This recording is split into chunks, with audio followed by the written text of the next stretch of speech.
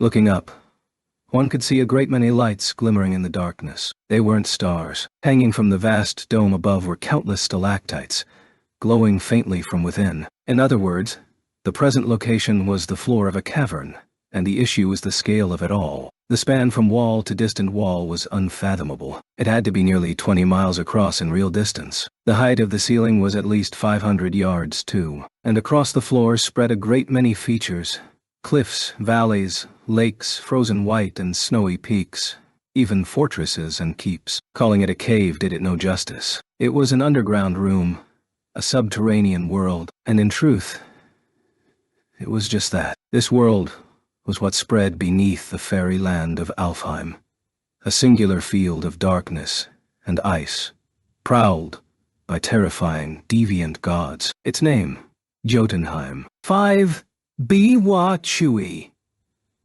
Lifa, the sylph warrior, quickly covered her mouth with both hands after the very unladylike sneeze ripped its way free. She glanced at the entrance to the shrine, imagining one of the enormous, deviant gods peering inside of it at them, drawn by the sound. Fortunately, the only thing she saw was dancing snowflakes. As they approached the little fire flickering on the floor, the flakes melted away into nothing. Lifa scrabbled back to the rear wall of the shrine, where she readjusted the collar of her heavy cloak and gave a single heavy sigh. Every time she felt the brief warmth of the little fire, fatigue crept closer, and she had to blink herself awake. The stone shrine was small, less than 15 feet in height or width. The walls and ceiling were covered in reliefs of frightening monsters, and the way they seemed to move with every flicker of the light made for a very uneasy atmosphere. But Lifa's companion, sitting with his back against the wall, was nodding peacefully, unaware of and unconcerned with the eerie vibe. "Hey, get up," she hissed, pulling his pointy ear, but he only murmured sleepily. On top of his knee, a tiny pixie was curled into a ball, fast asleep. "Remember, if you fall asleep, you get logged out."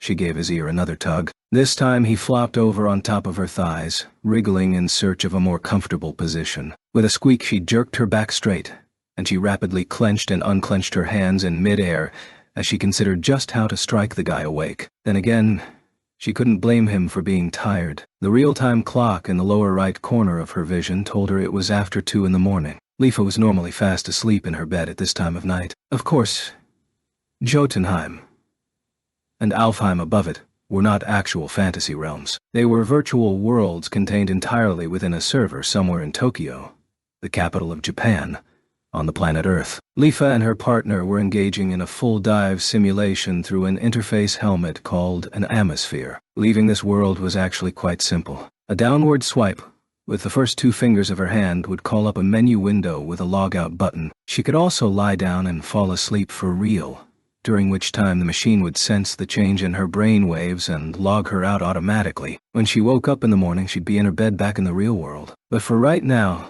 there was a reason she had to fight the fatigue that assaulted her, and it was for this reason that she made a fist and brought it down directly onto the spiky black hair of her companion. The special yellow burst of light that indicated a manual attack was accompanied by a satisfying crunch, and her partner leaped up with a yelp. He looked around in a panic, head in his hands, only to see Lifa smiling at him. "Good morning, Kirito." "Gee, good morning." Her companion was Kirito, a Spriggan swordsman with lightly tanned skin and black hair. His rambunctious look, like that of any protagonist from a shonen manga, was currently being ruined by the pout on his lips. "Was I sleeping?" "On top of my legs. You should be grateful I only punched you once." "I'm sorry. If you want, you could take a nap on mine." "No, thank you."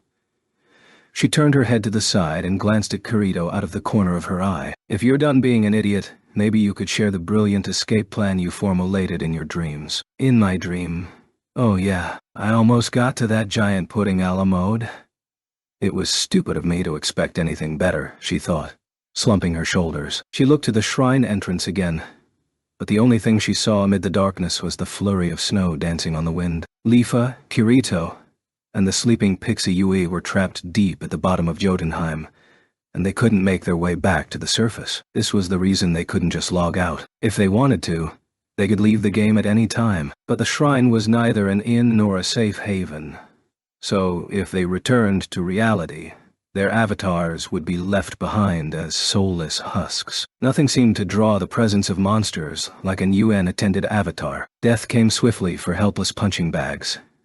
And when they logged in next, they'd find themselves back at their save point, the sylph capital of Swavane. And then what would their long journey from her character's homeland have been for?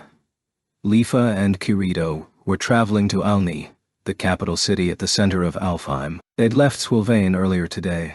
Technically, it was yesterday. They'd flown over vast forests, raced through a long series of mine tunnels, and helped prevent a disastrous attack at the hands of the enemy salamanders, which earned them the gratitude of Lady Sakuya, leader of the sylphs. They had left her side just after 1 o'clock. Excluding bathroom breaks, they'd been in a continuous dive for over 8 hours. Alning was still far off in the distance, and they didn't seem likely to reach it anytime soon, so the decision was made to call it a night at the nearest inn. They landed in a small village they'd just happened to cross in the midst of the forest. If she'd only taken the trouble to call up a map, to confirm the name of the village and the presence of any inns. Instead, who would have guessed that the entire village was just a giant monster in camouflage? Kirito sighed, clearly retracing the same recent memory. She let out a long breath and agreed. Tell me about it. Who said there were no monsters on the Aln Plateau? You did. I have no recollection. They both sighed again. When Lifa and Kirito first landed in the strange village, they were mystified by the lack of any NPC villagers. They'd been walking into the largest building they could find, to look for a shopkeeper of some kind, when it happened. The 3 buildings that made up the town crumbled simultaneously. They didn't even have time to gasp in amazement at the inn, suddenly turning into a slick, shining blob of flesh, as the ground beneath their feet split apart to reveal a dark red cave that squirmed and undulated. What they'd thought was a village was just the mouth of a horrifyingly large worm-like monster, which had evolved to mimic an entire fairy settlement. It swallowed Lifa, Kirito, and Yui instantly. Lifa was certain that being dissolved in stomach acid would be by far the worst way to die she'd ever experienced in her year of Alo. Fortunately, they didn't meet the earthworm's taste.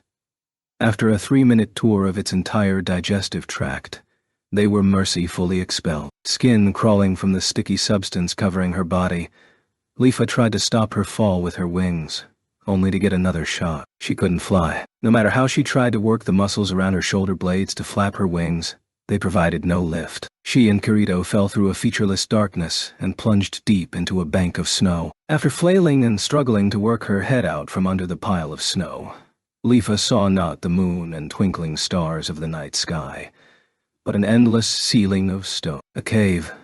So that was why she couldn't fly. After close scrutiny of her surroundings, she saw a looming, inhuman form slowly prowling across the snows. It was clearly a deviant god-level monster, something she'd only ever seen in pictures until now. She quickly leaped to cover Kirito's mouth before he could start shouting. Lifa realized that she had unintentionally made her first ever trip to Jotunheim, the vast underground realm that was notoriously the most difficult region of Alo, which meant the worm monster wasn't designed to eat adventurers but force them down into the land of ice. They stayed still long enough to evade the attention of the 5-story-tall creature as it shambled along on its many legs. Once free to move again, they trudged wearily on until they found the little shrine and decided to formulate a plan. Without the ability of flight, however, their options were limited. They'd been sitting along the wall of the shrine, staring at the little campfire for nearly an hour now, without any progress to show for it. Well, the problem is, I don't know a thing about this Jotunheim place, much less how to escape it.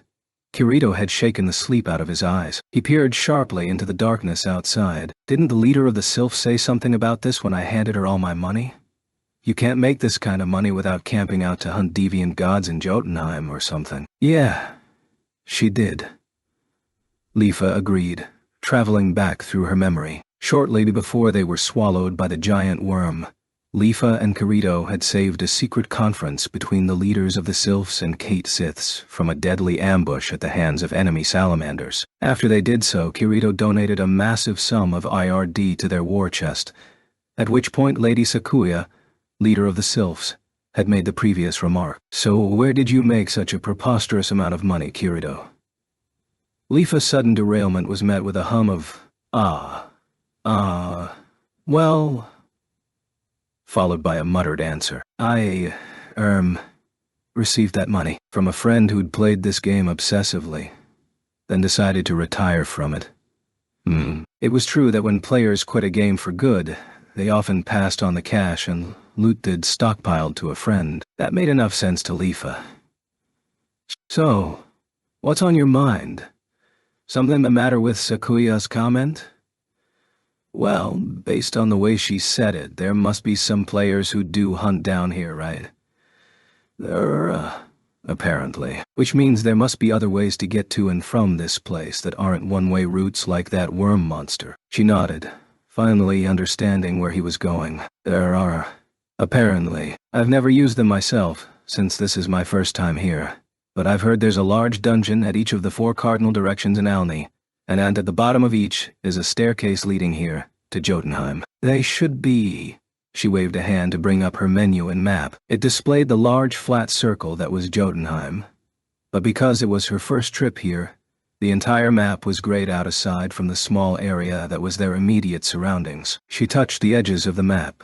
Top, bottom, left, and right. Here, and here. Our current location is right between the center and the southwest edge of the map, so the closed staircase would be either west or south. However, she said warily, the dungeons that house the stairs are guarded by deviant gods, as you might expect. What were the stats on those things?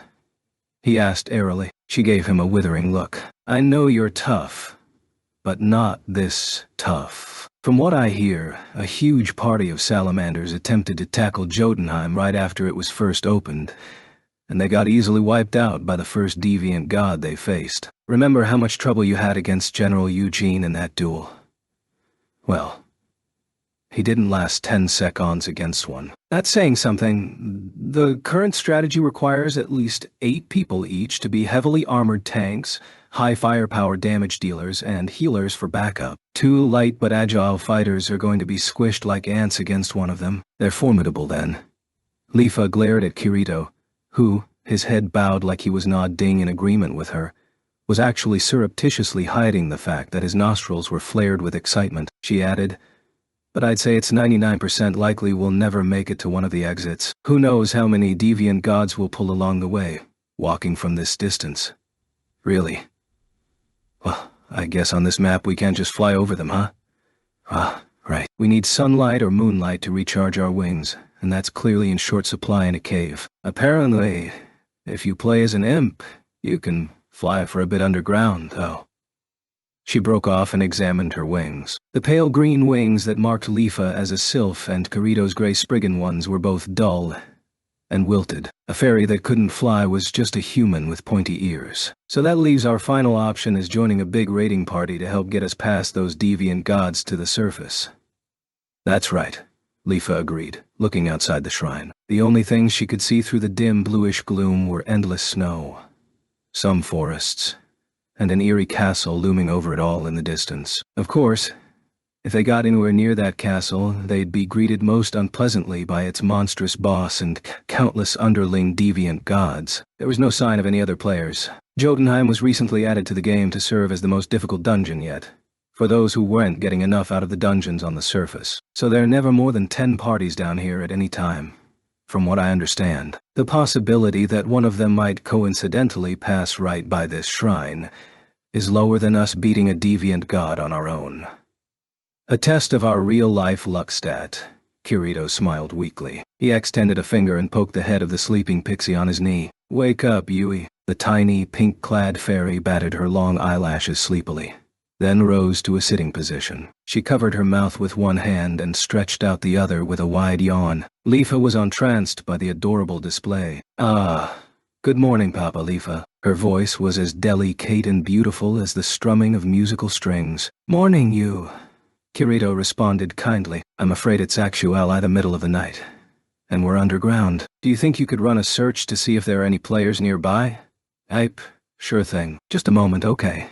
She bobbed her head once, and then closed her eyes. Kirito's little companion, Yui, was a navigation pixie, an in-game helper that anyone could buy for an extra fee. But as far as Lifa knew, Nav pixies simply read out answers from the help system in a bland, auto-generated voice. She'd never seen one with Yui's rich emotional range. In fact, She'd never even heard of a pixie having an individual name and personality. While she wondered if those things would naturally develop after summoning the same fairy enough times, Leafa waited for Yui's search results. The pixie's eyes popped open nearly immediately, only to have her ears droop apologetically. She shook her silky black hair back and forth. "I'm sorry.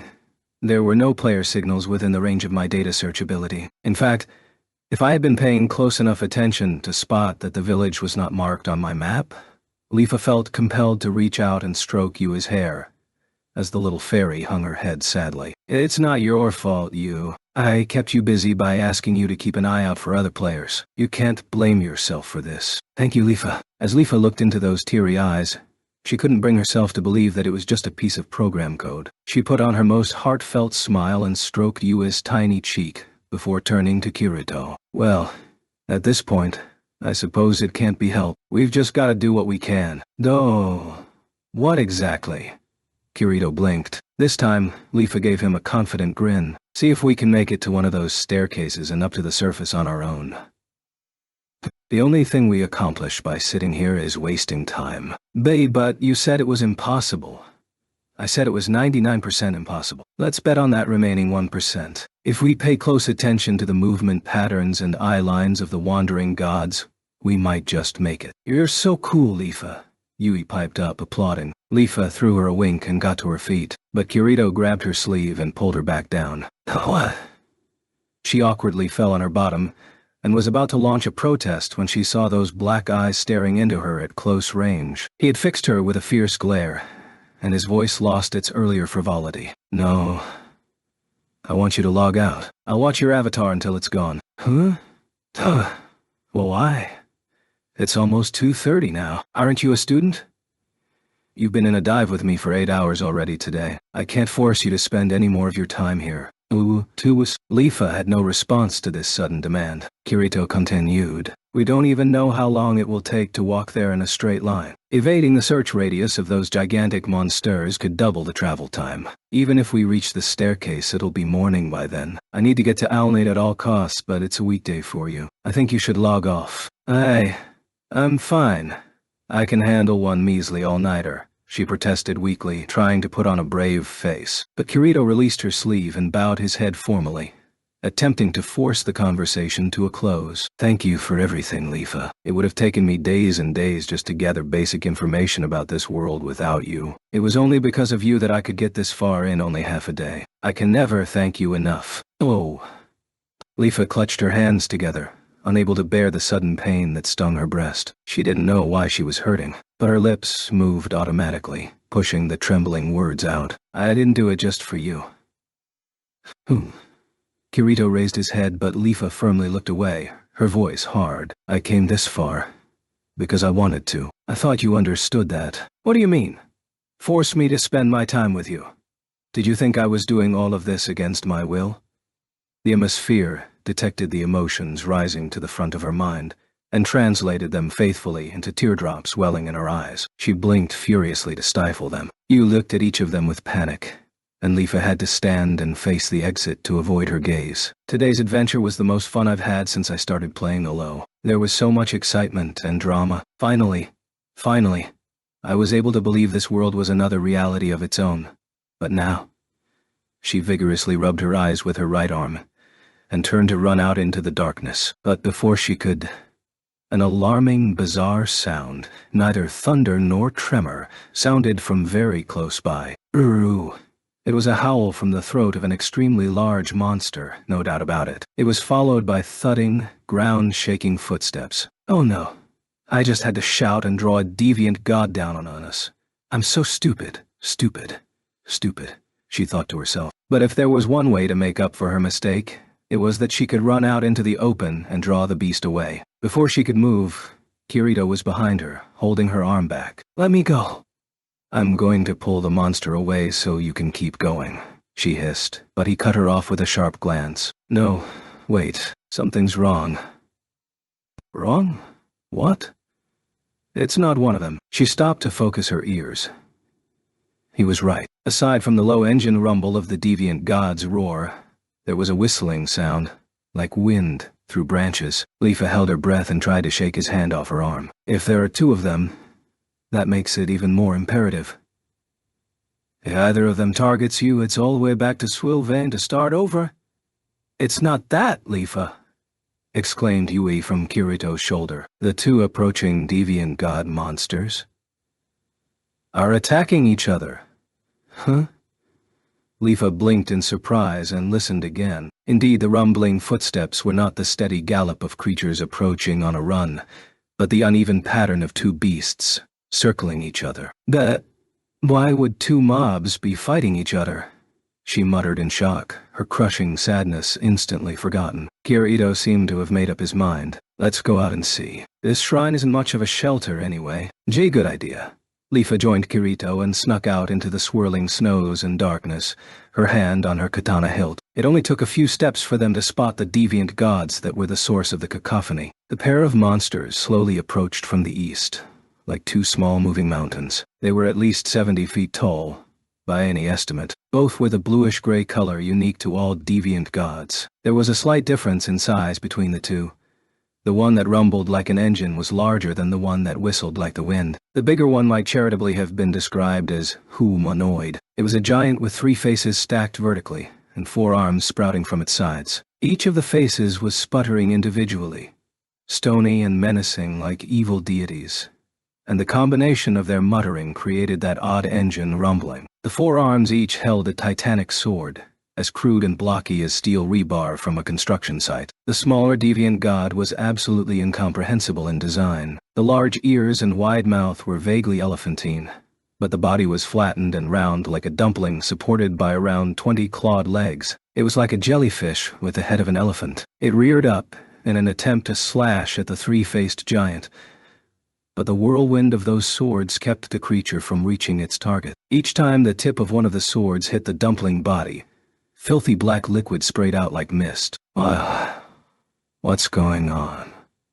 Lifa wondered in amazement, all thoughts of hiding forgotten. There were 3 basic scenarios in which monsters in Alo might fight one another. The first was if one of the monsters was a pet that had been tamed by a Kate Sith player who were known for their taming skill. The second was if a puka charmed one with their characteristic battle songs. The third was if they'd been confused by Elu Cyan magic. But none of those applied to this battle. A pet could be instantly identified by its light green cursor, but both deviant gods were the standard monster yellow. There was no music, only rumbling, whistling, and shuffling footsteps, nor was there any hint of the visual effects of illusion magic. The 2 monstrous creatures continued their battle without a thought spared for their flabbergasted audience. After a few moments, it became apparent that the 3-faced giant's superiority over the Jellyphant was decisive. One of its swords caught a clawed tentacle at the base. The appendage flew free and landed close enough to send vibrations through Lifa's body. Do you think it's dangerous to stand here? Kirito wondered. Lifa agreed, but she was frozen still. She couldn't take her eyes off the elephantine deviant god, whose wounds were spurting black blood over the white snow. The maimed god gave a whirling screech and attempted to disengage again, but the giant had other plans. It leaped onto the dumpling body and swung its blades with wild abandon. The Jellyphant was pushed into the ground by the pressure, its cries growing weaker and weaker. Countless ugly gashes were struck into its gray hide, but the giant above showed no mercy. Let's help it, Kirito, Lifa said. If she was shocked by this sudden thought, Kirito was 3 times as flabbergasted. He looked back and forth between Lifa and the giants. Double which one? He had a point. The 3-faced one seemed at least somewhat familiar with its humanoid shape, while the Jellyphant was just plain horrifying. But the choice was clear. The one being picked on, of course, she answered. Kirito's next question was predictably sensible. How? She had no response to that one.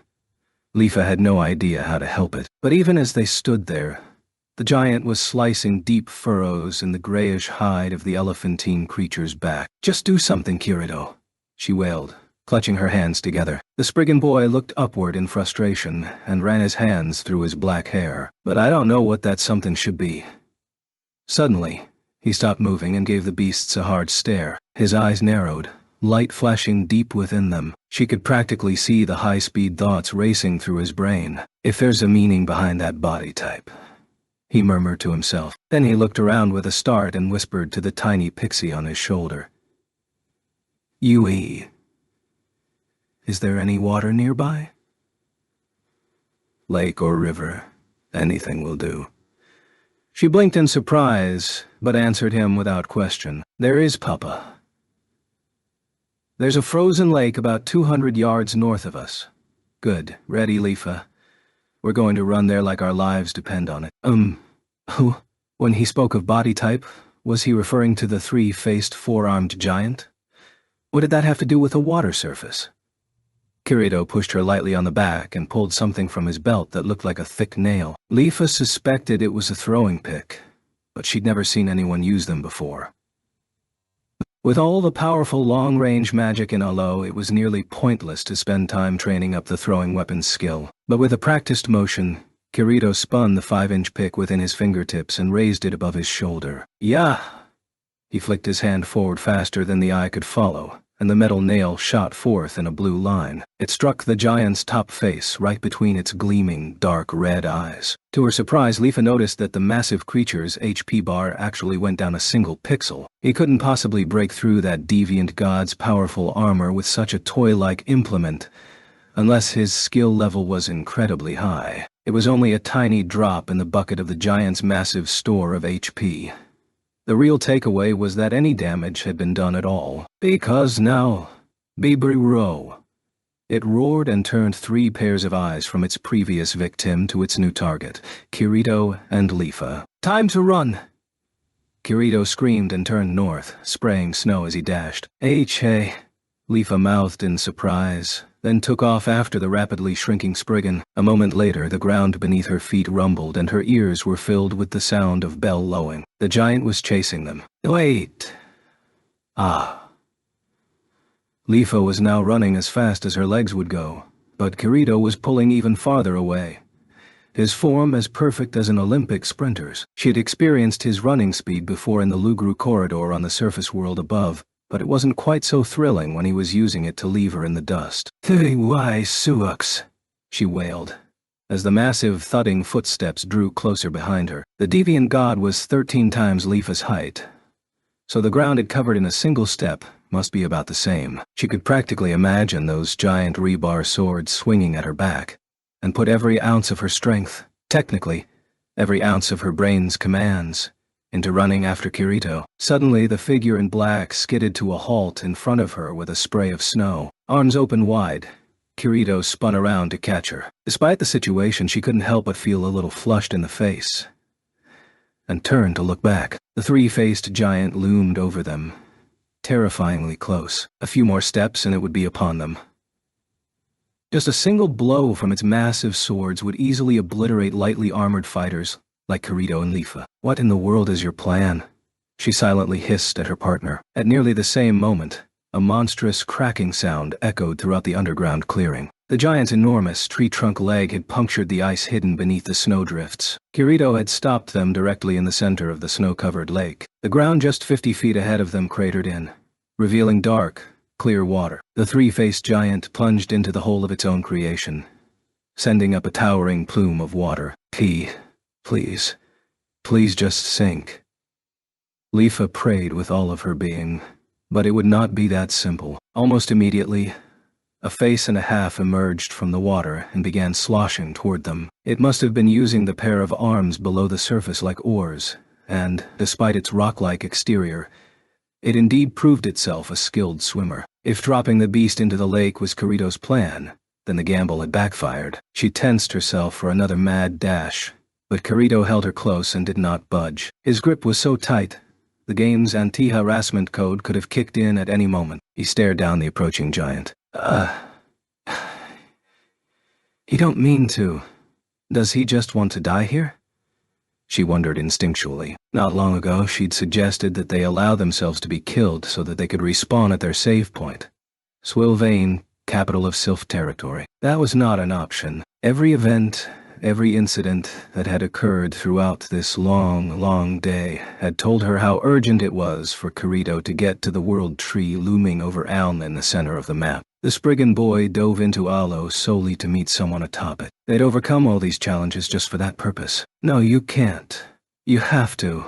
She struggled to free herself from his arms, but her piteous wail was interrupted by another large splash. Leafa turned her head with a start to see a fresh plume of water behind the approaching three-faced giant. Its whirling, high-pitched roar was that of the elephant-headed deviant god the giant had been tormenting just moments ago. All this work to pull the attacker away, and it had followed after them, and as Leafa watched in shock and awe, all other details forgotten, it burst through the surface of the water, stretching out its grasping limbs, nearly 20 in all, and clung to the giant's faces and arms. "Barumph!" The giant grunted in rage, attempting to swing its heavy iron swords, but the water slowed its movements, and the Jellyphant's grip stayed strong. "Oh, I see," Leafa murmured in wonder. The Jellyphant was an aquatic monster by nature. On land, the majority of its many limbs had to be used to support its dumpling body, but now its bulk was floating on the water's surface, leaving all of those legs free to attack. Meanwhile, the giant had to use 2 of its arms to paddle, having its combat ability. When Kirito was muttering about body type, he'd been referring to the elephantine deviant god. In retrospect, it seemed perfectly obvious to question why a creature modeled after a jellyfish would be on land. Leafa felt a twinge of disappointment in herself. Like a fish, well, a jellyfish. Taking to water, the Wiggler climbed atop the three-faced giant, pushing it down beneath the surface. The water swelled now and then with the struggle of the massive creatures, hitting the lip of the ice to spray through the air. Suddenly, the Jellyphant screeched louder than usual, and its body flashed brightly. The light turned to fine sparks, which shot through its 20 legs and into the water. "Oh, yes," Leafa and Kirito exclaimed together. The three-faced giant's HP bar was quickly plummeting. Leafa used her identification skill, which displayed a number with 6 digits trailing downward with every burst of sparks. There was a series of red flashes beneath the surface that caused several jets of steam to erupt, possibly the three-faced giant's final struggle, but it had little effect on the Jellyphant's health. Eventually, the rumbling roar slowed down and died away. In the next moment, a mammoth explosion of tiny polygonal shards obscured Leafa's vision. She turned away for a moment, and when she looked back, there was only one cursor left. "Roo!" the Jellyphant exclaimed in victory, raising its many appendages into the air, before proceeding to swim through the lake. It hoisted itself onto the shore, great waterfalls running off its massive bulk, and began to cross the creaking ice toward them. Leafa watched with apprehension. The creature's footfalls shook the ice beneath them as it approached. When it stopped before them, she marveled again at the preposterous size of the thing. Those tentacles, seemingly so thin and fragile when it was fighting the giant, were too large for her to fit both arms around up close. They stretched high like tree trunks, supporting the dumpling-shaped body that was only vaguely visible far overhead. The face at the front of its wide trunk really did look like an elephant's. The flappers that were actually more like gills than ears spread to the sides of the round face, and the drooping mouth hung almost as low as those pendulous limbs. It had 3 gleaming eyes covered in black lenses on either side of the face, which would have been creepier if it weren't for their humorous triangle shape,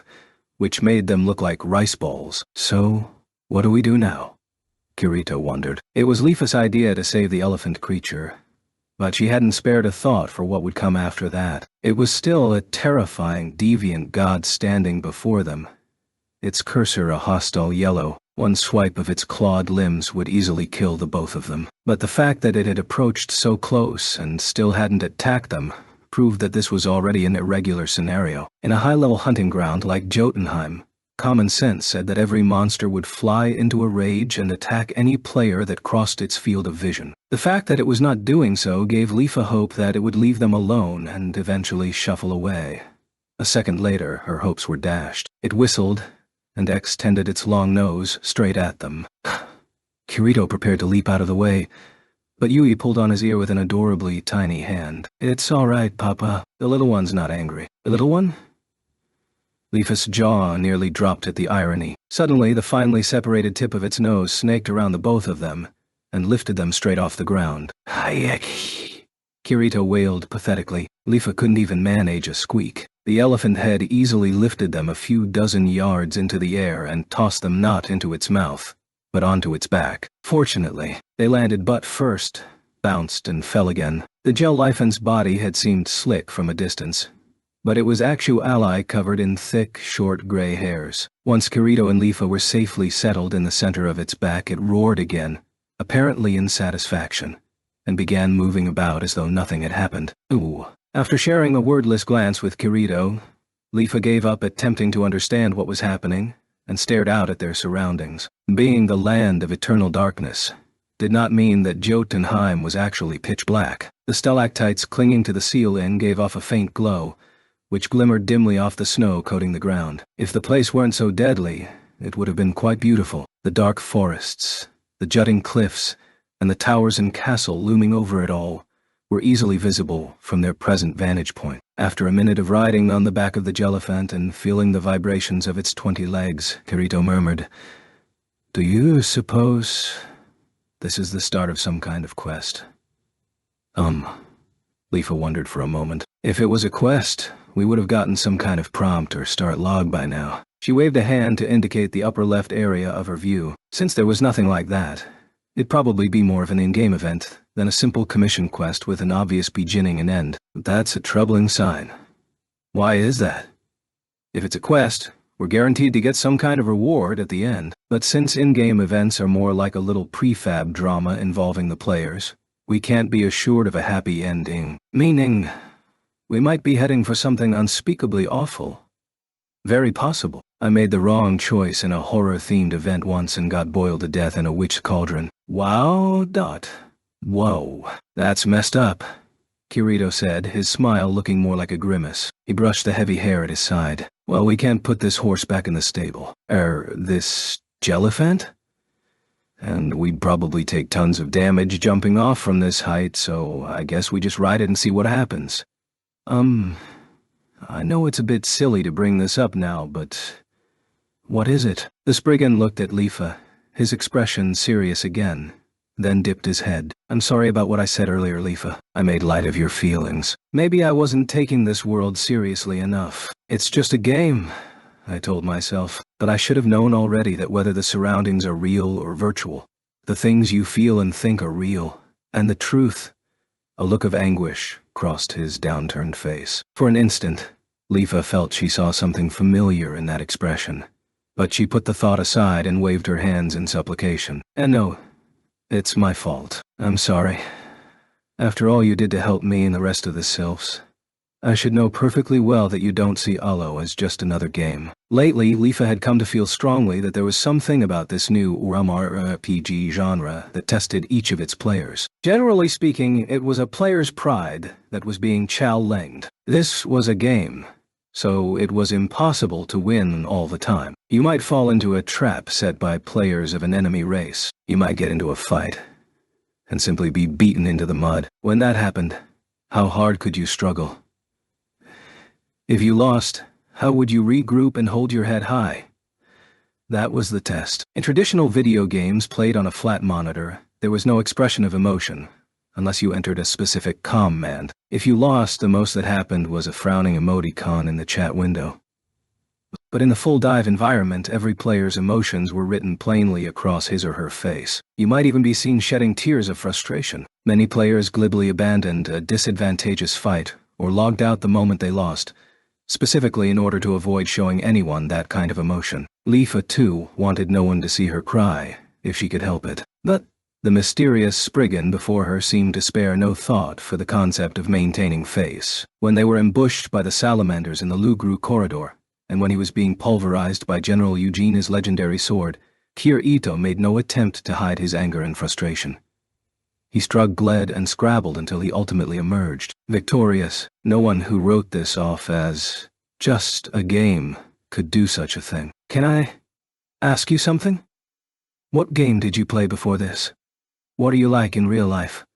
Leafa nearly asked, but she bit her lip. It wasn't right to ask other VRMO players about their real lives and identities unless you were very close. She shook her head and told Kirito not to mind, grinning. I guess this means we've made up. I can stay up as late as it takes. I'm at the time of year where I don't have to go to school if I choose not to. Leafa extended her right hand. Kirito chuckled and squeezed it. She started shaking it vigorously to hide her embarrassment, but only got more self-conscious when she noticed Yui grinning happily at the two of them. She let go and turned away, certain that her face must have gone red to the tips of her pointy ears. The elephantine deviant god continued trundling on, totally unconcerned with the conversation taking place on its back. When she looked to the direction of their travel, Leafa's brows knitted, her blush completely forgotten. "What's wrong?" Kirito asked. She reached out and pointed ahead. "We were supposed to be heading for the staircase either to the west or the south, right? I think it's taking us the exact opposite direction. Look." She was pointing through the darkness to a vast silhouette taking shape ahead. It was an upside-down conical structure dangling from the gently curved ceiling of Jotunheim. An endless series of tiny branches draping down came together to form a kind of net, woven around an impossibly massive pillar of ice. The distance blur effect of the game's visual engine told her that it was at least 5 miles away, but it was so large that it seemed closer than that. A number of blinking lights were embedded in the icicle, and their steady, flickering pattern lent the structure an awesome grace. "What's all that twisty stuff around the giant icicle?" "I've only ever seen that in screenshots. They're the roots of the World Tree." She cast a sidelong glance at Kirito's squinting face before continuing. "See, the roots of the tree go so far into the earth of Alfheim that they hang down from the ceiling of Jotunheim. Our friend here isn't taking us to the outer rim of the cave. He's heading for the center." "Well, since the World Tree is our final destination, is there any way we can climb those roots up to the surface? I've never heard of anything like that. Besides, look at them. Even the lowest hanging tendril only comes halfway down to the floor. That's gotta be hundreds of feet tall, and there's no flight down here. We can't get up there." "I see." Kirito sighed, then switched gears with a grin. "Then we just have to trust our Weevil, or Isopod, or whatever he is. We don't even know if he's escorting us to a feast at the palace, or if we are the feast. We'll wait." "So what now?" "If anything, it's an elephant or a jellyfish monster," Leafa instructed him, but Kirito raised his eyebrows in surprise. "What? You don't know about giant isopods? They're on the bottom of the ocean, like pill bugs that are this big." He stretched out his hands to a terrifying size. Leafa shivered and quickly cut him off. "Okay, I get the picture. Let's just give him a name then. A cute one." She looked at the furry, dumpling-shaped body, and the round head nearly hidden at the other end, and tried to think of something with zo in it, which was the word for elephant. Yuzo? No. Zoringen? Not that. How about Tonki? Kirito piped up suddenly. Leafa blinked in surprise. It was certainly cute enough, but where did he get that name? Hang on. Something about Tonki the elephant sounded familiar. After 2 seconds of trawling her memory bank, the answer came to her. It was the name of an elephant in a picture book she'd had as a child. As the story went, after a massive war, zoos were ordered to put down their wild animals. The heartbroken trainers gave the animals poisoned feed, but clever Tonki the elephant didn't eat it. Instead, he kept rearing up on his hind legs until he eventually starved to death. Leafa remembered bawling her eyes out when her mother had read the story to her. "Kind of seems like an ominous name to give it," she muttered, and Kirito grimaced. "Good point. It was just the first thing that popped into my head. So you know that story too, huh? Well, fine. Let's go with that." Leafa thumped her fist into her palm and stroked the fur at her feet. "All right, deviant god. From now on your name is Tonki." The creature gave no response, of course. She chose to interpret that as a lack of disagreement. If it was turned into a pet through the use of the taming skill, the name could be made official within the game. But she'd never heard of even the master tamers of the Kate Sith succeeding in bringing a deviant god to heel. From atop Kirito's shoulder, Yui waved her tiny hands at the creature, which was many hundreds of times larger than she. "It's nice to meet you, Mr. Tonki. Let's be good friends, okay?" This time they saw the floppy ear gill at the side of the creature's head wave slightly. Perhaps it was just coincidence. The jellyphant named Tonki continued northward along the bank of a frozen river. On the way, they had more than a few encounters with other wandering deviant gods trudging through the wastes. But for some reason, the creatures only threw the group a glance from beyond the trees or hills that separated them, and walked on without further interest. Perhaps they saw Leafa's party as nothing more than an accessory of Tonki's, But that didn't explain why the three-faced giant had attacked the beast. The only potential reason that came to mind was that all the deviant gods they passed without incident were non-humanoid in shape, like Tonki itself. She turned to Kirito to ask his opinion, and was aghast to see that once again, the Spriggan was fast asleep, his head lolling. She clenched her fist, ready to pound him, when she was struck with a much better idea and began shoveling up the snow that had ACU mutilated on Tonki's back. Before the snow could dissipate, she quickly tugged on the back of Kirito's collar and dumped it down his back. Heeg! Kirito leaped up with a strangled yelp as the chilly sensation hit his back. She bid him good morning and asked the question that had been on her mind a moment earlier. The Spriggan sulked for a bit, then pondered the idea. So, you're suggesting, within the deviant gods, there are fights between the humanoid kind and the animal kind? Perhaps. Maybe the humanoid ones would only attack Tonki's kind. The Jotunheim zone had only been added to the game a month ago during a major update, and it was so difficult that very little progress had been made on it. If this situation represented some kind of special event, it was quite possible that Leafa and Kirito were the first players in the entire game to realize it. If a deviant god hunting party had witnessed the battle between Tonki and the giant, they would have merely waited for Tonki to die before finishing off the other one. Well, only Tonki and the designer of this event know the whole truth. Let's see how this plays out, Kirito said, rolling onto his back. He put his hands behind his head and crossed his legs at the knee. Yui flitted off of his shoulder and landed on his chest, then assumed the exact same position as him. Irritated by this lack of caution and making a mental note to hit him with a freeze-ing spell the next time he fell asleep, Leafa looked at the time readout in the corner of her vision. The pale digital numbers said that it was already past 3 o'clock in the morning. Leafa had never stayed logged in after 2 at the latest, so this was uncharted territory for her. She brushed the thick fur at her feet, feeling conflicted over her very first all-nighter in a video game. The odd, deviant god continued at its steady pace, completely unconcerned with its tiny passengers. It finally stopped at the top of a gentle hill that was covered in snow and ice. Wow!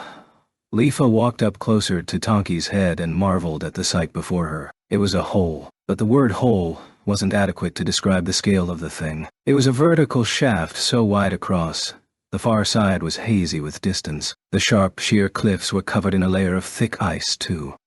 That ice was transparent white near the top, but gradiated as it descended into the depths, first to blue, then to deep indigo, then finally to pitch black. No matter how hard she squinted, there was nothing but darkness down there. Wonder what'd happen if we fell, Kirito muttered nervously. Yui gave him a perfectly serious answer. According to the map data I can access, there is no defined floor to the shaft. Gnarly. So it really is a bottomless pit. Both Leafa and Kirito inched backward and headed for the high ground on Tonki's back. But before they could get there, the deviant god's body shifted into motion. It's not going to toss us in there, is it? She thought frantically. But the creature, thankfully, did not seem to be so ungrateful. It folded its 20 legs inward, lowering its massive bulk to the ground in one even movement. After several seconds, the bottom of Tonki's trunk thudded heavily on the snow. It gave a brief wheeze, tucked the elephantine trunk underneath its body, and finally stopped moving altogether. Sensei. Dabajasisviu. Enthusiasm. Ajosumusao. Bidumol. They looked at each other, then carefully descended off the creature's back. A few steps away, they turned back to find that it was neither elephant nor jellyfish anymore. With its tentacles and head firmly tucked beneath its body, the monster now resembled nothing more than a giant dumpling. So, what was the point of all this? Kirito asked. Leafa walked forward and patted the gray, furry hide. Hello, Tonki. What are we supposed to do now? There was no response. She smacked it a bit harder, then noticed a change in the texture of its skin. When they were riding on Tonki's back, the flesh had the resiliency of urethane cushioning, but now it was harder. Alarmed, she put her ear to the furry hide, thinking it might have died after completing its purpose. Much to her relief, there was a steady, faint pulse echoing through the massive body. So Tonki was still alive. In fact, the HP gauge in its yellow cursor showed that the wounds it had suffered at the hands of the three-faced giant were fully healed. Does this mean it's just sleeping? While we're struggling to stay up all night, She was about to yank on its fur in retribution for its cheekiness when Kirito called out to her. "Hey, Leafa, look up. It's really cool." When she raised her face, the sight that greeted her was indeed stunning. The conical shape of the world tree's roots were now directly overhead. The black tendrils wove around a mammoth icicle that was roughly the same width as the vertical shaft below it. When she looked closer, there seemed to be some kind of structure within the icicle. She could make out tiny corridors and rooms carved into the ice, the flames within gleaming blue through the translucent surface. "It really is incredible. If that's all one dungeon, it's got to be the largest in all of Olo," she said, unconsciously reaching toward it. There was at least 200 yards of space between her and the bottom tip of the icicle, of course. Even an imp with their underground flight abilities couldn't reach that height. "But how do we get up there?" she mumbled. Kirito seemed about to say something, but before he could get the words out of his mouth, the pixie on his shoulder cried out, "Papa, I'm getting a player signal approaching from the east. There's one, with 23 behind it." Leafa sucked in a large breath. 24 players. Clearly a raiding party hunting deviant gods. This should have been the encounter they were waiting for. If they explained their plight, they might be allowed to join the party until they could safely reach an exit to the surface. But the players heading toward them now had a very specific intention in mind. Leafa bit her lip and looked to the east. After a few seconds, she heard the faint sounds of footsteps in snow. It was quiet enough that without her excellent self-hearing, she wouldn't have noticed. She also didn't see anything. They must have been using concealment spells. She raised her hand and began chanting a spell of revealing. But before she could finish, a spot, in open space about 10 yards away, rippled like a liquid surface, and a single player appeared with a splash. It was a man. His skin was so pale it was nearly blue, and his long hair was the same, marking him clearly as belonging to the Undyne race. He wore gray leather armor tooled with a fish scale pattern, and had a small bow slung over his shoulder. His scout-like appearance told Leafa his role was reconnaissance. But the high quality of his equipment and his confident, supple grace told her this was a very high-ranking player. The sharp-eyed scout cast her a steely glance, took a loud step in the snow, and then asked what Leafa was most afraid of hearing. "Are you going to hunt that deviant god or not?" He was, of course, referring to Tonki, curled up next to them. When she did not immediately respond, the man's eyes narrowed. "If you are, then get on with it. If you're not, step away. We don't want you caught in our crossfire." Before he finished speaking, a number of crunching footsteps sounded behind his back. The rest of the party had caught up to them. If they're a mixed-race party based in a neutral zone, there might still be hope, Leafa prayed. Her hopes were immediately dashed when she saw that the 20-odd players cresting the snowy ridge had the same pale skin and bluish hair. This deviant god raiding party was made up entirely of Undynes from Crescent Bay, far to the east. If they'd been renegades of different races, perhaps they would have overlooked the Sylph-Spriggan duo. But these were representatives, the best and brightest of the Undyne players. If anything, they could gain honor points for killing Kirito and Leafa, who were of a different race. While the two of them couldn't possibly match up against 20, they were lucky to have even gotten the warning that they did. But we have to stand up and do the impossible now. Tonki treated us like a friend.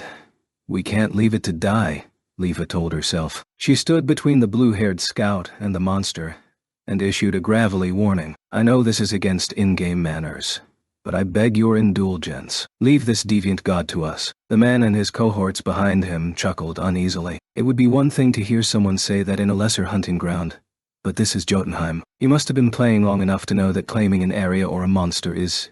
yours doesn't fly around here. He was absolutely correct. In any other case, Leafa's reaction to someone else claiming ownership of a region or monster would have been the exact same as his. If the monster was currently engaged in fighting someone, that person or party had priority. But Tonki was simply curled up into a ball. Leafa and Kirito had no intention to fight with it, so they had no right to prevent the Undynes from doing so. She bit her lip and looked down to the ground, unsure of what to do, when a shadow stepped forward. Kirito. Leafa held her breath. He wasn't going to attempt to bluff them the way he had with General Eugene and the Salamanders. Or even worse, fight them, was he?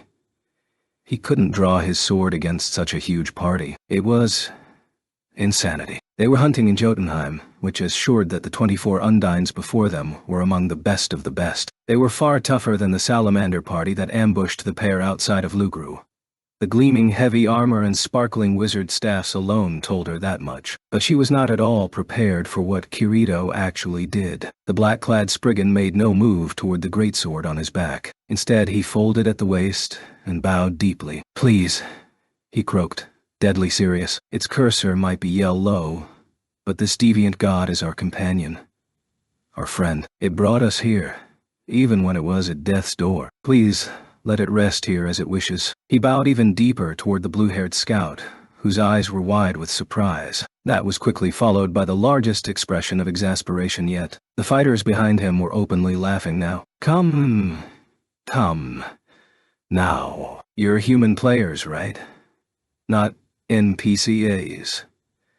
Hands wide, the scout stifled his laughter and shook his head. He took the beautifully ornate bow off his shoulder, drew a silver arrow from his quiver, and knocked. "Sorry, but we're not here to lollygag around. The party was nearly wiped out by one of the larger beasts a few minutes ago. It took a lot of work to revive all the remain lights and regroup. We need to bag something to make this trip worth it. We'll count to 10 so you can take your distance. Once the count is up, we'll pretend you aren't here.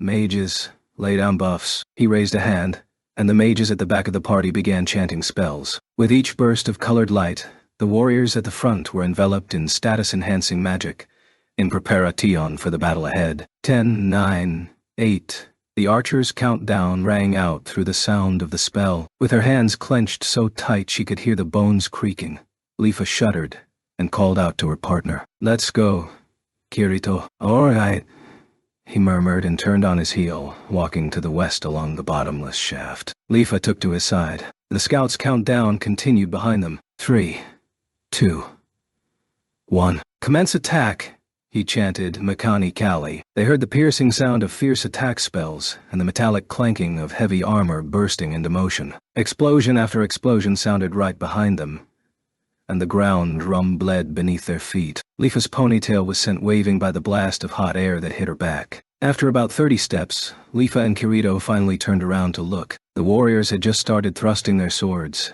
axes and spears into Tonki's unmoving body. There were bright flashes and heavy shock waves from the impacts. The gods' defense was formidable, but their expensive equipment struck right through it and took chunks of its HP bar down. After several seconds of attacking, the 8 warriors pulled back to a distance. A second round of attack spells went off, AC accompanied by arrows from the archers in the group. The powerful explosions covered Tonki's trunk, which was over 12 feet tall, even in its shrunken state. Pillars of fire burst from its skin, charring the silky short hair. Its HP continued falling, already 10% down from the maximum. Between the rumbling blasts, they could hear a whistling, whirling sound. It was Tonki. The deviant god was warbling miserably, even weaker than it had when the 3-faced giant was going in for the kill. Leafa turned her face away, unable to watch any longer.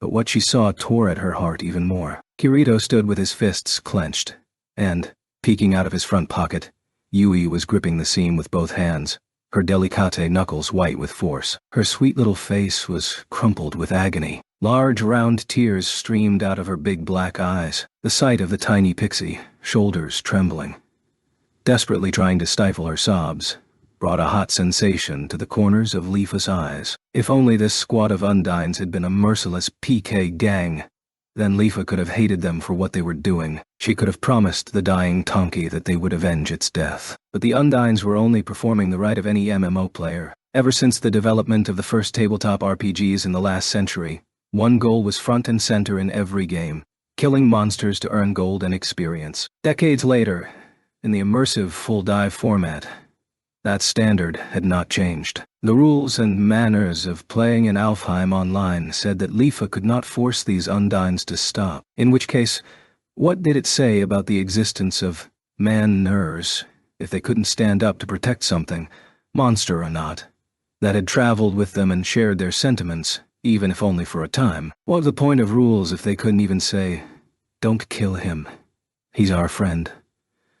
Leafa believed that in this world, the soul was free. She believed that emotions that could not be expressed in the real world were fair game in Alfheim. But it was as though the stronger players got The better equipment they gained, the more they weighed down their own set of wings. She felt certain that even these Undines, when they were brand new to the game and unfamiliar with its ways, saw the frolicking, non-aggressive monsters in the wilderness, and didn't wish to kill such sweet creatures. Angst sat heavy in her stomach, not unlike a bar of lead. The increasingly frantic sounds of attack were accompanied by ever weaker cries from Tonki, who was wailing on and on. Its HP must be under halfway by now. It would take 2 minutes at the most. No. 60 seconds. Kirito. Leifa. And they spoke together. She looked directly into the Spriggan's black eyes. I have to go save it. I'll go with you. She was about to tell him to leave and head for Aln, but thought better of it. Once they charged into the fight, they'd be dead within 10 seconds. There was nothing to be gained from it. But standing there and watching the scene unfold went against Leifa's beliefs, and likely Kirito's too. They'd saved Tonki from the three-faced giant, and Tonki had saved them in return. Perhaps the deviant god was nothing more than a few lines of code tucked into a corner of the massive game server, following its simple instructions. But if she was going to stand and watch the murder of something she'd labeled a friend and given a name, there was no point to playing of Ramo. Later today, I'll help you travel from Swilvain to Alne again, she said quickly. Kirito nodded, his hand on his sword hilt. Thanks. Stay out of sight, Yui. I will. Papa. Leifa. Good luck. The pixie hid her teary face inside the pocket, and the two fighters drew their blades. One of the mages at the edge of the Undine troop turned a suspicious eye at the sound. They'd start with the low defense mages. They told each other with a silent glance, and burst forward together. The snow at their feet shot high in the air, and the air around them shook with the force of their movement. In a single breath, Leifa closed the distance and brought her long green katana down in a mighty double-handed swing. Sei! Her piercing cry was joined by the crisp swoop of her slashing sword. The green bolt of lightning that was her blade rocketed into the shoulder of the leftmost rear mage. It was an unbelievably powerful blow. But the pale blue robe the Undine was wearing was indeed an excellent piece of gear. The strike only took 30% of his HP per. However, even as he tried to raise his staff to counter, a pitch-black light cut him straight across the chest. A split second later, there was a heavy wham, as Kirito's greatsword took down another 40% of the mage's health. The Undine was tossed into the air without so much as a word, and Leifa's relentless combo finished the job. Gauntlet, helmet. The kendo strikes each took an additional 10%, reducing him to 0. The mage's avatar vanished with a plume of blue water. Leifa brushed away the remaining light and turned to the next foe. Only now were the other mages, so consumed with their long-range attacks on Tonki, noticing that something was wrong. One of them screamed, his face aghast. Are you insane? You tell me. Leifa shot back, leaping through the snow. Once the assault was obvious, the Undine elites were predictably quick to react. They cancelled the long-term heavy spellcasts and switched to short-range ones that were quicker to chant. But Leifa and Kirito's rampage was just a bit faster. They shielded themselves behind a second mage and alternated powerful strikes. The closer mages unleashed what spells they could, but they were all direct fire missiles that Leifa and Kirito were able to dodge, getting nothing more than singed clothes. Leifa dispatched a second foe with a heavy thrust, grimacing as she took 1 or 2 direct shots from homing spells. Kirito was already off and running toward his next target. He hoisted the sword that was almost his own height on his shoulder, held it for a second, then prepared to unleash an earth-splitting blast, when a silver arrow thudded into his left shoulder. He turned with a start to see the leader of the scouts at medium range, already loading his next arrow with grim determination. The scout barked out a powerful order. Swordsman, back! The mages are under attack. The second arrow roared through the air directly at Leifa's breast. The comet-tailed projectile was so fast, she could do nothing more than take the arrow to her left arm. With a heavy thud, she lost over 10% of her health. As she was tottering from the impact, a laser stream of high-pressure water magic pierced her right leg. It didn't hurt, but the unpleasant dullness caused her to grimace. Kirito had just finished having his third target's HP when he was swallowed up by an unavoidable whirlwind of ice. Leifa was racing over to cast a healing chant when she caught sight of a line of mages preparing a large-scale attack spell. Not only that, The heavy warriors who'd been surrounding Tonki were now bearing down on them at full speed. So this is it. Nearly 50 seconds had passed since they opened their assault. They'd put up an excellent fight against a group of this size, all things considered. Tonki would surely forgive them, knowing how hard they'd tried. Crouched down and eyes closed, Leafa buried her face into Kirito's shoulder and waited for the final blow, whether by spell, arrow, or blade. But before the sound of that blow, she heard a high, powerful whistle, like a recorder, amplified 100,000 times. The chill air shook powerfully as the sound echoed off distant mountains and reverberated back. It could only be Tonki's voice, but this was nothing like the pitiful moans it was making moments ago. So it's finally dead, Leafa thought. Looking to the hill, she saw its elliptical body gashed with countless deep furrows. They grew longer and longer, connecting before her eyes. She braced herself for the sight of that black blood spurting from the multitude of punctures. However, it was not blood that issued forth, but brilliant white light. A resonant, high-pitched wail erupted with the circular explosion of light enveloping the Undine warriors, archers, and mages. Instantly, the auras of support magic and partially cast attack spells surrounding them evaporated into smoke. A field dispel. Only a small subset of very powerful monsters had that ability. It was much too strong for a wandering, low-level deviant god. Unsure of what had just happened, Leafa, Kirito, and the 22 Undines froze where they were. As everyone watched, Tonki's trunk filled with a white ratty ants and then blew apart in a silent explosion. No, that wasn't quite right. It was only the hard, bulky shell that was disintegrated, because the growing mass of light was still attached, rissing into a towering spiral. The light spun higher and higher over their heads until it gently spiraled out and dispersed. The pattern resolved into what was clearly 4 sets of massive wings, glowing brightly. Tonki, Leafa murmured in wonder. As though it had heard her, that same old elephantine face rose at the base of the wings. Tonki held its long nose high and flapped its wide ears. With another high-pitched, whirling cry, the no longer jellyfish shape beat its 8 wing lobes and rose into the air. The round body was shifting, growing streamlined. The 20 appendages were still hanging from its belly, but now they were more like vines than the clawed legs from before. Leafa suddenly noticed that the tiny sliver of HP left was now blooming back toward full health. Tonki's wings, held motionless about 10 yards off the ground, suddenly turned a brilliant blue. "Oh," Kirito muttered. He covered Leafa's body and laid flat against the snow. The next moment, terrifyingly thick bolts of lightning rained upon the ground from each of Tonki's tentacles. The Undines were blasted by the tremendous lightning before they could so much as scream. The warriors at least seemed to weather the storm, but some of the archers and mages died in one hit. "Retreat to the bottom of the hill. Group up for healing and rebuffs," the scout leader ordered, taking quick stock of the situation. The survivors, now fewer than 20, raced down the slope. The heavy soldiers formed a clanking wall of defense as the mages began casting behind them, but Tonki's wings seemed to slide through the air after them, now glowing pure white. The wailing sound erupted again, and another ring of light descended, nullifying all magic. Several spells in progress poofed into harmless dust. "Damn!" The scout screamed in frustration, his facade of control slipping away. He tilted his bow upward and let an arrow loose. It left a trail of pitch-black smoke that settled heavily along the ground, cloaking his troop. "Retreat! Retreat!"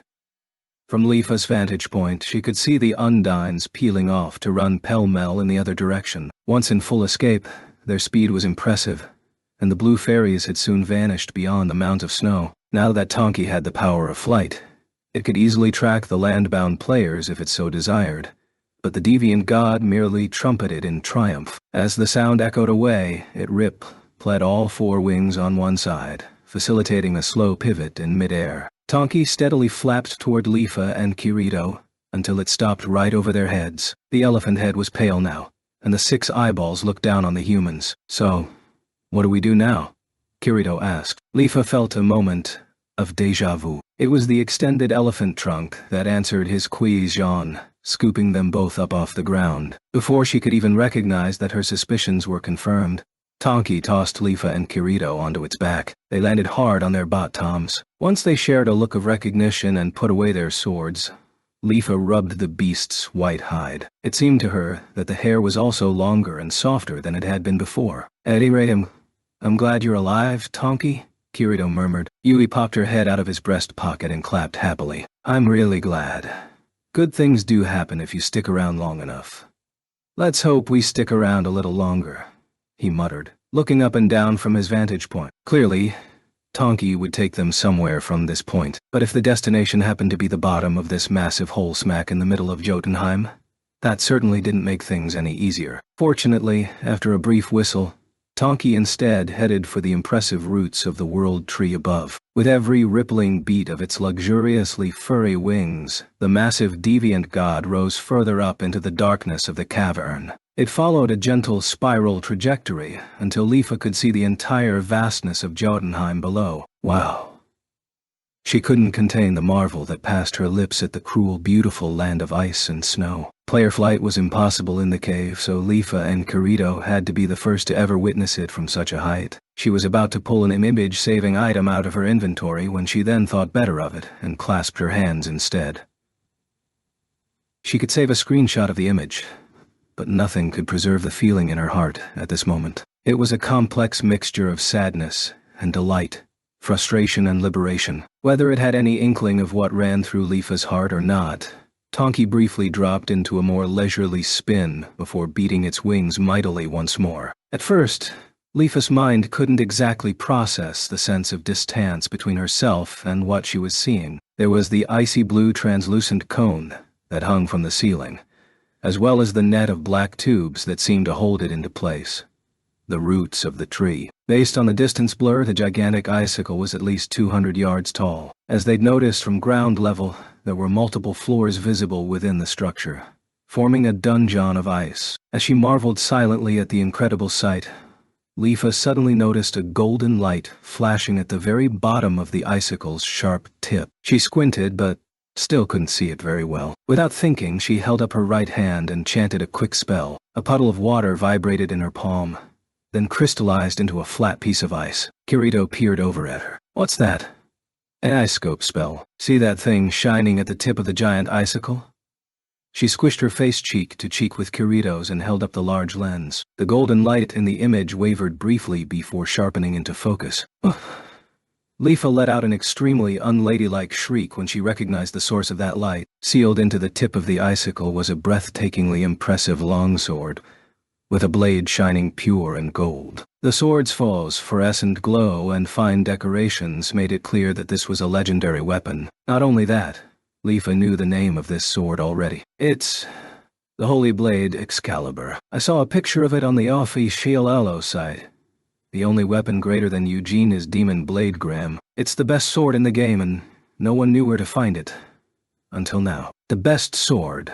Upon Leafa's hoarse explanation, Kirito's mouth watered, and he gulped, comprehending. Just above the sealed sword was a spiral staircase carved directly into the ice, and this path seemed to lead directly inside the dungeon within the icicle. If they conquered that dungeon, they could gain the server's ultimate weapon, a unique prize. Tonki the deviant god continued its spiral path around the side of the blue icicle, still rising steadily. Leafa finally tore her eyes away from the holy sword to see where they were heading, and noticed two things. The first was a balcony extending out like a platform from around the middle of the icicle's considerable height. Tonki's trajectory would take them just by the edge, close enough that they could jump onto it if they wanted. The other thing, far above it, was an individual route hanging from the ice-encrusted ceiling of Jotunheim, with a set of stairs clearly cut into it. The steps ran up to the ceiling and appeared to continue from there. It had to be an escape route up to the surface, to Alfheim. The balcony on the side of the icicle dungeon and the staircase up to sunlight were not connected. If they jumped off now, they'd have a chance at the holy sword, but they'd likely lose their opportunity to escape the underground. Kirito appeared to have reached the same conclusion. He looked back and forth between the balcony and the stairs. As the seconds ticked by, the balcony grew closer and closer. They only had 20 seconds left to decide. 10. The two remained silent as Tonki slowly came level with the wide balcony. Leafa and Kirito flinched simultaneously, their VRMMO instinct screaming at them to jump, but they did not. Of course. After sharing a look with Kirito, Leafa smiled apologetically and said, We can come again later, with a bunch of friends next time. Agreed. I'm guessing this has to be the toughest dungeon in Jotunheim anyway. We probably couldn't tackle it alone. Oh, don't sound so crestfallen. She laughed. Tonki continued past the balcony and began rising again. Below them, they could see the shadow of a dreadful deviant god, emerging from the square entrance cut into the wall of the icicle. It was similar in shape to the humanoid three-faced giant that had attacked Tonki on the surface, only this one looked even worse. Most likely, the other deviant gods within the depths of the most dangerous dungeon in Jotunheim were other humanoids, which meant that Tonki and the other freakish deviant gods were at war with the humanoids, and were designed to escort human players. Perhaps that was why the three-faced giant had been trying to kill Tonki, to keep it from growing its wings. If they'd joined a deviant god hunting party arranged for that explicit purpose, they'd never have had the idea to save the Gel-Liphant from its attacker. It was because she and Kirito had fallen down here alone that they'd experienced this in-game event. This friendship. As Leafa pondered on these ideas, Tonki reached closer and closer to the ceiling. The dangling root with the steps carved into it was clearly in sight now. With a wheezing whistle, Tonki sped its wings to slow down. The massive creature came to a gentle hover and extended its long nose to grab on tightly to the tip of the root. Just next to the staircase, Leafa got to her feet, the slightly swaying steps right in front of her. She grabbed Kirito's hand and stepped over to the bottom of the staircase. As though recognizing the weight on his back vanishing, Tonki gently released its nose's grip and began to descend, rotating slowly. But its trunk's tip held in place for a while, and Leafa reached out one last time to grip it. "We'll come again, Tonki. Take care, won't you? Don't let the other ones push you around," she whispered. Then let go. Kirito touched the trunk next, and even Yui popped out of the safety of her pocket to squeeze a strand of Tonki's thick hair with her tiny hand. "Oh, we should talk again sometime, Mr. Tonki," the pixie squeaked. The deviant god ruffled a deep response and folded its wings. It dropped like a stone, growing smaller before their eyes. With a final twinkle of feathers, the strange creature finally melted into the darkness of Jotunheim below. With its full-grown wings, it could fly to its heart's content, free from the harassment of others. One day, if Leafa stood at the lip of that massive hole in the ground and called its name, she felt sure that it would offer them another ride. She wiped away the wetness in the corners of her eyes and gave Kirito a big smile. "Come on, let's go. I bet we'll emerge in the middle of the Alna," she chirped. Kirito stretched his limbs. "All right, time for a final run, is it, Though hey, Leafa, even after we return to the surface, let's keep the Holy Sword a secret between us." "Oh, you just had to ruin this precious moment with that statement, didn't you?" She jabbed the Spriggan on the shoulder and started vigorously jogging up the spiral staircase, still hand in hand with him. The trip down had taken less than 3 minutes through the giant earthworm's digestive tract, but the hike back seemed much longer. Onward, they climbed, their path lit by dimly glowing mushrooms. Leafa quickly gave up on counting the steps, and after 10 long minutes, an actual beam of light was visible above. They shared a look and started the final spurt. Jumping an extra step with each leap, Leafa popped out of the hole in the tree wall head first. The sylph rocketed out onto a mossy stone terrace with such momentum that she flipped head over heels and landed butt first on the hard floor. After a brief squint, she hopped to her feet to take in the sight that lay before her. It was the night view of a beautiful, stately, layered city. Stone structures in the style of ancient ruins extended as far as the eye could see. The yellow bonfires, magical blue flames, and pinkish mineral lanterns twinkled and fluttered like stardust. Beneath the lights, a vast array of player silhouettes in every shape and size milled about. An equal ratio of all 9 fairy races walked the streets. After a long gaze at the glittering scene, Leafa looked upward. The shadows of branches and leaves were clearly visible against the deep blue of the night sky. "The World Tree," she murmured, then turned to Kirito. "This is it. We're in Alni, the center of Alfheim, the biggest city in the world." "Yeah, we finally made it," he nodded. Yui popped her head out of his pocket, her face shining. "Wow, I've never seen so many people in one place before."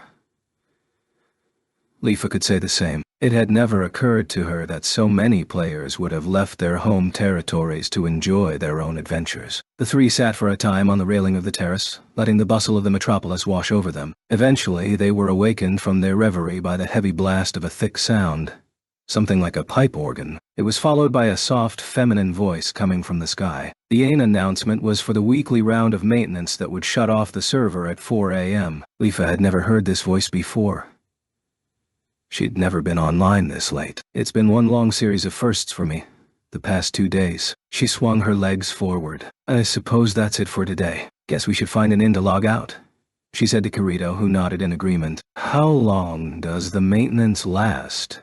He asked. Until 3 in the afternoon. I see. He looked down briefly before tilting his head back to scan the sky. A vast distance above, the branches of the world tree spread in all directions. Kirito's black eyes narrowed and his mouth twitched. Leafa suddenly remembered his reason for being in Alfheim to begin with. He was going to meet someone at the top of the world tree. Who could it be? If it wasn't an NPC in a quest, then perhaps a staffer with the Devi team or... But before she could come up with a better guess, Kirito was back to his usual expression. Simon, let's find an inn. I'm strapped for cash, so we can't pick a 5-star hotel. That's what you get for showing off and giving Sakuya all your money. You should have kept enough for a room. Leafa laughed, shaking off her previous curiosity. She looked down at Yui in her usual pocket perch. You heard Papa. Is there a cheap inn around here? Oddly enough, the navigation pixie also seemed to be gazing up at the branches with an expression of intent, but she soon answered with a smile. Yes, I think there's one just down that alley. A real slum. Great, my favorite. Leafa groaned, her face twitching. Kirito marched right off without a care, so she had to rush to catch up. There was a stirring in her chest despite the exhaustion of staying up so late. Leafa took one last look up at the world tree, but of course, she couldn't see anything among the branches sunken into the night sky. 6 in January 2025. Asuna Yuki was held prisoner in more ways than one. Her first cage hemmed her in with golden bars. It was a delicate and beautiful birdcage sized and outfitted for a human being, but nothing she did could break herself loose. That was because the bars, though only a fraction of an inch thick, were not real metal, but virtual data made of ones and zeros. If the system defined them as unbreakable, even the largest hammer in the world couldn't put a scratch on their surface. The second cage holding her prisoner was this entire virtual realm. The world's name was Alfheim Online, abbreviated as ALO. It was a massive multiplayer, online role-playing game, or in other words, a VRMOE, run by a company called RCT Progress. ALO itself functioned as a completely normal online game, with thousands of ordinary customers who paid a monthly fee for access to the entertainment within. But behind that facade lurked a massive, illegal, and inhumane experiment hatched by one man's wicked hubris. The basic engine that ran ALO was a replica of Sword Art Online, the game that shocked Japan to its core from 2022 to 2024. 10,000 players of all ages were trapped within SAO, and a full 40% perished as a result. The game's developer, Argus, was completely obliterated by the damages caused, and maintenance of SAO's servers during this time was left to the full dive development division of RCT, a massive electronics manufacturer. The man in charge of this project had not only spun off a copy of the SAO system for a subsidiary to develop and release to the public, he also succeeded in holding 300 SAO players as captive within the server, even after the game was beaten, and everyone inside supposedly set free. These 300 had their minds and souls held prisoner within the new ALO server. This singular man intended to use those 300 brains as test subjects for a new experiment, using the full dive system to manipulate a person's memory and emotions. At the same time, he'd trapped Asuna directly within the world of ALO. She was given an avatar body and placed far out of reach of any player, inside a birdcage that hung from the branches of the massive world tree, which stood at the center of the world of Alfheim. He plotted to keep her there until he was officially wed to the comatose Asuna in the real world, and had secured his position as the heir to Shuzu Yuki, CEO of RCT. 2 months after the end of the SAO incident, he was on the doorstep of achieving both those goals. The man's name was Nobuyuki Sugo. He was also known as Oberon, the fairy king who ruled over Alfheim. Asuna had gone to great lengths to secretly acquire the key code number needed to leave her golden prison. Currently, She proceeded carefully forward, the sinking red orb of the sun to her left. The walkway carved into the frightfully thick branch of the world tree was etched with intricate patterns in its floor and half-wall, which, combined with the handrails crafted of fresh shoots, played up the sheer fantasy of the setting. The occasional glimpse of decorative objects such as small birds and rodents animating themselves told her she was most definitely inside a game. Thinking there was an unlikely but undeniable possibility of monsters, she walked cautiously. For several minutes she went along the path, until, brushing a curtain of the tree's leaves aside, she finally came to a gigantic wall that had to have been the trunk of the tree. A black hole gaped at the intersection of her branch and trunk like a giant knothole, and the path continued through it, into the tree. Asuna carefully approached the entrance, subconsciously slowing until her footfalls were silent. Up close, she could see that while the outer aperture was irregularly shaped, just like a natural tree, farther in there stood a clearly artificial rectangular door. There was no doorknob, only a touchpad plate. She traced a finger on the surface, praying that it wasn't locked. The door slid open without a sound. She held her breath and peered inside to check that no one was there, then quickly darted inside. It was a straight, off-white hallway that burrowed farther into the tree. The area was dim, with only the occasional orange light spaced out mechanically along the walls. Unlike the beautiful decorative exterior of the tree, this was a nearly blank environment, with only the barest effort involved in creating it. It was as though the game world, without rhyme or reason, had suddenly turned into an office. The soles of her bare feet felt cold on the plain white floor. All of this told Asuna that she was finally reaching the enemy's stronghold. She bit her lip. Nobuyuki Sugu was a man possessed by a different kind of madness than Akihiko Kayaba. Despite being a powerful employee within a large company, he was using his influence to hold 300 minds captive as subjects for a dangerous experiment. It was not the act of a sane human being. Desire and greed without end were what drove him. His instincts told him that he could never have enough. Asuna had known him since childhood. She understood this better than anyone. At the moment, Sugo was filled with a certain amount of satisfaction, knowing that he owned a part of Asuna, and soon, her entire being. But he would fly into an uncontrollable rage when he learned that she had outwitted him and escaped her cage. He would make her suffer as much humiliation as he could manage, and use her in his inhumane research. Just the thought made her knees go weak. But if she turned back to the birdcage now, Asuna would truly be surrendering to Shugu. If it were Kirito, there would be no standing still here. Even without his swords, she straightened her back and stared resolutely down the hallway, and then took one leaden step forward. Once she started moving, there would be no going back. It seemed the hallway continued without end. There wasn't even a scratch on the walls, much less any joints between panels to break their monotony. After a time, she couldn't even be sure she was moving forward anymore. Only the occasional orange light overhead marked her progress, and with great relief she eventually noticed a second door far ahead. It was exactly the same as the last one. She carefully touched the panel, and again the door slid open silently. Behind the door was another identical hallway, only this one ran left and right. Disappointed, she stepped through, then was startled to see that when the door automatically closed, it melted perfectly into the wall without a trace that it was ever there. She felt around in a panic, but nothing made the door open again. Asuna's shoulders slumped, but she told herself to forget the door.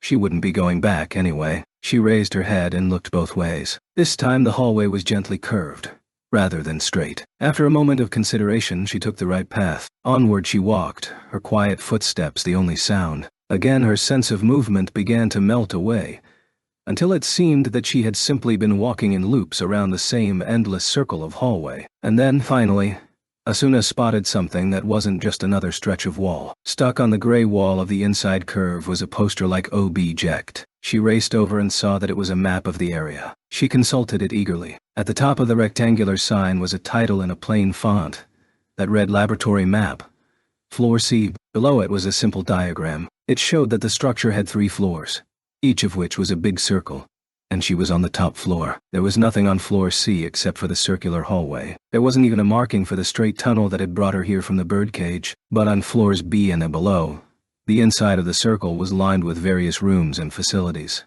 Data viewing room, main monitoring room, sleeping quarters, and so on. Access to the other floors was found at an elevator, located at the top of the circle on the map. The elevator shaft met all 3 circular floors, and continued down below that. Asuna followed the straight shaft down on the map until it ended with a large, rectangular room. A chill ran down her back when she read the label.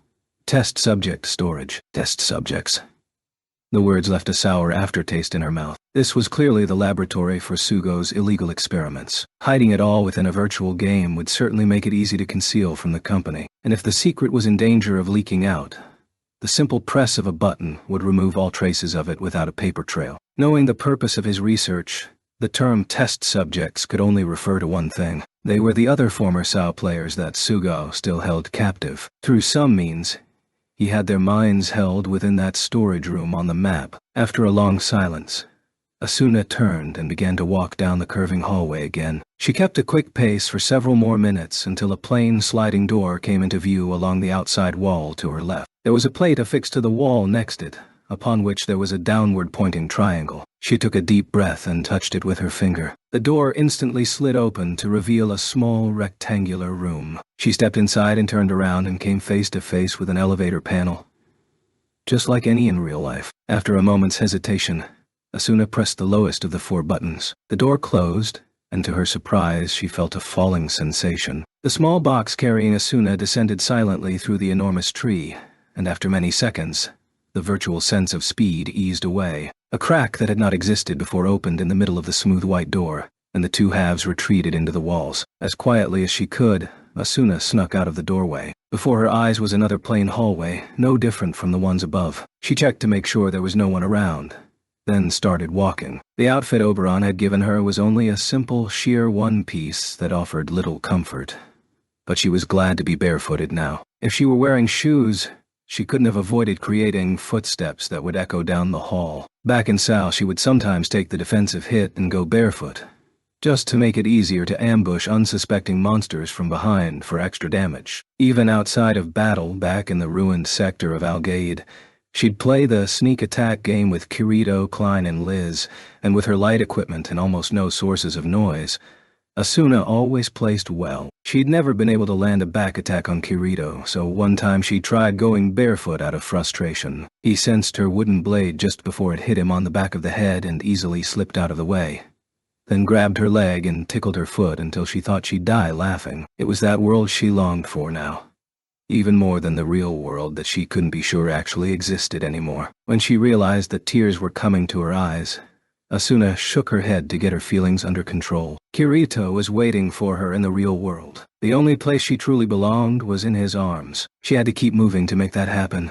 This hallway was not quite so long. She soon came across a tall, narrow door, straight ahead. Asuna told herself that if this one was locked, she'd have to go back up into the laboratory to look for a system console. But, contrary to her fears, the door slid open, just like the rest. She had to squint to block out the powerful light that came from within. Once she could see inside the door, Asuna gasped. It was a breathtakingly vast chamber. She thought it resembled an enormous white event hall. It was hard to gauge the scale of the room, because the 3 walls in the distance held not a single detail to distinguish them visually. The entire ceiling was glowing white, and the similarly colored floor had neatly packed rows of short pillars, arranged together into a grid. Once she was sure there was no movement inside, Asuna hesitantly stepped into the room. From her position, there were 18 rows of the pillar-like objects. If the room was a perfect square, that would make the total 18 squared, or just over 300. She approached one of the pillars, the fear sharp in her throat. The round pillar reached from the floor to Asuna's chest.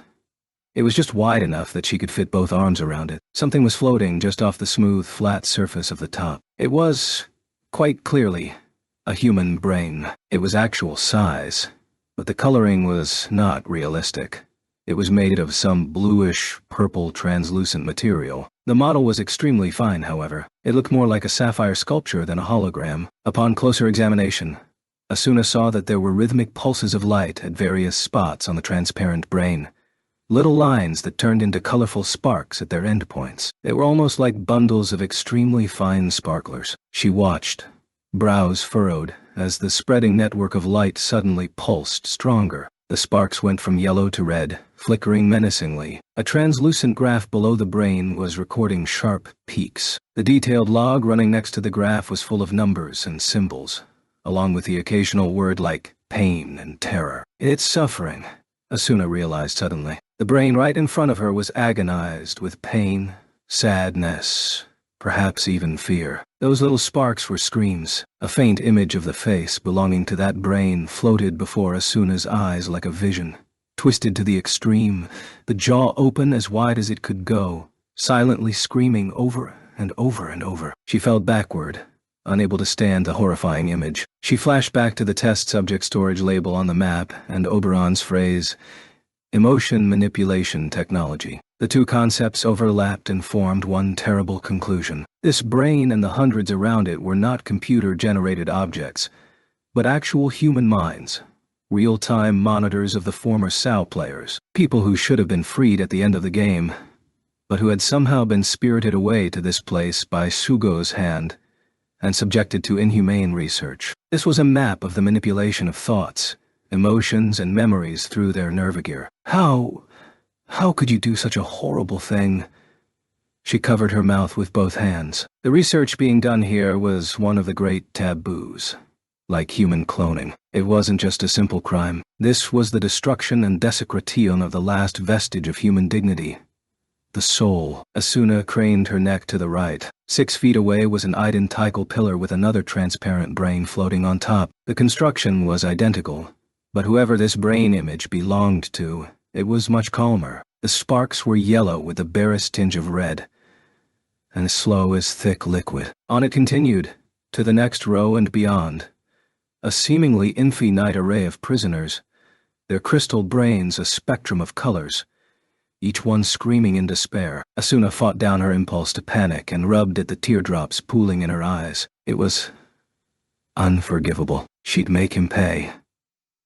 She and Kirito hadn't risked their lives to help Sugu undertake such a horrendous sin. She'd expose his crime and see that he was punished appropriately. Just hang on. I'm going to save you soon, she whispered, caressing the side of the anguished brain. She looked up again, eyes resolute, and strode with purpose through the rows of pillars far there into the room. Just as she counted 10 rows of pillars, Asuna heard something that sounded like a human voice. She instinctually dropped down behind the nearest source of cover and scanned the area carefully, trying to discern the source of the sound. It seemed to be coming from farther ahead and to the right. She snuck forward, almost crawling on hands and knees. After several pillars, she noticed something odd ahead. Asuna shrank back, blinked rapidly, then stuck her head out again. The 61st floor of Aincrad was nicknamed Bugland by its players. As the name suggested, it was overflowing with insect-themed monsters,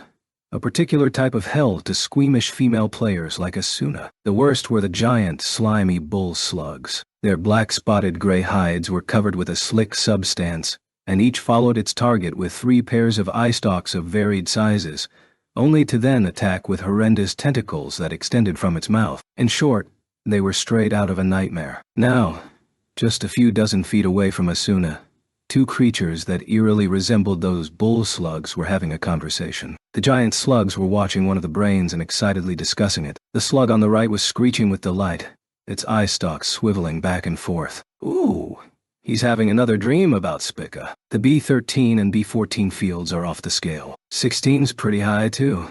He's loving it. The slug on the left, who was prodding the hollow window floating next to the test subject, replied, "Sure it's not a coincidence? Only his 3rd time, right? It's the emotional guidance circuit modeling, I tell you. I put that image of Spica into his memory centers, but this frequency is way over threshold, right? Guess we should raise the monitoring sample rate."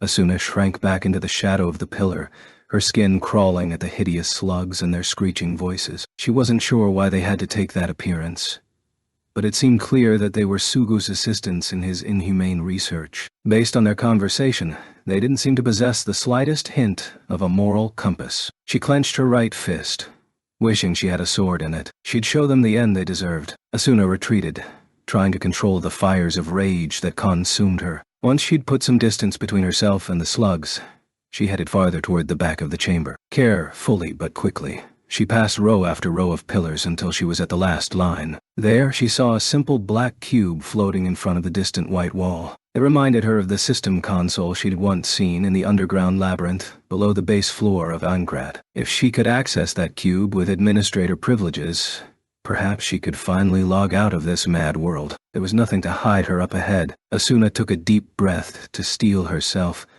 then leaped forward out of the shadow of the pillar. She raced over to the console as quickly and quietly as she could. It was only 30 feet or so, but it felt like a mile. She kept her feet running, trying desperately not to get tangled up, expecting to hear a shout from behind with every step, until, finally, she reached the console safely. Asuna spun around just in case. She could see the waving tentacles over the endless rows of pillars. The slugs were still lost in debate. She returned to the console. The diagonally sloped top surface was black and quiet, but there was a thin slit on the right side with a silver keycard still stuck in the top of the slot. With a silent prayer, she grabbed the card and slid it downward. A ping sounded and she ducked her head. A blue window and hollow keyboard appeared to the left of the card slit. The window was filled with a variety of menus. She browsed the small English letters quickly, trying to hold back her panicked impatience. She extended a trembling finger to touch a button marked Transport at the bottom left. Another window buzzed open with a full map of the laboratory area. This system would apparently let her jump to various rooms within the facility, but she had no more business in this place. Asuna scanned the lists frantically until she caught sight of a small button that said Exit Virtual Lab. This is it, she thought to herself, and touched the button. And Quence? Other window popped up. The small rectangle asked, Execute Logoff Say, with 2 buttons marked OK and Cancel. Please God, she silently prayed, moving her hand to touch the button. A gray tentacle wrapped around her wrist. Asuna somehow held in the scream that threatened to burst out of her throat. She desperately tried to lower her finger to the button, but the tentacle was as firm as steel wire. When she tried to swing her left hand over instead, another tentacle caught it. Both of her arms were pulled up into the air until her feet left the ground. Azuna's captor slowly turned her around in midair. As she feared, it was the giant slugs she'd passed moments earlier. 4 orange eyes the size of tennis balls swooped toward her on narrow stalks. The expressionless orbs gazed impassively at her, as though scanning her face and body. Eventually, the left slug's round mouth slurped open to emit a screeching voice. Who are you? What are you doing? And how did you get here? Struggling to keep her fear under control, Asuna tried to swear as casually as she could. Let me down. I'm Mr. Sugo's friend. He was letting me observe the area, and I'm just on my way out. Oh? Why didn't I know about this? The slug on the right asked, 2 of its eyes tilting sideways in an apparent sign of curiosity. Did you hear anything? Nope. Besides, it'd be an awful idea to show this place to an outsider. Oh, hang on a sec.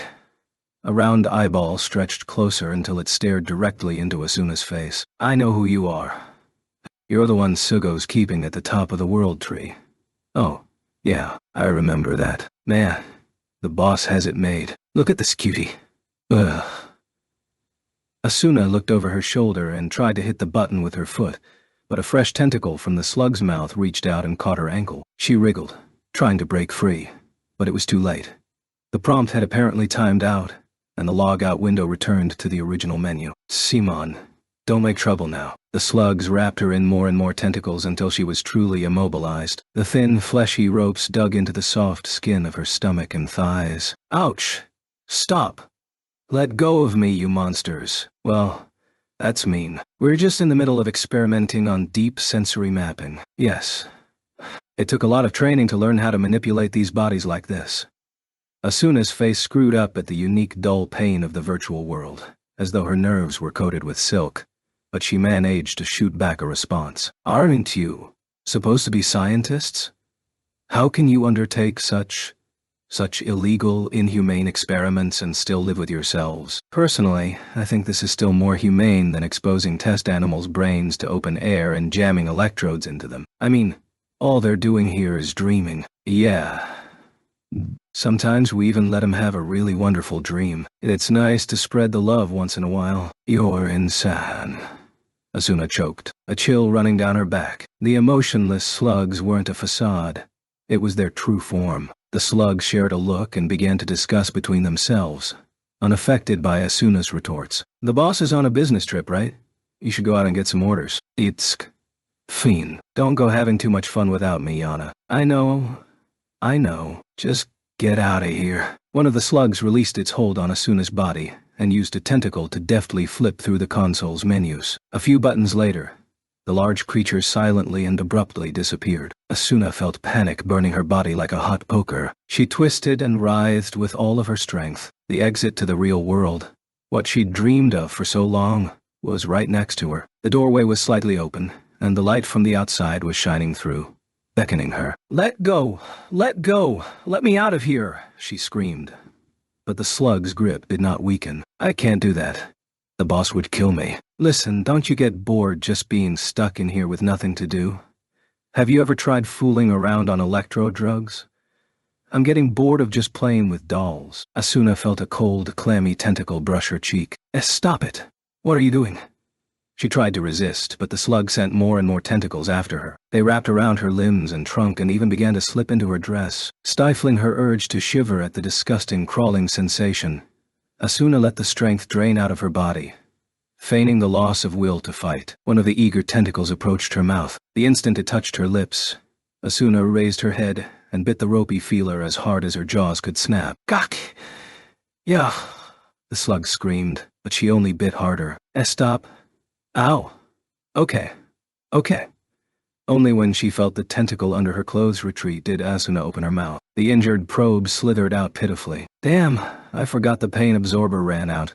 It moaned to itself, eye stalks retreating. A white pillar sprang up next to it, and the other slug popped back into place. "What are you doing?"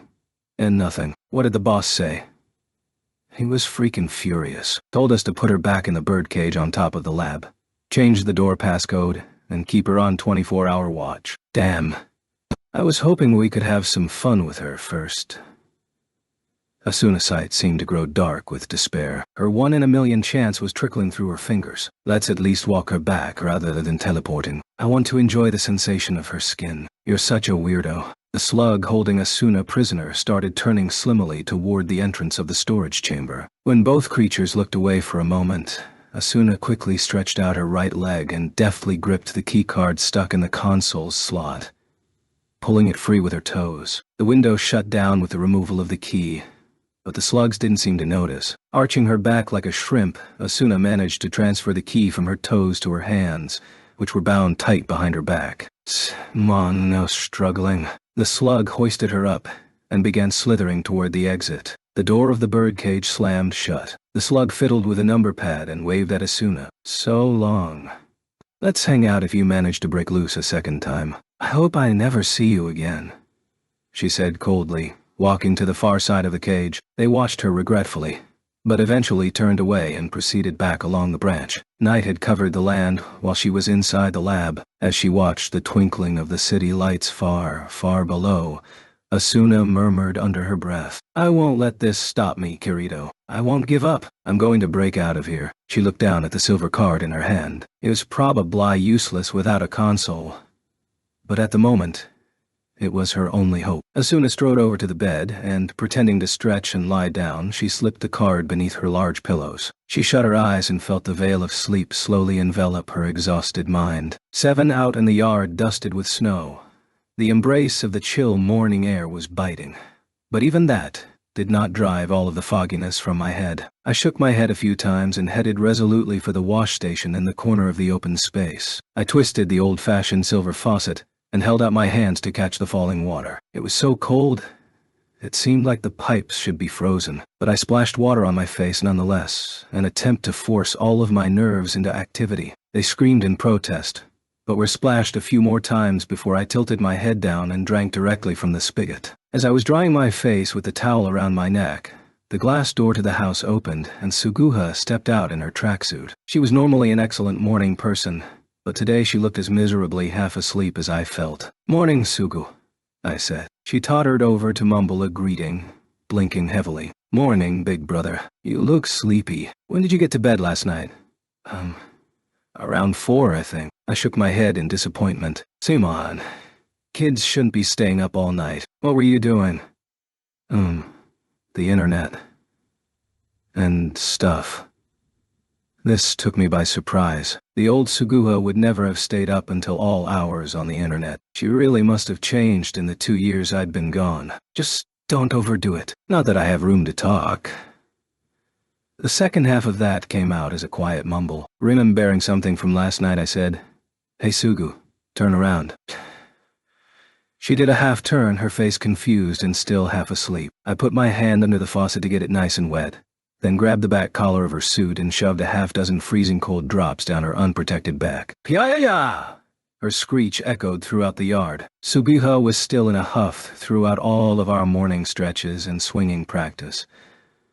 But her mood improved instantly when I promised to buy her a raspberry cream parfait drizzled with green tea and sweet bean syrup from our local diner. We'd both slept in a bit this morning, so once we'd finished our showers after training, the clock said it was already past 9. As usual, our mom was fast asleep, so Suguha and I cooked our own breakfast. I was washing and cutting tomatoes into 6, and Suguha was dicing lettuce, when she leaned over and asked, "What's your schedule for today, big brother?" "Well, I've got something to do in the afternoon, so I'm thinking of visiting the hospital before then." I see. Once I'd learned of Asuna's plight, visiting her in the hospital every other day was my most important custom. As a 16-year-old in real life, there was very little I could do for Asuna. Basically nothing, actually. Holding her hand and praying was the best I could manage. The screenshot Agil had sent me flashed through my mind. Thanks to that picture, I'd made my way into the virtual world of Alfheim, and after 2 days was very close to the location of the girl in the photo. But I had no proof that it was Asuna. I could be searching for her in the wrong place entirely, but there was something to that world. That much was certain. Sugu wanted Asuna to stay under forever. His company was involved in running Alfheim online. The character data for Kira Ito and Yui the mental care AI, both from Cell, fit right into the server. I didn't know how all the pieces added up, but there was something there. When the Allo server maintenance finished this afternoon, I would be challenging the world tree in that land of fairies. Just the thought sent shudders of impatience down my back. It would be nearly unbearable to sit in my room, waiting for the maintenance to finish, wondering to myself if I was any closer to Asuna than when I started. So before I did any of that, I wanted to touch the real Asuna, to feel her warmth. Sugu had warned me to stay away from her, citing her condition, but there was nothing he could do to stop me from visiting. Once they were cut, we tossed the tomatoes, lettuce, and wa turkris in a bowl and stirred in some dressing. Suguha was quiet throughout, but she eventually gave me a serious look and asked, "Hey, big brother, can I go to the hospital with you?" I paused, bewildered. Suguha had never actively tried to learn more about my experience in Sao before. I'd told her a bit about Asuna a while back, but nothing beyond that. Not even my Char actor's name. I panicked slightly when I remembered that 2 nights ago, shocked by the story of Asuna's engagement, I'd broken down and cried in front of Suguha, but this time I managed to keep my expression cool. "Yeah. Okay, I'm sure Asuna would like that." Suguha nodded happily, but there seemed to be a shadow behind her smile. I gave her a close look, but she only turned around, carrying the bowl to the table. Nothing odd happened after that, and I soon forgot about Suguha's awkward reaction. "What's up with your school situation now?" she asked, crunching her veggies across from me at the table. It was a reasonable question. At age 14, the fall of my second year of middle school, I'd been taken prisoner by Sao and had not escaped for 2 years, making me 16 now. This April, I should have been starting my second year of high school, but I hadn't taken any entrance exams. And even if I wanted to, most of my memory was now stuffed with a vast amount of data related to Sao. It would take a long time just to forget all those item prices and monster attack patterns so that I could replace them with historical dates and English vocabulary words. The fellow with glasses from the Ministry of Internal Affairs had actually mentioned something about this, but I'd been so concerned with Asuna that I didn't take in most of that information. I strained to recall the fragments that remained. Let's see. I think they said they were going to use an old school campus that was left empty after some recent consolidation to make a special temporary school for the students that came back from Sao. No entrance tests to worry about, and if you graduate you'll qualify to take a college entrance exam. Oh, I see. That sounds nice, right? Suguha smiled for a moment, then scowled and mumbled, "I guess it does seem a little too convenient and unified, though." "Well spotted," I said, smiling. "I think that's exactly what the government wants. We were locked inside a game for 2 years with the threat of death. They're worried about the effect that might have had on our mental health. So I'm guessing it's easier for them to manage the situation by putting us all together like that." "Oh, I don't know," Suguha mumbled, scrunching her face up. I hastily added, "Well, regardless of any overmanagement, at least they're offering a safety net." If I tried to get into a regular old high school now, I'd have to spend the whole year studying all over again at a cram school. Of course, they're not going to force us to attend this temporary school, so I have the option of trying on my own if I want.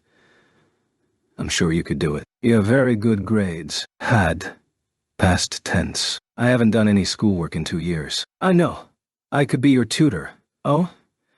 Maybe I should have you teach me math and information processing.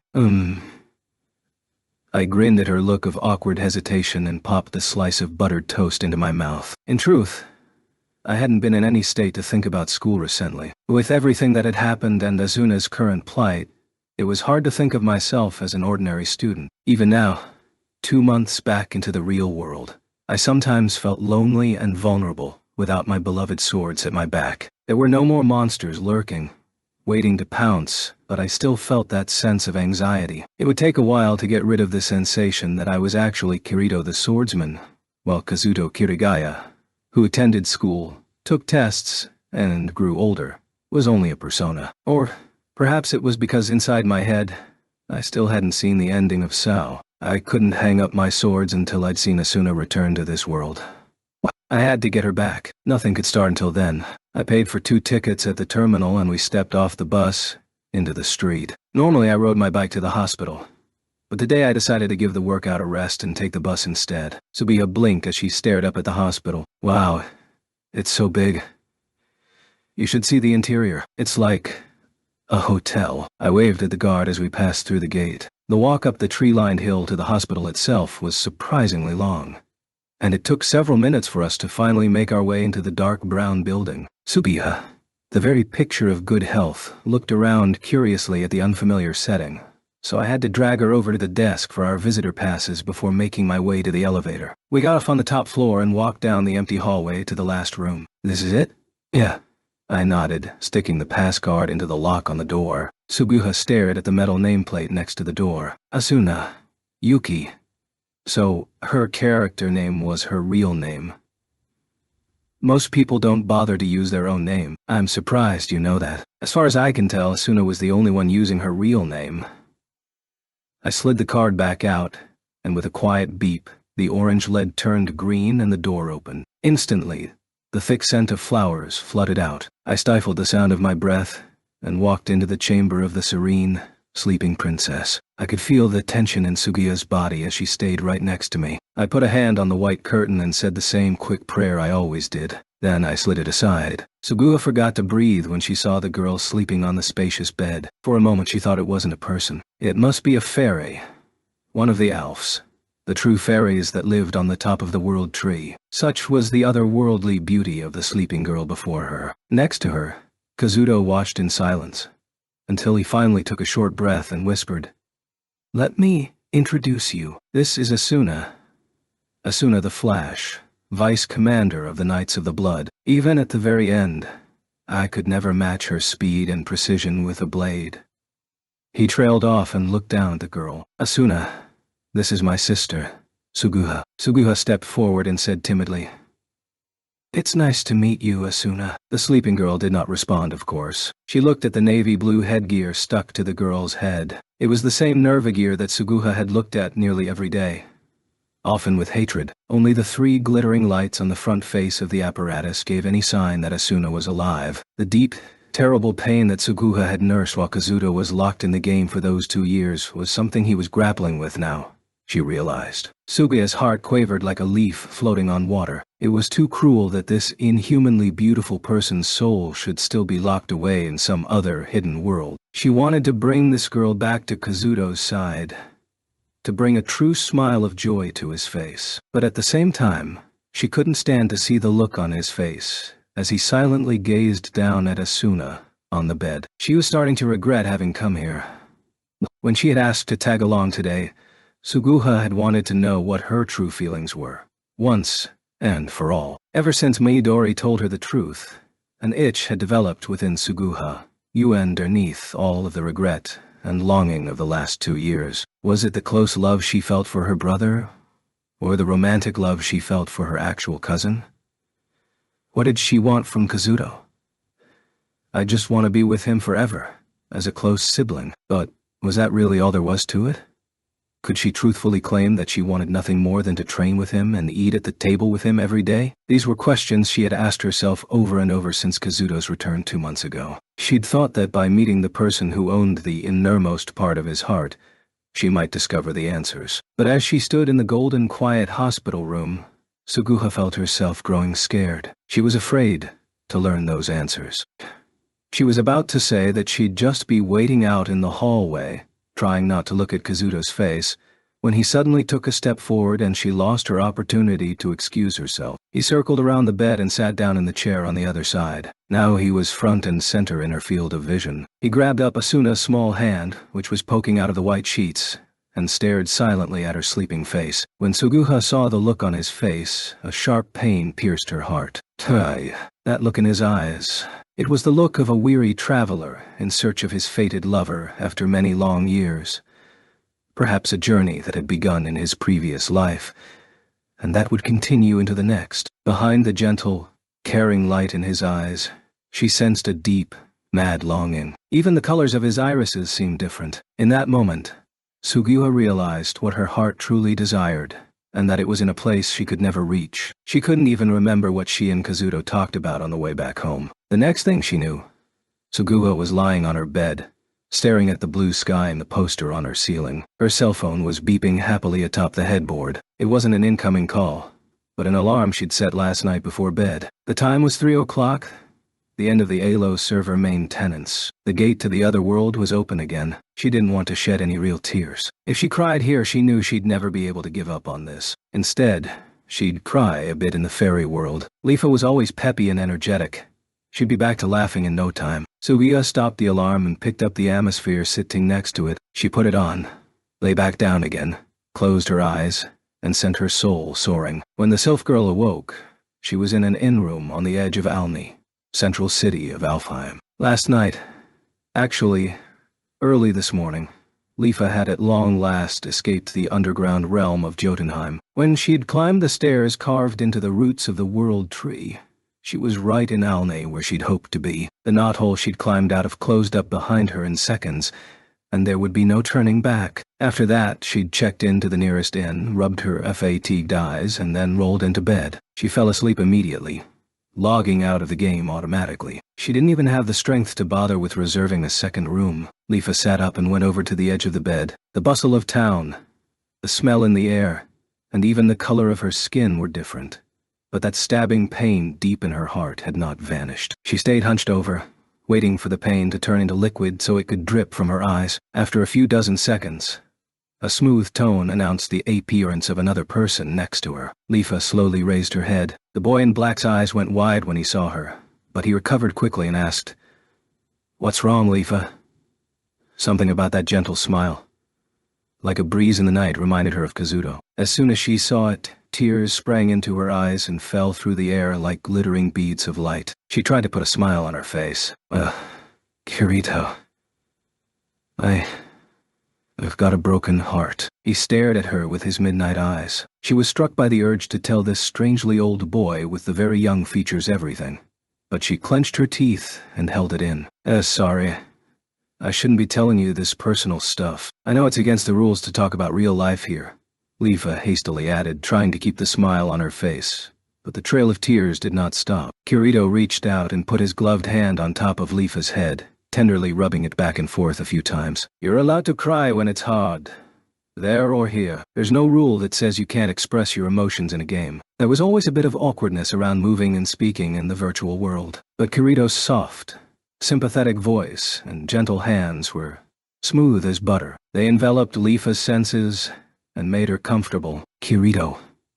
She gently laid her head against his chest. As each of the tears silently dripped onto his clothes, they evaporated with tiny glimmers of light. "I love my brother," she told herself, as if just confirming what she already suspected. "But I can't speak this feeling aloud. I have to keep it trapped deep in the deepest part of my heart. That way I might actually forget about it one day, even if they really were cousins by birth." Kazuto and Suguha had been raised as brother and sister for years and years. If she revealed her feelings, Kazuto and her parents would be shocked and troubled. Not to mention that Kazuto's heart belonged to that lovely girl. She had to forget everything. "Suguha, in the form of Lifa, let herself sink into the chest of this mysterious Kirito, and hoped that day would come soon. They stayed that way for quite a while, Kirito rubbing Lifa's head without a word the entire time. Eventually, a bell began ringing in the distance, and Lifa straightened up, looking at Kirito. This time she was able to give him a proper smile. Her tears had stopped. "I'm fine now. Thanks, Kirito. You're very nice." He scratched his head and smiled shyly. "I've heard just the opposite plenty of times. Gonna log off for today? I think I can manage on my own from here. No, I've come this far. Might as well finish the job." She leaped up off the bed, did a spin and a half to face him, and extended her hand. "Simon, let's go." Kirito nodded and took it, that usual slight smile playing across the corner of his mouth. Then, as though remembering something, he looked up toward the ceiling. "Yui, are you there?" Before the words had finished leaving his mouth, the familiar pixie appeared with a sparkling of light between them. She rubbed her eyes with a tiny hand, yawning majestically. "Ah, good morning, Papa Lifa," she said, plopping down on his shoulder. Lifa took a good look at Yui and greeted her with a question. "Morning, you." "Well, I've been wondering, do nav pixies sleep at night like everyone else?"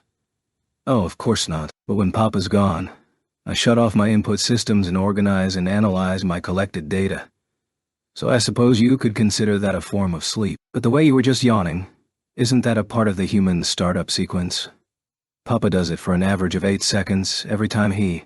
Enough of that nonsense." Kirito jabbed Yui's cheek with his finger, then opened his item window and placed the large sword over his back. "All right, let's go."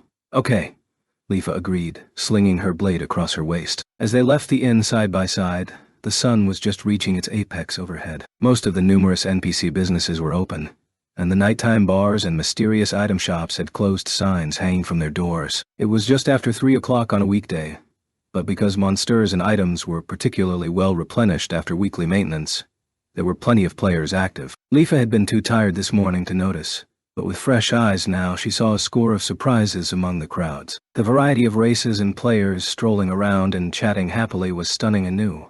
She saw short, squat gnomes cove-aired in metal armors and lugging huge battle axes, tiny harp-carrying pukas that barely reached her waist, and even mysterios, imps with purple skin under black enameled leather. At one of the stone benches throughout the city, she found a red-haired salamander girl and a young, blue-haired Undine man staring deeply into each other's eyes as a Kate Sith with a massive wolf meandered past. The sight was much wilder and more chaotic than the uniform green theme of Swilvain, but that liveliness was full of a buoyant cheer. Even Lifa momentarily forget the throbbing in her heart and let a smile steal across her face. She noticed that part of her was hoping the two of them would look like a natural couple here, then hurriedly squashed that feeling. Looking ahead down the street, she was greeted with a sight that beggared the imagination. Wow.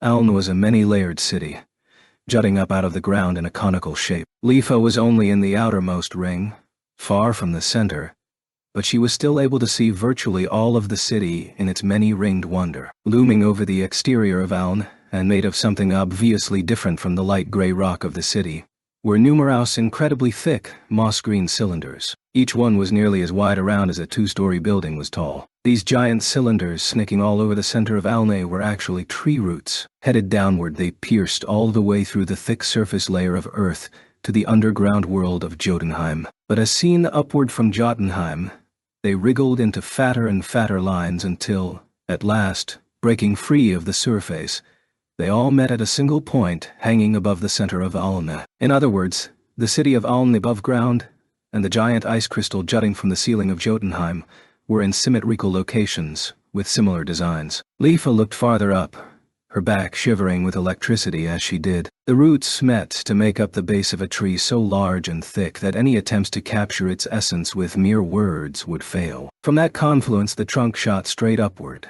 its bark gleaming a golden green from colonization by moss and other flora. And yet, the entire tree seemed to grow more and more bluish as it stretched deeper into the sky. Even higher than the sky's blue, the branches were shrouded in a white haze.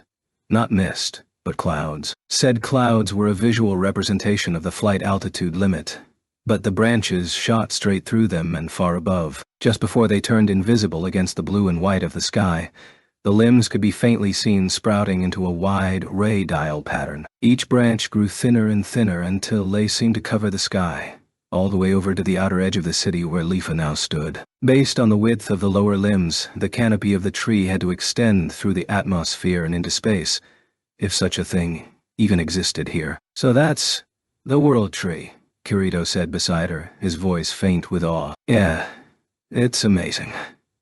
And there's another city on top of the tree, which is where we'll find the fairy king Oberon and the Alfs, spirits of light. Supposedly, the first race to have an audience with him can be reborn as them. Kirito stared silently up at the tree, then turned to her with a hard look on his face. "Can you climb the exterior of the tree?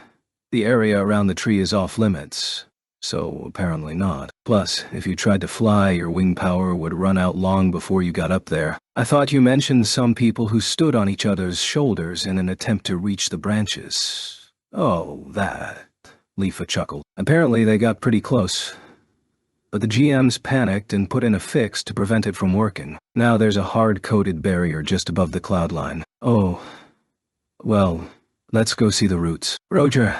They nodded in agreement and headed down the main thoroughfare. After several minutes of weaving through the mixed parties on the road, a large stone staircase leading up to a gate came into view. Through it lay the center of Aon, which made it, in turn, the very center of the world itself. From here, the view of the World Tree towering above was nothing but a giant wall. They were climbing the steps with awe, about to walk through the gate, when suddenly Yui's face appeared from the top of Kirito's pocket. She was gazing upward with an unusually intense expression. "Hey, what's the matter?" Kirito muttered, trying not to tip off anyone around them. Lifa watched the little pixie curiously, but Yui simply stared silently toward the top of the tree, her eyes wide. After several seconds, her tiny lips parted and croaked. It's Mama. Mama's there." Ah. Now it was Kirito's turn to stare. "Really? I'm sure of it. That's Mama's player, id. Her coordinates are directly overhead." Kirito turned a burning stare up to the sky. His face was pale, and his teeth were clenched so hard, Lifa could practically hear them grinding. Suddenly his wings spread. The clear gray surface flashed white for an instant, and with an explosive bang, he disappeared from the spot he was standing. "Hey! Wait! Kirito!" Lifa called out hastily, but the boy in black was rocketing upward and accelerating. Lifa hurriedly spread her wings and took flight after him, completely bewildered. Vertical zooming and diving were Lifa's forte, but even she couldn't catch up to Kirito, who seemed to be equipped with rocket boosters. The black shape grew smaller and smaller before her eyes. It took only seconds to thread through the countless spires that towered over the center of Alnay and into the sky above the city. Players lounging on the high terraces followed the sight with curiosity, but Kirito merely darted past their noses on his way ever higher. Eventually there were no more buildings in sight, only the greenish-gold cliff that was the trunk of the tree. Kirito raced parallel to the surface like a black bullet. The white clouds enshrouding the trunk were growing closer and closer. Lifa chased desperately, bracing herself against the wind pressure on her face. "Be careful, Kirito. The wall's coming up." But Kirito didn't seem to hear. He was like an arrow attempting to split the sky, flying with enough force to tear a hole in the fabric of this virtual world. What drove him to do this? Was the person atop the World Tree really this important to him? Yui had mentioned a mama. Was it a woman then? Was the person Kirito sought so desperately actually his? Suddenly, Lifa's chest twinged. It was a similar but distinct pain to the one Kazuto made her feel. She lost her concentration, and her ascending speed dipped. Lifa shook her head to clear her thoughts, and put all of her mind into her wings. A few seconds behind Kirito, she reached the thick cloud layer. Her vision went white. If the story she'd heard was correct, the unbreachable altitude was set just above the clouds. She raced through them, slowing only a little. Suddenly, the world went blue. There was endless sky above in a perfect cobalt blue shade that just wasn't visible from the ground. Overhead, the World Tree stretched its branches, as though supporting the heavens. Kirito was going even faster than before, heading straight for a branch. An explosion of rainbow color erupted around him. Just a few moments later, a shockwave ripped through the air like a peal of thunder. Kirito had slammed into the invisible wall, and now plunged lifelessly through the air like a black swan hit by a hunter's shot. "Kirito!" she screamed, rushing in his direction. If he fell all the way from this height, not only would he lose all his HP, the ill effects would plague him in the real world for quite a while after logging out. But before she reached him, Kirito seemed to have snapped out of it. He shook his head a few times and began rising again. Another collision with the barrier, and another impotent burst of light. Finally, at his level, Leafa grabbed Kirito's arm and shouted, "Stop, Kirito! It's impossible! You can't get any higher than this!" But his eyes were filled with a mad light, and he attempted to charge yet again. "I have to do it. I have to go." A thick branch of the world tree split the sky in the direction he was looking. It was certainly a much clearer view than it would be from the surface, but the system's level of detail made it clear the object was still quite far away. Yui darted out of Kirito's pocket. She sped upward on her own, leaving a trail of sparkling light behind. Of course.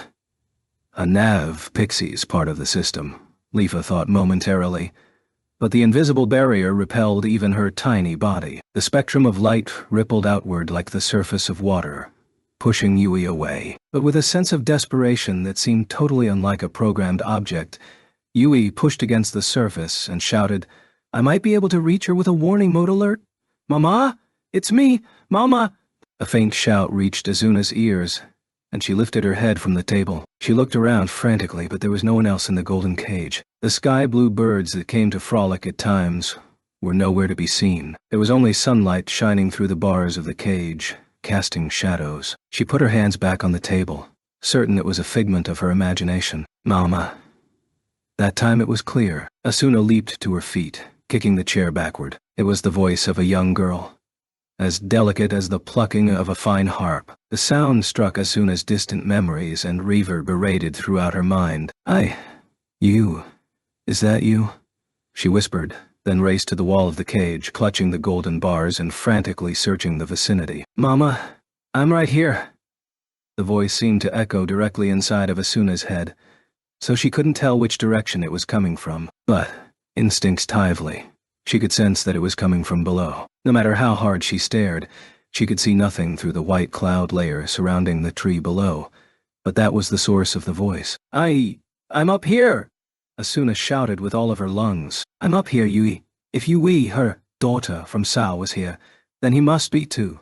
Kirito." She had no idea if she was loud enough to reach them. Asuna looked around the cage, desperate to find something aside from her voice that would signal her presence. But she already knew that every object in the birdcage was positionally locked into place and couldn't be thrown out of the cage. Long ago she'd attempted to send a message to the players below about her presence using teacups or cushions, but it hadn't worked. She clutched the bars in frustration and desperation. No. There was one thing.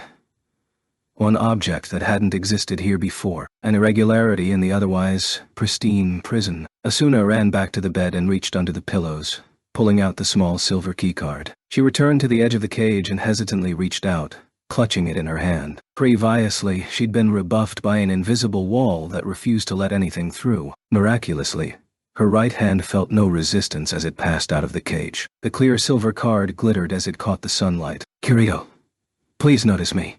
She opened her hand without hesitation. The card dropped through the air silently, glinting as it fell straight toward the clouds. I slammed my fist against the invisible wall, writhing in frustration. My hand shot back as though rebuffed by a powerful magnetic field, and a rainbow ripple extended through the air from that spot. "Damn, what the hell is this?" I rasped through gritted teeth. I'd come so far. I was so close. The cage that held Asuna's soul prisoner was just beyond my reach, and now my way was blocked by the unfeeling, unassailable wall that was the system's programming. A terrible, destructive urge pierced straight through my entire being, and then burst forth like white-hot fireworks. 2 days of logging into Alfheim Online, religiously following its rules in my quest to reach Asuna. It was as though all the frustration and panic I'd built up exploded at once. I bared my teeth and reached over my back, intent on the handle of my sword. That was when it happened. Through the rage burning up my vision, I saw a small light, flickering above. "What's that?" I stared at the light, anger momentarily forgotten. The glittering object was slowly, slowly falling toward me. It's like a lone snowflake fluttering in midsummer sky, or a wafting feather of dandelion fuzz settling down after a long journey. Still hovering in midair, I let go of the sword hilt and reached out toward the light with both hands. After several endless seconds, the silver object fluttered down into my grasp. I clutched it to my chest and carefully opened my grip, sensing a somehow familiar warmth. Yui looked over from the left, Leafa from the right. Like them, I could only gaze silently at what I held. "Tar," Leafa murmured. It did indeed appear to be a flat, rectangular card. The translucent silver surface bore no words or markings to identify it. I glanced at Leafa. "Do you know what this is, Leafa?" "No. I've never seen anything like it in the game. Try clicking it." I followed her suggestion, tapping the surface of the card with my fingertip. But unlike any other object that appeared within the game, there was no pop-up menu. Yui leaned forward to get a closer look and gripped the edge of the card. "This looks like a system administrator's access card." I held my breath, squinting at the card. "So, I can exercise GM privileges with this?" "No. In order to access the system from within the game, you'll need the console this corresponds to. Even I can't call up the system menu on my own." "I see, but there's no way something like this would fall down without a reason. I have a feeling. Yes, Mama must have sensed us and dropped it down to us." I clutched the card. Just moments earlier, Asuna had been holding it. It was almost as though I could feel her will within it. Asuna's fighting too. She's doing her best to resist, to escape this world. There must be more that I can do. I fixed Leafa with a stare. "Where's the gate that's supposed to lead to the interior of the world tree?" "Show me." That's in the dome beneath the roots of the tree," she said, looking concerned. But you can't go. It's protected by guardians, and even full-size raid parties haven't been able to get past them. I still have to go." I slipped the card into my chest pocket and took Leafa's hand. The Sylph girl had saved my behind on many occasions. I came to this world full of panic, not knowing left from right, and I'd never have come so far, so fast, without her knowledge and her energetic smile. I knew that someday I ought to tell her the truth in real life and thank her properly. It was with this thought in mind that I said what came next. Thank you for everything, Leafa. I'll tackle what comes next alone. Kirito." She looked ready to cry. I squeezed her hand and let go, backing away with Yui on my shoulder. With one last look at Leafa, her long ponytail swaying in the air, I bowed deeply and turned around. By folding my wings, I put acceleration into my drop and headed for the very bottom of the world tree. After a few dozen seconds of almost blinding descent, the complex shape of Alnay came into view at the foot of the tree. Spotting a particularly large terrace between two roots in the city's top section, I prepared to land. I spread my wings wide to catch the air and slow my descent as I gauged where to land. Despite my best efforts to cushion the impact, my outstretched feet hit the stone hard enough to cause a small blast. The other players lounging on the terrace turned to look at me with startled faces. When they had all turned back to what they'd been doing before, I inclined my head toward my shoulder. "Yui? Can you tell how to get to this dome?" "Yes, it should be just up the stairs ahead. Are you sure you want to do this, Papa?" "Based on all the information, it should be nearly impossible to break through the gate. I've got no choice but to try. Besides, it's not like failing will be fatal." "That's true, but—" I rubbed her lightly on the head. "Besides, if I have to waste another second not trying, I'm going to go crazy. Don't you want to see Mama?" "Yes," she responded meekly. I poked her cheek and started heading for the large staircase ahead. The area at the top of the wide stone steps seemed to be the very top level of Alnay. The roots of the world tree, which snaked up and over the massive conical bulk of Alnay, all converged directly ahead, into one titanic trunk. But the diameter of it was so vast that from here, it merely looked like a curved wall. But a stretch of that wall was decorated with two massive statues of fairy knights, 10 times taller than any player. Between them was a stone door, adorned with fine carvings. For being the starting point of the game's final story quest, it was remarkably absent of any players. By this point, The supposed impossibility of the quest must have been common knowledge throughout the population, but I had to get past this door and its guardians to the gate. Hang on, Asuna. I'll be there soon, I told myself, etching the words into my heart. A few hundred feet later, I was standing in front of the massive door when the stone statue on the right began to rumble with movement. I quickly turned around, taken aback, and saw that the eyes beneath the helmet were glowing palely. The statue opened its mouth, and a voice like rolling boulders emerged. "O warrior ignorant of the celestial heights, dost thou seek entry to the castle of the king?" At the same time, a yes-no prompt appeared, asking if I wished to initiate the final quest. I pressed yes without hesitation. This time, it was the statue on the left that boomed. "Then, prove thy wings can encompass the very sky above." As the distant thunderfall of its voice died away, the large door split down the center. Its two halves slowly rumbled open. The ominous sound made me think of the terrible memories of fighting floor bosses in Ankrad. The unbearable tension of those battles came back to me, stealing my breath and sending a chill down my back. I had to tell myself that dying here was not permanent. Now that Asuna's freedom hung on the outcome of this battle, it was truly the most important task it yet tackled. "Here we go, you. Be sure to keep your head low." "Good luck, Papa," she squeaked from my pocket. I gave her one last rub and drew my sword. The rumbling finally stopped when the thick stone door was open all the way. Only darkness lay beyond it. I took a step inside, wondering if I should use my night vision spell, but before I could raise my hand, a brilliant beam of light shone down from above, causing me to squint. It was an unbelievably enormous round dome. The shape reminded me of the boss chamber on the 75th floor of Ain Krad, where I'd fought Heathcliff, but this was several times larger across than even that. I was apparently inside the tree now, as the floor seemed to be made of a lattice of tightly woven roots. At the outer edge of the space, the vines grew over the walls and stretched upward to form the ceiling. They grew more sparse the farther overhead they went, forming stained glass patterns that allowed in light from above. And at the very apex of that dome was a circular door. The ring-shaped gate was carved with delicate reliefs and composed of 4 wedge-shaped wings of stone that met at its center to make a cross. The route up into the tree was clearly through there. I hefted my sword with both hands, took a deep breath, tensed my legs, spread my wings. "Go!" I shouted to brace myself, and leaped with all my strength. Not even a second into my flight, the luminescent spots in the ceiling began to morph. One of the shining windows bubbled forth as though giving birth. Before my eyes, the light seemed to drip downward into the form of a human being, complete with arms, legs, 4 wings, and a roar in its lungs. It was a gargantuan knight clad in silver armor. Its face was hidden behind a mask like a mirror, and in its hand was a sword even larger than mine. This was clearly one of the guardians Lifa had warned me about. The guardian knight's mirror face turned to look at me as I raced upward, and with another guttural roar, it dove. "Out of my way!" I screamed in response and swung. As the distance between us closed to nothing, I felt the cold sparks in my head return.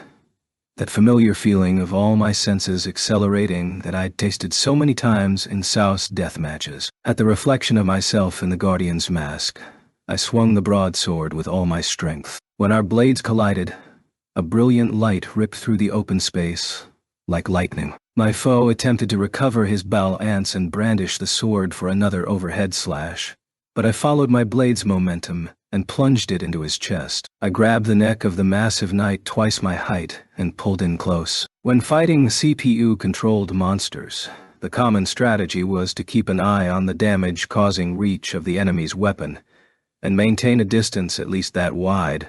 But against such a large enemy, even a so-called safe distance would leave me with blind spots. Staying in my current location was dangerous, but I could at least buy enough time to regain my footing. I pulled back the sword with my right hand and put the tip against the Guardian Knight's throat. Thrusting my wings at full force, I shoved the sword with all of my might. There was the heavy chunk of a hard object being split, and the blade thrust deep into the knight's neck. For the Guardian's divine appearance, the scream that erupted from its throat was positively bestial. Its entire body froze, wreathed in pure white end flames, and shattered. "I can do this," I screamed to myself. Statistically, this Guardian was far from a proper floor boss in Sao. In a one-on-one fight, I had the advantage. I brushed the white flames away and looked up to the gate. Then felt my face grimace. Nearly every one of the countless stained glass windows scattered throughout the still distant dome was producing its own white night. There were dozens of them. Hundreds. Ah! I bellowed. More to whip my frightened wits back into shape than anything. I would cut them all down. No matter how many there were, I beat my wings and raced upward. Several of the new guardians descended to block my path. I set my sights on the closest one and swung again. This time I focused on the point of the enemy's sword as it slashed diagonally down at me. I stretched to evade its path, trying to avoid a collision of our blades, which would knock me motionless for precious moments. The maneuver wasn't perfect, and I felt the sensation of damage suffered as it clipped my shoulder, but I ignored it and trained my every nerve on counterattacking. My giant blade struck the Guardian's silver mask directly, splitting it in two, but the next foe was already descending through the white flames that erupted from its disintegrating body. I gritted my teeth when I saw that this one's sword was already in an attack trajectory. Judging that I didn't have the time to evade, I held up the back of my left fist to deflect the swing. The resulting shock seemed to reverberate to the bone, and I saw my HP bar lose a full tenth of its value. But the deflection was successful at keeping the enemy's blow from my body, and the momentum left the knight unbalanced. I brought my sword down on its neck. Because my attack speed had been sapped by the force of the enemy's blow, this swing was not a one-hit kill. Meanwhile, a new guardian swooped in from the right. I twisted around to meet the fresh threat and used the spin to kick the wounded knight's mask with a booted heel. Thankfully, my avatar had inherited the martial arts skill data of Sao Kirito, a skill that was nearly useless in a low, and the resulting blow was strong enough to finish the job. The guardian burst into flame, the death effect distorting its bellow of pain. In just the nick of time, I was able to stop the third knight's swing with my sword. Saya! I walloped the knight's mirror mask with my left fist. It splintered with a sharp crack, and the creature roared in agony. Fall! Fall! I screamed. I was possessed with a burning desire for destruction that hadn't been present during the pitched battle against the Undine warriors in Jotunheim early this morning. I thrust my sword against the knight's neck and punched with my left hand, over and over. This was the world I'd once lived in, wandering alone in the depths of a dungeon, my soul battered by a constant stream of deadly battles, swinging my sword as though to build my own gravestone out of the corpses of monsters. My fist finally broke through the mask, and a shining, sticky liquid sprayed outward. I followed the voice inside me that demanded murder, plunging my hand farther into the light. When my entire arm burst through the back of the guardian's head, its body crumbled away into the familiar white flames. My heart had been as hard and dry as stone back then. Beating the game and freeing all of the players was the furthest thing from my mind. I shut out all other souls, seeking only the next battleground. Another 4 or 5 knights swooped down on me, brandishing shining blades and screeching like monstrous birds. A fierce grin stretched across my lips as I snapped my wings and plunged into their midst. My nerves trembled at the feel of the ferocious acceleration, and electric blue sparks danced across my vision, the pulse connecting my brain to my false body. Ah! With a war cry, I swung the massive sword in a straight, two-handed swipe. Their weapons deflected backward, and I cartwheeled through the air, using the acceleration to strike at their necks. 2 dull thuds later, a pair of mirrored heads flew free. The flames of their deaths were like white thorns raking my nerves, and they only built up the blaze within me. It was only in the arena of death that I could know I was alive, only by throwing myself into hopeless battles, pushing myself to the absolute limit until I finally collapsed. Could I live up to what I owed those who had died before my eyes? I redirected myself without stopping the rotation's momentum, striking at the chest of another guardian, my right foot like a drill. The resulting crunch had an unpleasant, damp softness to it, but I shot straight through the guardian's body as it burst into flames. 2 blades came from left and right as I finally came to a stop. I used my sword to block the right and my other forearm to block the left, ignoring the HP cost. Wasting no time, I grabbed the right guardian's wrist. Garua! Howling, I swung the creature high overhead and into the one on the left. A heavy thrust through both bodies, and they were dead. No matter how many of them came for me, I would keep fighting. Just as I had been once before, I would be cleansed by the flames of slaughter, my heart growing harder and sharper. No. That's not it. There were people out there who had done their best to give water to my parched soul. Klein, Agil, Silica, Lisbeth, and Asuna. I'm here to save Asuna and finally bring an end to that awful world. I raised my head and looked at the dome. The stone gate was surprisingly close. When I tried to fly higher toward it, something whirred over and pierced my right leg. It was an arrow of light, gleaming coldly. A rain of them poured down, as though waiting for the moment I held still enough to target. 2, 3. They continued to land, rapidly draining my remaining HP. I scanned the area quickly and saw that some of the Guardians had fanned out at long range, left hands raised, chanting spells in those unpleasant, distorted voices. Another wave of glowing arrows whistled down upon me. Gah! I swung my greatsword to deflect the arrows, but several more struck true, sending my HP into the yellow zone. I spared another hard look at the gate. It would be very difficult to defeat all of those long-range attackers alone, so I charged straight for the gate, hoping to power my way through. The hail of shining arrows pierced my body, but the goal was just ahead. I gritted my teeth against the blows and stretched out my left hand for the stone door.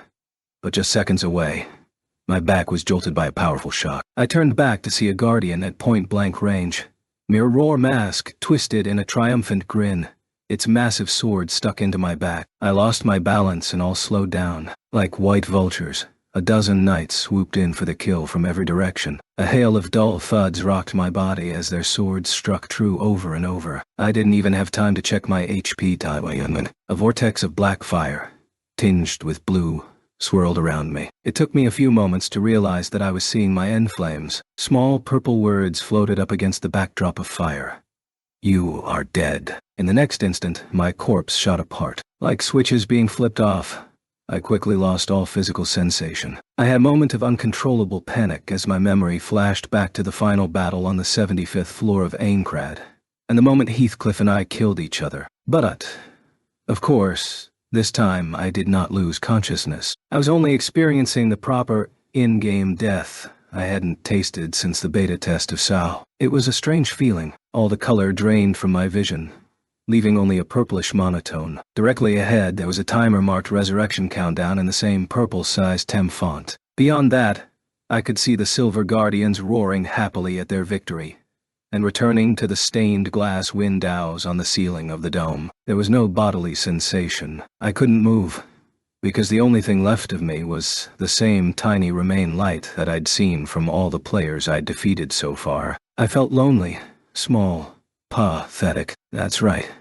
It was miserable, but that was what I deserved for thinking, somewhere in the deepest parts of my brain, that this world was still only just a game. My strength was only in the numbers assigned to my character, but I'd acted like I could transcend the game, surpass its limits, and do anything. I wanted to see Asuna. I wanted to be held in her warm, healing embrace, and to set all of my thoughts and emotions free. But I couldn't reach her anymore.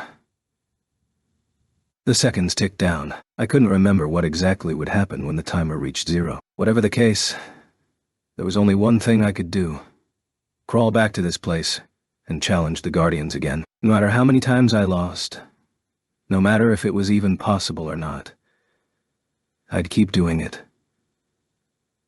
Until the moment my very existence was permanently scraped out of this world for good. It was then that a shadow glinted across my vision, which was pointed across my vision, straight downward. Someone had come through the still-open entrance and was racing upward at astonishing speed. I tried to shout at them not to come, but of course, there was no sound. I looked upward to see the Guardian Knights dripping out of those windows again. The white giants passed right by me, screeching in that skin-crawling way, bearing down on the intruder. I'd just learned from experience that they were too much to tackle alone. I prayed the person would run away, but my would-be rescuer was making a beeline straight for me. Several of the frontmost Guardians swung their enormous blades downward. The intruder nimbly darted away, but one of the delayed swings found purchase. Even that mere graze sent the fragile challenger tumbling away. But the intruder used that momentum to speed even faster around the line of knights and onward. As the figure grew closer, the number of Guardians protecting the dome grew and grew, thick in the air, their screeches echoing. The attacker swung a long katana but used it only for defense, guiding the enemy into clumps and using them as a barrier to avoid attack from afar. The valiant flight of the mystery invader was touching, and more than a little painful to watch. Once within range, I heard a passionate, teary-eyed scream. "Kirito!" It was Leafa. The sylph reached out with both hands and enveloped me. We were already close to the gate, and the knights crowded the space above to block us out, a multi-layered wall of flesh. But once Leafa had me safe and sound, she turned and sped back downward toward the exit. The chanting of a spell echoed forth from behind us, and promptly a hailstorm of bright arrows roared past. Leafa spun right and left, trying to evade the projectiles, but they were as thick as monsoon rain, and I felt the vibration of each one that landed. "H.E." Leafa held her breath but did not slow her descent. The arrows thudded heavily into her, and I could see her HP bar fall below half. But the follow-up was not just arrows of light. 2 guardian knights closed in from either side, their swords crossed at right angles. She took evasive maneuvers via a right-hand tailspin, and successfully avoided one of the blades, but the other massive metal bludgeon caught her square on the back. Leafa was tossed as easily as a ball and slammed into the approaching ground. After several bracing bounces, she slid across the floor and came to a hard stop. Several of the guardians descended to the ground to finish her off. She propped herself up with a hand and beat her wings once. That was enough to roll her across the ground. And suddenly my vision was full of bright sunlight. We were outside the dome. Leafa threw her body against the cobblestones and panted heavily, chilled with fear. Somehow, despite the desperate odds, they'd made it out. She looked back to see the giant stone doors beginning to close and the white giants leaping back up to their dome. The event's timer must have run out. There was a small, rippling black flame in her arms. She wanted to cradle Kirito, to whisper reassurances, but now was not the time for indulging in emotion. She sat up and crawled over to the stone statue nearby, resting her back against its feet as she waved a hand and opened her menu. Leafa hadn't mastered water and holy magic yet, so she couldn't cast the high-level resurrection spell. Her only option was to extract a small blue bottle called Dew of the World Tree. She closed the window and popped the cap on the bottle, pouring the sparkling liquid onto Kirito's remain light. A 3-dimensional magic sigil very similar to that of a resurrection spell formed, and a few seconds later, the familiar shape of the Spriggan reappeared. "Kirito," she called out tearfully, still sitting down. Kirito-Ray turned a sad smile of his own, knelt on the stones, and put his hand on top of Leafa's. "Thank you, Leafa. But please, don't push yourself like that for my sake. I'll be fine. I don't want to put you through any more trouble." "Trouble? No." She wanted to explain to him that it wasn't like that, but he was on his feet already. He spun around and headed right back toward the door into the World Tree. "Kirito!" Leafa called out, shocked. Somehow, she got her trembling legs upright. "Lua, you can't go alone. You might be right, but I have to do it anyway," he murmured, his back turned. Leafa felt like a glass statue bearing its absolute weight limit. She desperately sought the right words, but her throat felt burned. No voice would emerge. She reached out at the last moment and grabbed him tight. She could tell that she was drawn to him. Perhaps this was just an escape, a different route for her feelings for Kazuto. But at the same time, she didn't mind that. She knew this feeling was true. "Please, don't come back to the old Kirito. I want to tell you something." Kirito enveloped the hand that was holding him. His soft but firm voice flowed into her ears. "I'm sorry, Leafa. If I don't go there, nothing is over, and nothing can begin. I have to see her one more time. I have to see Asuna again." For a moment, she didn't understand what she'd heard. The echo of his words rattled around in the blank space he'd created in her mind. What did you say?" He repeated himself, looking a bit curious. "Oh, Asuna. That's the name of the person I'm looking for. But, she's..." Leafa faltered a step, her hands on her mouth. Images were blotting their way into her frozen brain. Kazuto in the dojo after their sparring a few days ago. Kirito's defeat of the salamanders in the ancient forest. Their first meeting. Both boys would swipe their swords to the right at the end of their fights and put them over their backs. The images aligned perfectly. The two silhouettes melted into a spray of light. Leafa opened her eyes wide, the words barely escaping her trembling lips. "Big, Brother? Kirito's brows suddenly knotted in suspicion. His jet-black eyes stared straight into Leafa's. The light in his pupils rippled, quavered, like a reflection of the moon in water. Suga? Subiya?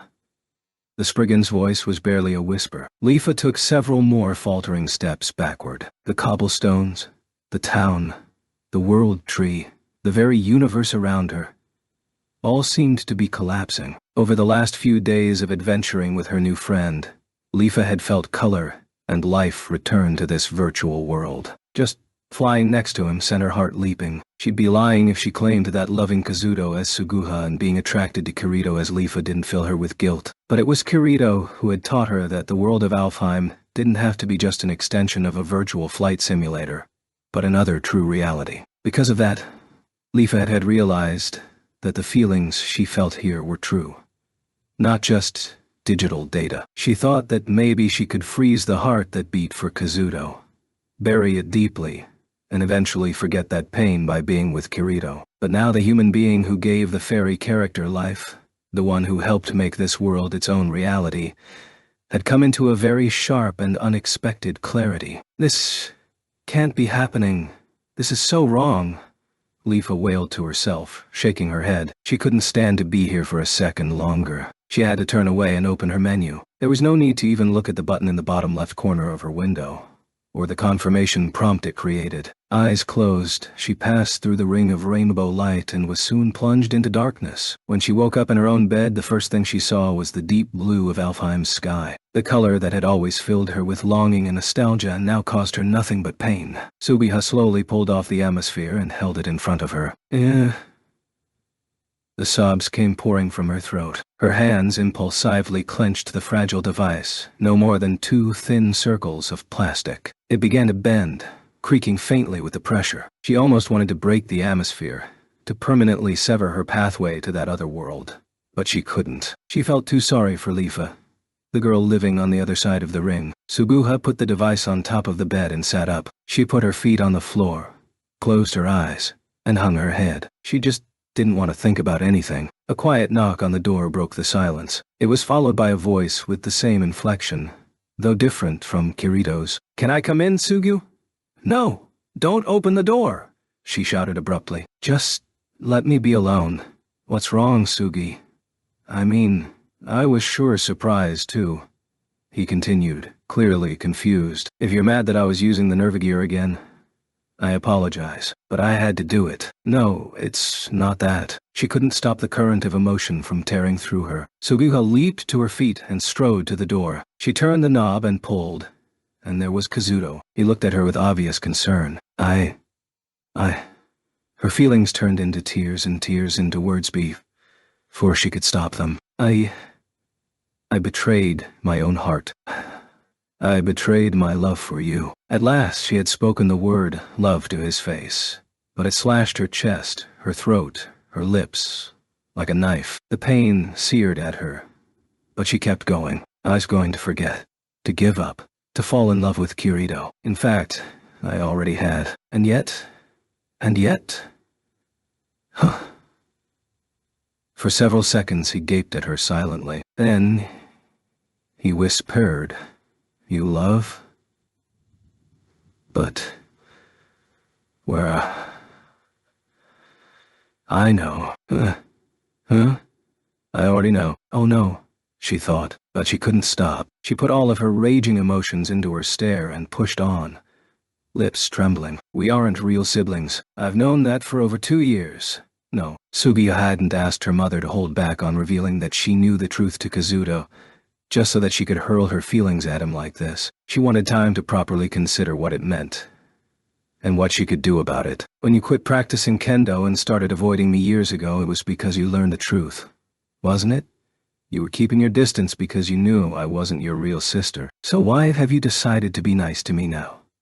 No matter how much she knew she ought to stop, she couldn't. As Subiya's words echoed through the cold hallway, Kazuto's black eyes gradually lost their expression. I was so happy when you came back from Cell. I was so happy when you started treating me the way you used to. I thought you finally saw me for who I was. At last, 2 teardrops hit her cheeks. She rubbed at them fiercely and strained to push the voice from her lungs. But after this, I'd rather you kept being cold to me. Then I wouldn't have realized that I love you. I wouldn't have been sad to learn about Asuna. And I wouldn't have fallen in love with Kirito to replace you. Kazuto's eyes grew just a bit wider, and then his expression froze. After several seconds in which everything seemed to have stopped, his eyes wavered, then looked down. A single word came from his mouth. Sorry.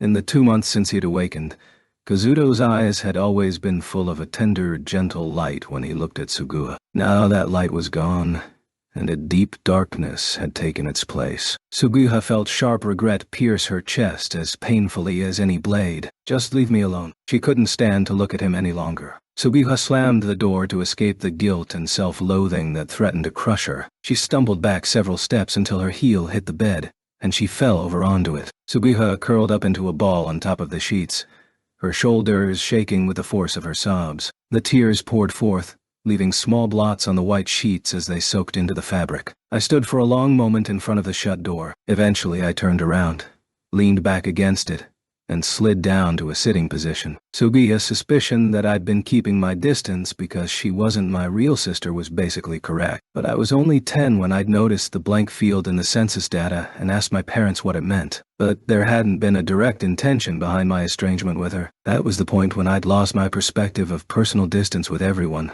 not just Suguha. I had no memories of my actual parents, and Minatake and Midori Kirigaya had loved me exactly the same both before and after I knew the truth. So it wasn't an external shock to my system. Instead, the event planted the seed of a very odd sensation deep inside of me, where it took root. It was a kind of suspicion, a constant question in every interaction. Who is this person, really? No matter how long I'd known them, no matter how well I knew them, even my own family members, I couldn't prevent that thought from running through my brain. Who is this person exactly? Do I really know them? Perhaps that was one thing that drove me to the world of online games. On the net, it was natural for every character to have a secret inner side. No one really knew anyone. Interacting in this world of falsehood where that was taken for granted just seemed comfortable to me. I plunged headfirst into net gaming around 5th or 6th grade and never looked back. It would eventually take me into a world that I wouldn't escape for an entire 2 years. If it weren't for the whole game of death thing, Sword Art Online could have been my paradise. A world of false dreams from which I'd never wake. An unending virtual realm. I tried to play the role of Kirito, just an unfamiliar nobody. But being trapped in that full dive experience, and unable to escape eventually, led me to one pure truth. The real world and the false world were ultimately the same thing. Human beings only recognized the world based on the information their brains received. The only thing that made an online game a false world was that it could be left behind with the simple flip of a switch. SAO was a world that my brain recognized with electronic pulses, and a world that couldn't be escaped. And that description matched the real world perfectly. Once I had that epiphany, I understood how empty the doubts that had plagued me since the age of 10 really were. There was no meaning to wondering who anyone really was. All you could do was trust and accept them. The people you knew really were the people you knew. I could hear the faint sound of Suguha sobbing through the door. When I first saw her face after returning alive from SAO, I was openly and honestly happy to see her again. I knew that in order to make up for the years of distance that my pointless issue had caused, I'd need to close the gap by treating her the way I truly wanted. But it seemed that over those 2 years, Suguha had discovered her own truth about me. She'd learned that I was her cousin, not her brother, and the shift in the distance she felt was surely alarming and strange to her. A challenge to accept. And assuming that she didn't know the truth, I'd been totally unaware of what was happening to her. I'd revealed my feelings toward Asuna on multiple occasions in Suguha's presence. I'd even cried over Asuna in front of her. I could never have imagined that it was hurting her so much to hear that. And that wasn't all. Suguha had never been one for computers and video games. It must have been because of me that she'd started on a VMO of her own. Suguha had spent countless hours diving into that virtual world, trying to know more about me, creating another version of herself. Lifa, the girl who'd helped me time and time again in Alfheim, was Suguha. Yui had said the reason I ran into her first thing after logging in was possibly due to another person in the vicinity being logged into Olo. It wasn't just the local vicinity. It was from the same damn house. Our global IP was the same. Leafa and I had been fated to meet this way. But even as Kirito, I couldn't think of anyone but Asuna. And I hurt Leafa just like I hurt Sugua. I squeezed my eyes shut and opened them so hard it was practically audible, then jumped vigorously to my feet. Now was the time to do something for Sugua. If there was one thing the people of Sao had taught me, it was to reach out when words weren't enough. The loud knock jolted Sugua out of her detached haze, and she hunched tighter in response. She wanted to shout out not to open the door, but the only thing that left her throat was ragged breath. But Kazuto didn't turn the knob. He spoke through the door. Saga. I'll be waiting on the northern terrace of Alnay. His voice was calm and gentle. She could sense him leaving her door. Farther down the hallway, the door to his room opened and shut, and silence descended. Suguha shut her eyes tight and hunched up again. The tears that squeezed out made little plips as they hit the floor. There was no shock or agitation in Kazuto's voice. After all the hurtful things she'd said to him, he must have internalized it. He's so strong. I can't be like him. She thought of that painful night several days ago. Like Suguha now, Kazuto had been curled up on his bed, just like her. He'd been crying for the sake of someone he couldn't reach. He'd been like a helpless child with no solution to his problem. The next day, she'd met Kirito. That meant that Kazuto had somehow found information that his sleeping beloved was in Alfheim Online, on the top of the World Tree, and thrown himself into that quest. He'd wiped his tears aside and grabbed his sword, and I told him to hang in there, not to give up, and yet here I am, still crying. Suguha slowly opened her eyes. There was a shining crown ahead of her. She reached out, lifted it, and set it on her head. The pale sunlight falling through the wispy clouds seemed to soften the ancient stone architecture of Aln. Kirito was not at the login location. She checked the map to see that the entrance to the dome was on the south end of the World Tree, while the north side featured a large terrace for events. He would be waiting for her there. Now that she'd come this far, she was afraid to see him. She didn't know what she ought to say, and had no idea what he might tell her. Leafa took a few dejected steps forward and sat on a bench to the side of the square. How many minutes did she spend looking at the ground? There was a sensation of someone landing nearby, and Leafa froze, shutting her eyes. But the person who called her name was not who she expected. I was looking all over for you, Leafa. Despite the whiny tinge to the voice, it was energetic and familiar. She looked up with a start to see a sylph with greenish blonde hair. I reckon. The emergence of this surprising face made her forget the pain for a moment. When asked why he was there, Rikon put his hands on his hips and bent over confidently. Well, I noticed that Sigurd had left the sewer, so when my paralysis wore off, I took my shot and poisoned both of the salamanders dead. Then I went off to find him and make him taste some poison. But he was no longer in Sylph territory, so I decided to just head for Alnay myself. And the only way to get through the mountains was to keep drawing aggro from all the monsters in Foist. The train's off on other people until I made it here this morning. It took all night. So you're saying you packed people with monsters? Look, don't sweat the fine details. Rikon excitedly plopped down next to Leafa, totally unconcerned with her observation. Then he must have realized that she was alone, and looked around curiously. Where's that Spriggan? Did you split up already? Well, Leafa chose her words carefully, inching away to put more space between them. Despite the diversion, there was still a lump of pain in her chest, and no convenient excuse came to mind. The next thing she knew, she was bearing it all. I said some awful things to him. I love him, but I said such hurtful things. I'm an idiot. The tears nearly came flooding out again, but Leafa kept them in. Shinichi Nagata was her classmate in real life, and this was only a virtual world, so she didn't want to burden him with a flood of raw emotion. She turned away and spoke quickly. I'm sorry for being weird. Forget about it. I'm not going to see him anymore. So let's just go back to Sylvain.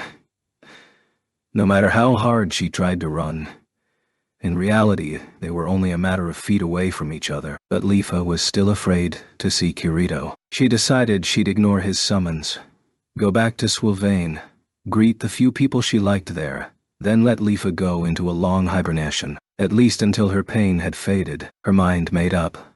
Leafa looked over at Rikon, then abruptly flinched backward. What? Rikon's face was as red and puffy as if it had been boiled. His eyes bulged, and his mouth worked soundlessly. For a moment she forgot they were safe in town, and thought he might have been hit with a suffocation spell. Rikon suddenly darted forward to grab her hands and held them to his chest. "Oh, what's happening?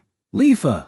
he shouted, so loudly that other players were turning to look. He leaned over Leafa and stared into her eyes, despite her best efforts to pull back as far as possible. You shouldn't cry.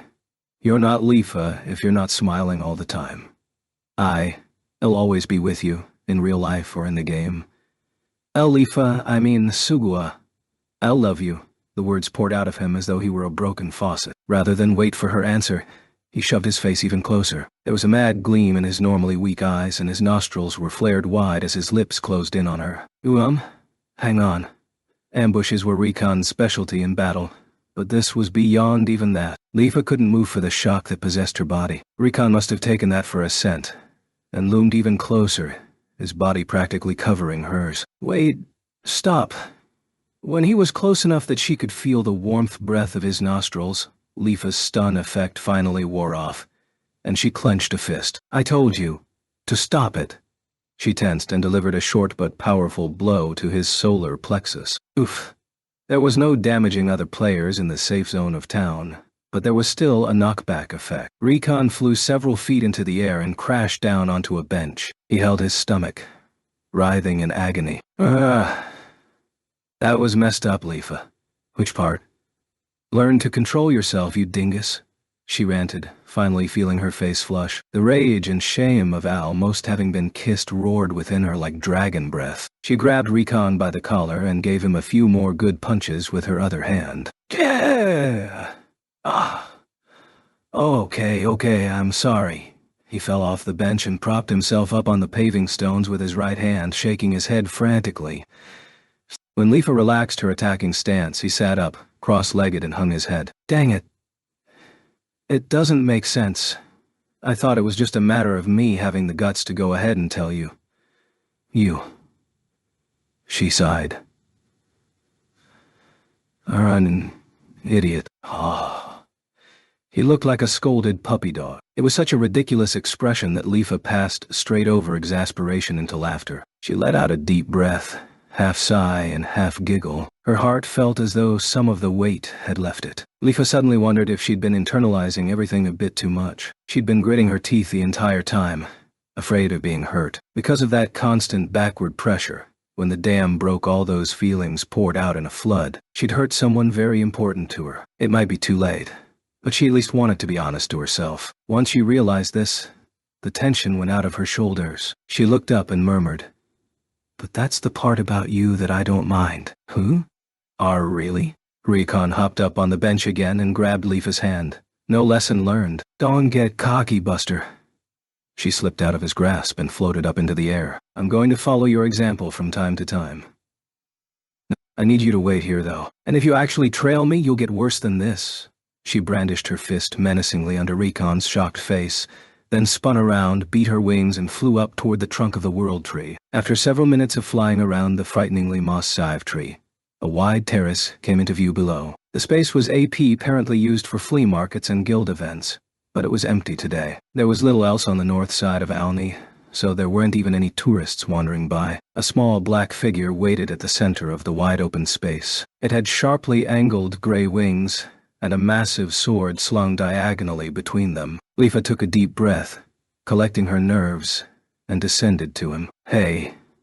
Kirito gave her an easy grin, though there was some tension behind it. Thanks for waiting, she replied. Silence followed. The only sound between them was the whistling of the wind blowing past. Ugh, Kirito eventually said. His eyes were shining with serious intent, but Leafa cut him off with a wave of a hand. She beat her wings and took a step back. Let's have a duel, big brother, to finish the one we started the other day. She put a hand on her katana, and his eyes went wide. He opened his mouth briefly, then shut it. Kirito's dark eyes stared at her, the deep glimmer the only sure he shared with his real-life counterpart, and he eventually nodded. He flapped his wings and stepped back. All right.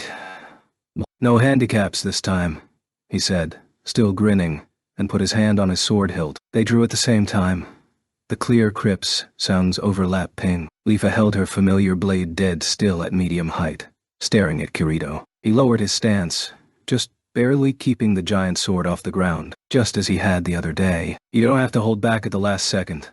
Here goes! They leaped forward as one. In the instant they closed the gap, Leafa had an epiphany. That stance of his she'd thought so preposterous during their duel must have been perfected in this virtual world. After all, he'd spent every day of those 2 years fighting for his life. For the first time, she wanted to know what he'd seen, what he'd felt, and how he'd lived in that other world.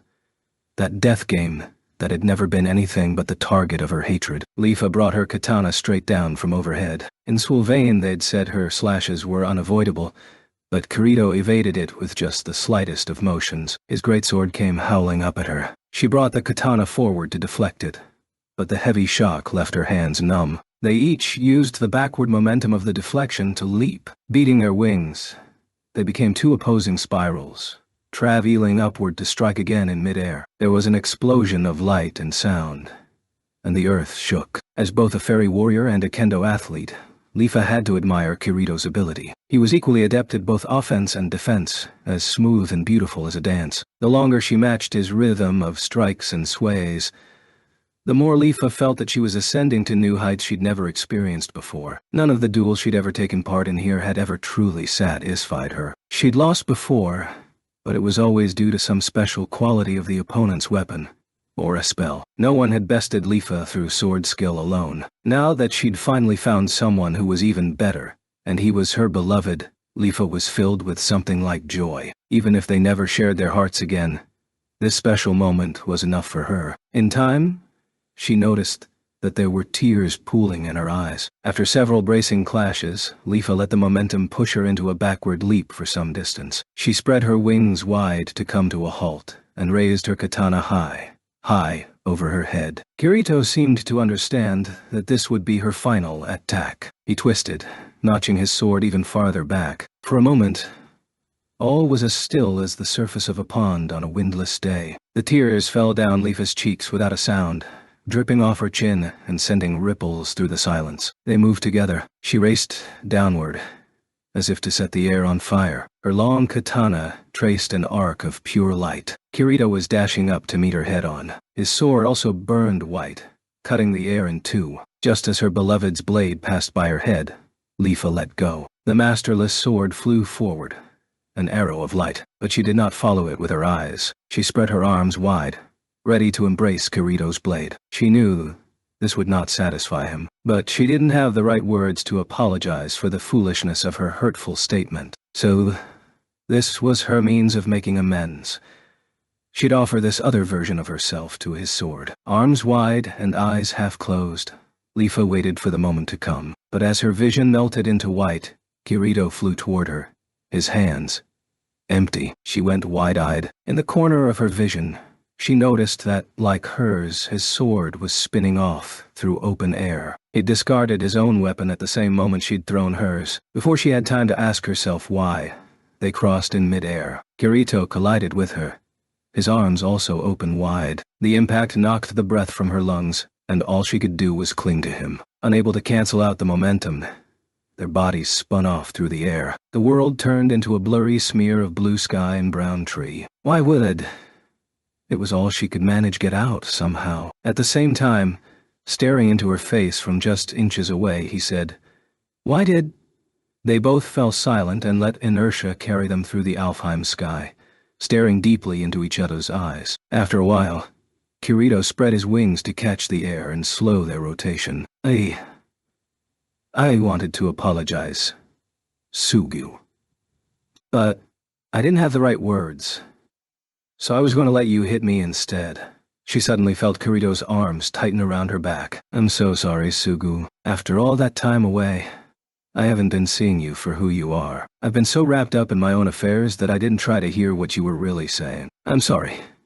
The tears poured out of Leafa's eyes as she intook his words. "No, I'm the one who—" But she couldn't continue. Leafa sobbed audibly, burying her face in his chest. She was still thinking she wanted the moment to continue forever when the two of them came to a soft landing on the grass. Kirito continued stroking her head as she sobbed and hiccuped, but a few minutes later he began to speak in hushed tones. To tell you the truth, I still haven't really come back from there. It's not over yet. My real life won't start again until she wakes up. So I still don't know what to think about you, Sugu. Okay, she murmured, nodding. I'll be waiting for the moment you truly do come back to our home. I'm here to help. Tell me about her, and how it was you came to this game. 8. After they recovered the 2 discarded swords, Kirito and Leafa flew back to the landing before the guardian statues at the tree gate. To Leafa's surprise, Rikon had been obediently waiting there. His face ran through a blinding series of emotions upon seeing the black-clad Spriggan next to her until, finally, he inquired, So, how did it go? Leafa beamed and said, We're going to conquer the world tree. Me, you and him. Oh, wait, what? He faltered backward, face pale. She patted him on the shoulder, wished him luck, and turned to look at the massive stone doors. They seemed to be emitting a freezing chill to intimidate all comers. However, after having seen a warrior as great as Kirito mercilessly crushed by those guardian knights not long ago, Leafa didn't think that adding 2 more to the party would make a difference. She looked over and saw that Kirito was biting his lip, his face tense. But suddenly he looked up, as though pondering a sudden idea. You there, you. Before the words had finished coming out of his mouth, a light coalesced in midair, and the familiar Pixie was there. She put her hands on her hips and pouted, clearly furious. What took you so long? I can't appear until you call me Papa. Sorry. Things were busy. He grinned apologetically and offered his palm to the Pixie, who sat down on it. In a flash, Rikon craned his neck over to examine her with rabid curiosity. Is this a private Pixie? I've never seen one before. Holy cow, she's so cute. He pulled back in concern, eyes wide. Who is this person? Come on, you're scaring her. Leafa scolded Rikon, pulling him away by the ear. You don't have to worry about him. He's not dangerous.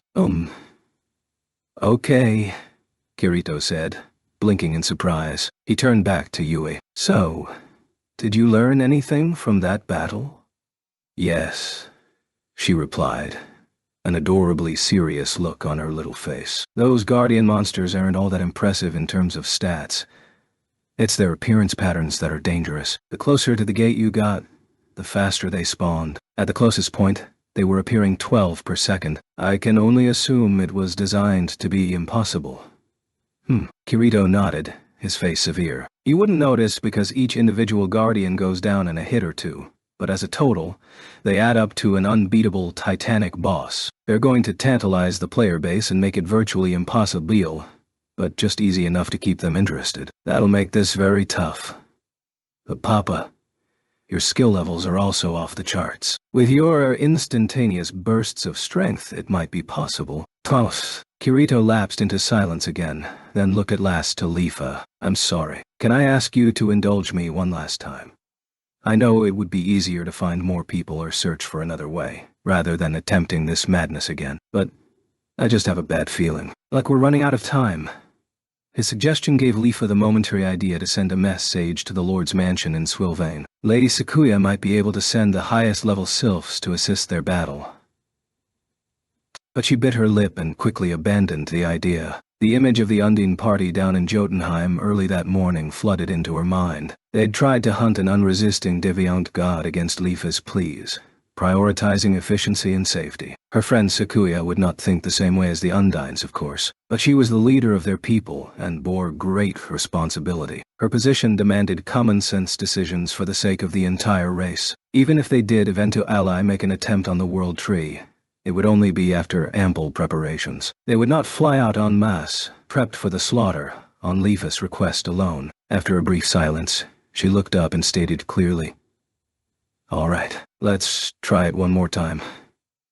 I'll do anything I can to help. And so will he. Always. She elbowed Rikon in the ribs and he exhibited his very best droopy-eyebrowed whimper, but he grudgingly admitted that he and Leafa were of one body and mind, nodding in resignation. The stone doors opened with a rumbling that seemed to issue from the very center of the earth. Leafa's wings trembled slightly at the eerie aura that seemed to flow from the space beyond. She'd been in a blind haste when racing after Kirito earlier, but standing in front of it now, she had to admit there was a palpable feeling of pressure exuding from the place. But on the inside, she was surprisingly calm. She was in the eye of the storm. Both here and in the real world, everything was loudly and alarmingly changing around her. She had no idea where it was all taking her. All she could do was fly, to the best of her ability, toward the light on the horizon. Kirito, Leafa, and Rikan drew their blades. Along with Yui, 4 pairs of eyes examined one another. Wings were spread. "Let's go." Kirito signaled the charge, and they rose as one, flying into the dome. Their plan called for Kirito to begin racing upward as fast as he could toward the gate in the center of the dome. Leafa and Rikan would remain near the floor and ready their healing spells. She could see the glowing surfaces on the ceiling begin to drip downward into gigantic white shapes. They bore down on Kirito, screeching in that horrible way. When the first wave of knights met the now tiny Spriggan in midair, a rumbling blast of light shook the dome. Upon seeing several of the giants fall to pieces, split through the torso, Rikan murmured, "Wow." The force of his blade was indeed formidable, but the sight of what was happening beyond Kirito's mad dash sent chills throughout Leafa's body. There were just too many of them. The sheer density of the forces pouring out of the latticed ceiling was beyond any scale of game balance. Even the dungeons in Jotunheim, the most diabolical zone in all of Alo, wouldn't feature spawn rates anywhere near this pace. The Guardian Knights bunched up into packs and dashed themselves against Kirito in roiling waves. Each collision resulted in a bright flash, after which the large white bodies would fall to pieces like snow. But for everyone vanquished, 3 more AP. When he was halfway to the gate, Kirito had lost about 10% of his hit points. Leafa and Rikan didn't miss a beat in unleashing the healing magic they'd kept stored for that moment. Blue light surrounded Kirito's body, and his gauge began to refill. But when the spell reached him, something terrible happened. The lowest flying pack of Guardian Knights screeched in unison and turned toward them. "Ah!" Rikan gasped in panic. Leafa could feel the gaze behind their mirror masks directed at her. She clenched her teeth. Leafa and Rikan agreed not to target Kirito with anything other than healing spells to minimize the notice they might draw. Normally, monsters didn't pounce unless a player moved into their response zone, or attacked them with ranged weapons or spells. But these guardians ran on a different algorithm than the monsters outside, one more dangerous and pernicious. If they could target even players casting support spells, then the orthodox system, backers in the front, healers in the back, meant nothing. The half-dozen knights ignored Leafa's silent plea to buzz off and descended on multiple pairs of wings. They carried enormous swords, each easily taller than her, that glinted with a hungry light. She turned to Rikan and shouted, "I'll draw them away. Just keep healing." And without waiting for an answer, she made to rise. But Rikan, who had always obeyed her commands in battle, grabbed her hand. When she turned around in shock, his voice was trembling, but his eyes were hard. "Leafa, I don't understand everything that's going on here, but it's important to you, right?" "That's right. This time it's not just a game. I don't think I can match up to that Spriggan, but I'll find a way to deal with those guardians." Rikan leaped into the air, controller stick in his hand, and as Leafa watched, dumbfounded, he flew off, charging directly into the swarm of knights. "You idiot."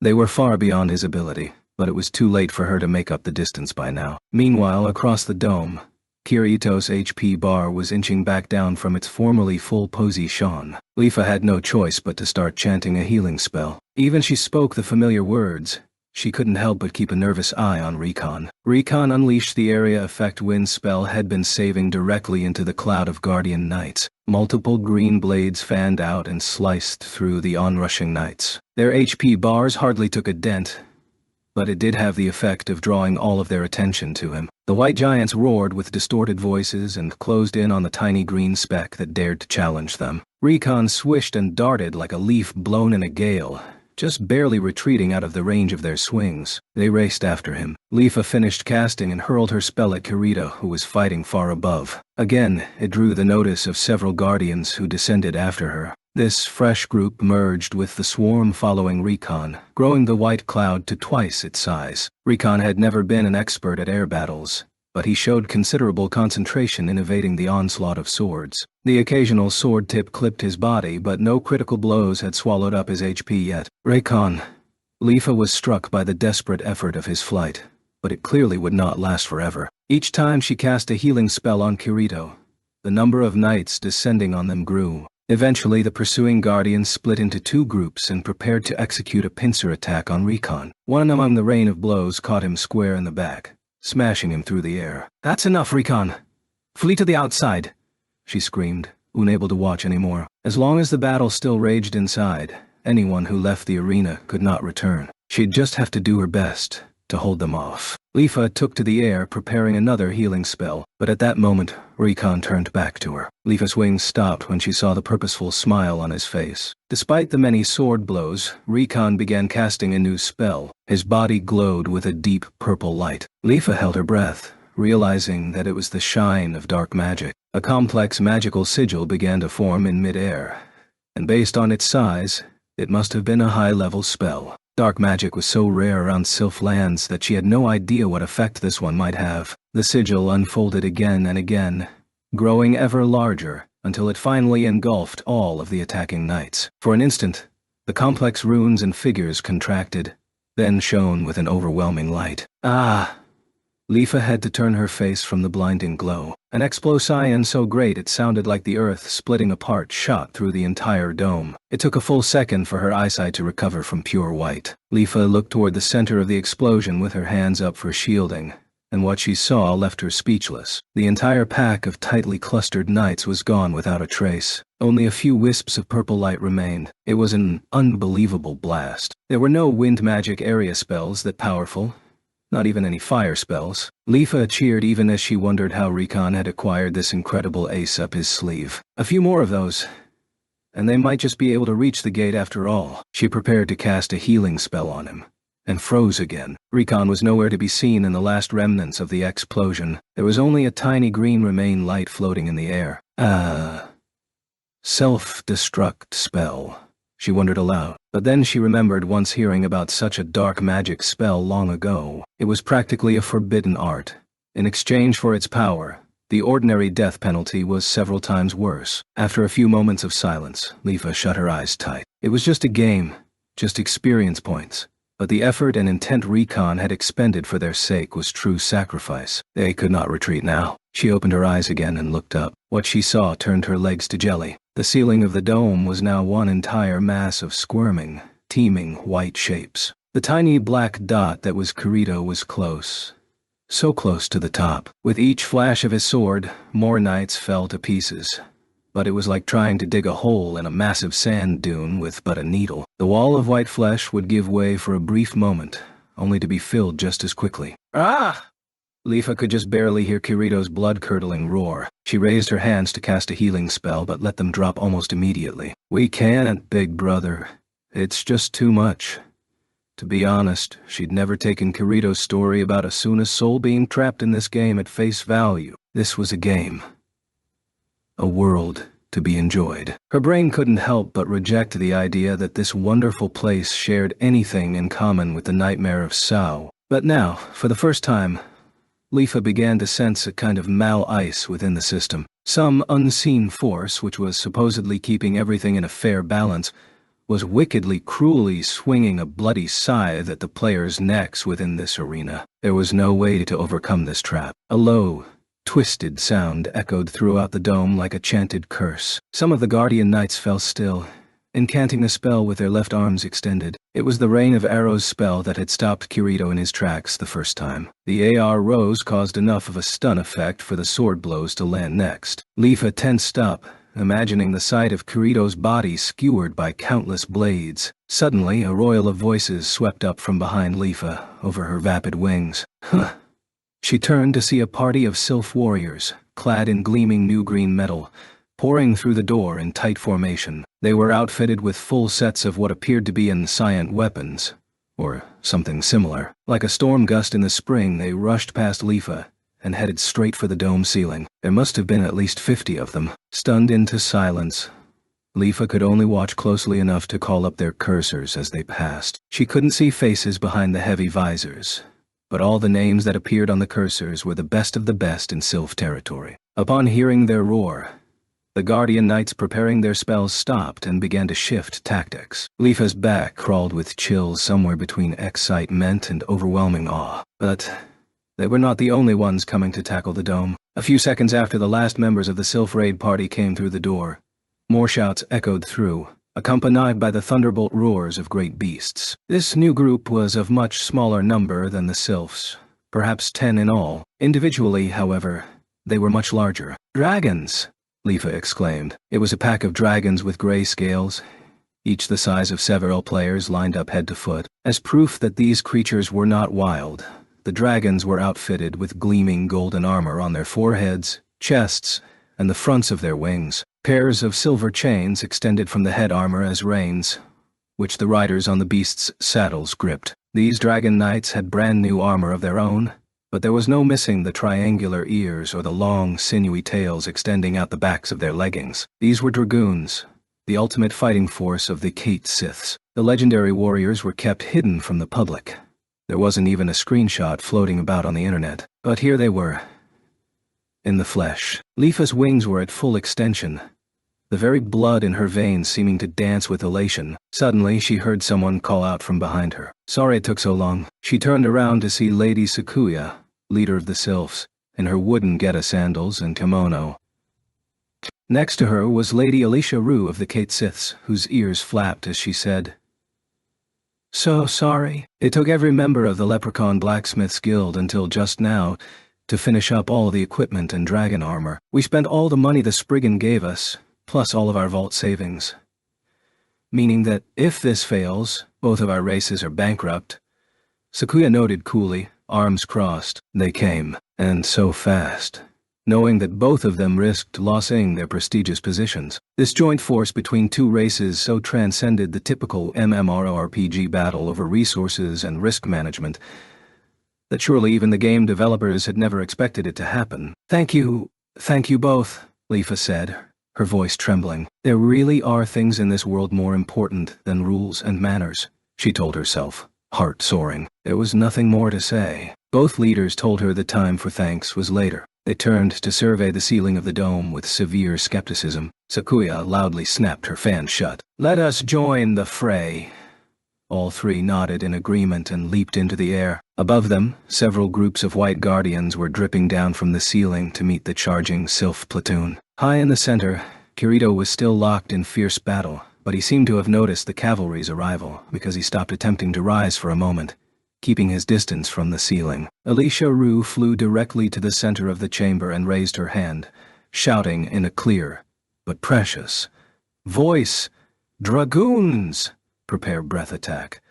The 10 dragon knights formed a wide, hovering circle around the 3 of them. The dragons spread their wings wide and curved their necks into S-shapes, orange flickers of fire visible behind their deadly fangs. Next, Sakuya raised her lacquered fan. "Sylphs, prepare your extra attacks." The tight pack of warriors held their swords overhead as they charged. The blades were enveloped by a lattice pattern of emerald green light. A large congregation of the Guardian Knights, so dense they resembled white maggots, descended upon them with hideous screeches. Alicia Rue waited for the creatures to get as close as possible, biting her lip with a long canine, then finally raised her hand and barked another order. "Unleash fire breath."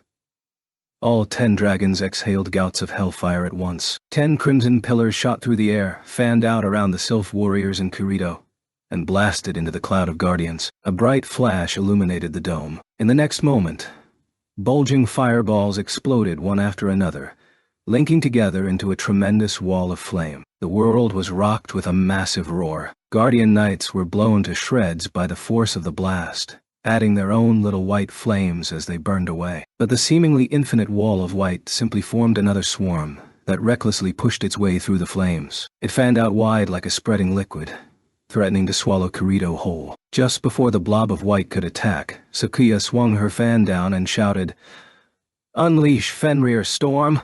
With perfect precision, the Sylph platoon thrust their swords as one. Green lightning pulsed through 50 blades and then shot through the air to pierce the cloud of knights. Everything was again awash in white light. There was no explosion this time, but instead thick bolts of ravenous lightning racing through the enemy, churning them to bits. Twice decimated, the center part of the wall of Guardian Knights did indeed seem to be hollowing out. But like wood flowing back into shape, that depression was filling in from the sides. This was their only chance, Leafa knew. She drew her long katana and darted forward. The two leaders had come to the same conclusion. Sakuya's voice cracked through the clearing like a whip. "All units, charge!"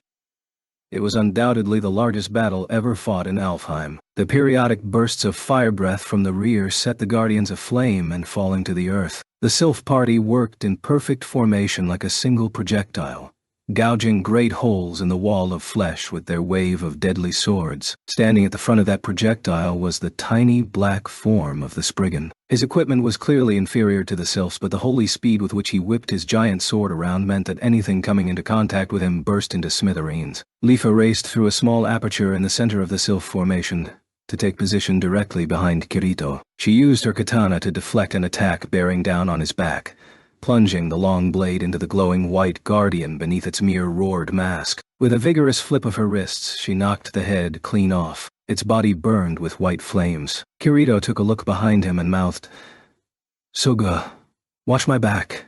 I've got you covered," she indicated with a glance, turning to stand back to back with him. They stayed that way, spinning round and round, slashing and hacking at the oncoming knights. The giant guardians would not be so easy in a one-on-one fight. But standing next to Kirito and matching his speed, Leafa felt the enemy moving slower and slower. Or was her mind just working faster? It felt as though all of the stimuli from all of her senses were focused at one single point in the center of her brain. This was a sensation she'd only noticed a few times before, during kendo competitions. It was as though she and Kirito were one. All of her nerves and brain cells were connected and racing with pale electronic pulses. She knew where Kirito was moving behind her without seeing him. As they spun together, Leafa struck the head off the Guardian Knight Kirito had been sparring with, while he sank his sword directly into the wound she'd made in the enemy she'd just left. Kirito, Leafa, the Sylphs, and the Dragoons all formed one being of pure energy that melted, gouged, and burst through the limitless flood of knights. Though the enemy might be endless, the spatial limits of the dome were fixed. As long as they kept proceeding forward, their moment of victory would come. "Saya!" Leafa cried, splitting a guardian's body straight down the middle. For an instant, through its crumbling corpse, she saw the ceiling. Rah! Kirito broke away from Leafa's back and plunged through the gap in the wall of flesh like a bolt of black lightning. The last line of Guardian Knight defense roared with hatred and closed in on all sides. There were at least 30 of them. "Kirito!" On pure instinct, Leafa pulled back her sword and hurled it with all her might at Kirito's left hand. The light green hilt of the spinning katana fit right into his palm, as though it were being pulled to it. With a bellow that seemed to shake the entire dome, he alternated swipes of the blades, greatsword in his right hand and katana in his left. A slash down from the right, a slice up from the left. The two shining swords traced slightly different angles each time, until they formed a glowing circle of white like that of the corona around a solar eclipse. The Guardian Knights were torn to ribbons by dozens of light-speed slashes, their remains littering the air. Beyond the quivering ring of end flames, she could see it clearly now. Right in the center of the vine-crossed ceiling of the dome was the round door, split into 4 sections. The final gate of Alfheim, leading through the trunk of the World Tree to the palace, seated at its crown. The black figure left a trail of light as he raced for the gate. He was through at last. Before Leafa's eyes, countless layers of Guardian Knights surged forward and buried the hole that had been there just an instant before. Sakuya had seen Kirito break through the line of defense and shouted an order. "All units, turn back and disengage!" Leafa joined the Sylph squad and headed into a dive as the dragon's fire breath protected their backs. For an instant, she looked back at the ceiling. She couldn't see Kirito for the wall of guardians, but in her mind's eye, he flew higher, ever higher, toward the heights that no one had yet reached. Fly, fly, fly as far as you can. Through the tree, through the sky, to the center of the world. I closed the final distance so fast I thought my brain cells would fry. Before my eyes was the final round gate. 4 stone slabs met in the center to form a cross shape, and beyond them, Asuna, along with the half of my soul that had been left behind in that fateful realm. From behind me came a scream of hatred from the Guardian Knights. I looked back, sensing their pursuit. There were fresh knights being born without end from the glowing apertures around the gate, and they flew down to intercept me, but I was faster. I could reach out and touch the gate now, and yet, it won't open, I exclaimed with shock. The gate would not open. I'd assumed the heavy, evil-looking door would simply slide open once I got close enough, but the intersecting cracks showed no signs of budging. It was too late to slow down. I held my right sword at my side, preparing to smash my way through the stone wall if it came to that. The next instant, I slammed into the gate with astonishing force. The tip of the sword sent sparks flying with the impact, but there wasn't the slightest sign of a scratch on the stone surface. "Yui? What's going on?" I screamed in the chaos. Was it not enough just to break through the Guardian Knights? Did I need a special item or some other condition? I prepared to swing again out of instinct, until Yui popped out of my shirt pocket with a jingle. She touched the stone door of the gate with her tiny hand. "Papa," she turned to me, speaking quickly. "This door isn't locked with a quest-related conditional. It's controlled by a system admin switch, nothing more." What does that mean? "It means nothing a player can do will open this door." I was at a loss for words. The grand quest at the center of the game, to reach the city atop the world tree and be reborn as true fairies, was nothing more than a giant carrot, endlessly dangled out of reach of the game's player base. So not only was this battle's difficulty set to the extreme, the door was locked by nothing more than the will of the game manager. I felt my body go limp. The roars of the Guardian Knights bearing down washed over me, but I didn't even have the will to swing my sword anymore. I was so close, Asuna, so close. I almost reached you. Will that little sliver of warmth you dropped to me be the last time we ever touch? No, wait, wasn't that? My eyes flew open. I stuck a hand in my waist pocket. Yes, the little card. Yui had called it a system access code. "Yui, use this." I stuck the silver card in her face. Her eyes went wide and she nodded. Yui brushed the card with one of her little hands. A few lines of light ran across the card and into her. "I'm copying the code," she shouted, and slapped the surface of the gate with both hands. I had to squint at the flash. Blue lines of light spread out from the spots Yui touched, and in moments, the entire gate glowed blindingly bright. "It's copying. Grab hold, Papa." I touched her little hand with my fingertips. The lines of light passed through Yui and flowed into me. Suddenly, I heard the scream of the Guardian Knights right behind me. I had barely even time to flinch before several of their massive swords bore down, but they passed right through me, as though the swords had no physical form. But in truth, it was I who was dematerializing. My body was fading away, blending with the light. I felt a sudden tug pulling me forward. Yui and I became a flow of data, melting into the glowing white screen that had been the gate. My mind was blank for only an instant. I shook my head and blinked a few times, fighting off the after effects of teleportation. This was similar to the symptoms of a teleport crystal back in Aincrad, but unlike the ever-present bustling of any city's teleport square, I had landed in the midst of absolute silence. I slowly rose from a kneeling crouch. Yui greeted me, looking nervous. She was not a pixie anymore, but her original 10-year-old form. "Are you all right, Papa?" "Yeah, where are we?" I looked around. It was a very strange place. Unlike the detailed and beautiful environs of Sylvain and Aon, which fit into the expectations of what a modern game looked like, this location was nothing but flat white surfaces, with no details or textures whatsoever. We seemed to be in the middle of a long hallway. It was not straight, but curved gently to the right. I looked behind me and saw a mirrored bend in the other direction. We were in a very long curve, or perhaps even a circle. I don't know. This place doesn't fall within the map info nav pixies have access to, Yui said, troubled. "Can you tell where Asuna is?" I asked. She shut her eyes, and then almost instantly nodded. "Yes, she's close. Very close. Above us. This way." She ran off silently, her bare legs flashing out of the familiar white dress. I put my greatsword over my back and hurried after her. The katana I'd been holding in my left hand was gone. When I teleported, it must have been automatically returned to Lifa, its proper owner. If she hadn't thrown it to me when she did, I would never have made it to the gate. I shut my eyes and said a silent word of thanks to the physical memory of its hilt in the palm of my hand. After most of a minute running after Yui, a square door came into view on the left, the outer side of the curve. It too had no visual features whatsoever. "We can go up from here." I stopped next to Yui and took a glance at the side of the door, and froze. There were two triangular buttons on the wall, one pointing up and one pointing down. I'd never seen their like in the game, but they were a familiar sight in the real world.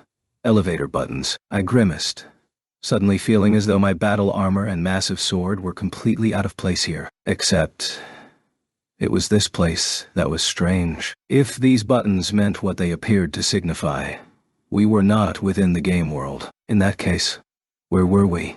That question left my mind as quickly as it formed. It didn't matter. Asuna was here. I reached out and hit the upper arrow button without hesitation.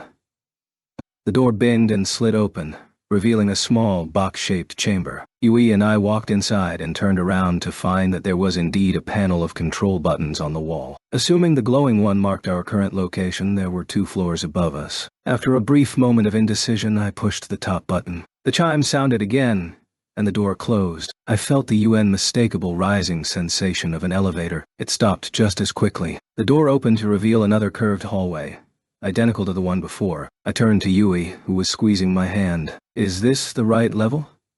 "Yes. We're very close. She's just over there," Yui replied, pulling me onward. We raced down the hallway for another minute, my heart beating faster and faster. Eventually we came to a door on the inner wall of the hallway, but Yui ran right past it without a glance. After a few more moments, she stopped at a nondescript point in the middle of the hall. "What is it?" "There's a passage through here," she murmured, rubbing the featureless outer wall. Her hand stopped still, and just as with the stone gate, blue lines of light began to run through the wall where she touched, wriggling away at right angles. Thicker lines suddenly cut out a square piece of the wall, and with a brief buzz, it disappeared completely. Just as Yui had said, there was another plain white hallway extending out from the intersection. The little girl headed down the new hallway silently, then sped up and broke into a run. Her young face was dark with desperation and haste. Asuna had to be near. Faster. Faster. It was the only thing on my mind as we raced down the corridor. Eventually it came to an end, a square door blocking our progress. Yui didn't bother to slow down, extending a hand to shove the door open. We were greeted by a massive setting sun. The world was surrounded by endless sunset. I had trouble processing what I was seeing at first, until I realized that I was standing at an unfathomably high altitude. The horizon was clearly curved from this vantage point. The wind howled in my ears. I couldn't help but remember a similar moment. Another view of infinite sunset as I sat side by side with Asuna, watching the end of Aincrad. Her voice echoed in my ears. "We'll always be together." "Yeah, that's right. I'm back," I muttered, looking at my feet. It wasn't a platform of crystal, but a frightfully thick tree branch. Finally my vision regained its proper sense of scale against the endless field of deep red. Overhead, leafy branches stretched out in all directions, as though supporting the very heavens above. Below were more and more branches, and past them was a thin layer of clouds. Far, far beyond that, I could see the faint reflection of a river surface as it wound through rolling fields. I was on top of the World Tree, the peak of the world, the place that Leafa, that Suguha had dreamed of for so long. But I slowly turned back. The giant wall that was the trunk of the tree stretched up and far away until it finally separated into more branches. "There's no city in the sky," I murmured. There was only those bland white corridors. They were not meant to be the city atop the tree, obviously. And if the setup for the main quest was correct,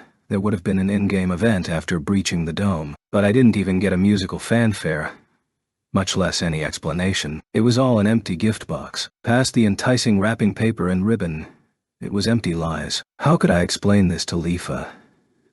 After all of her dreams of being reborn as a high fairy.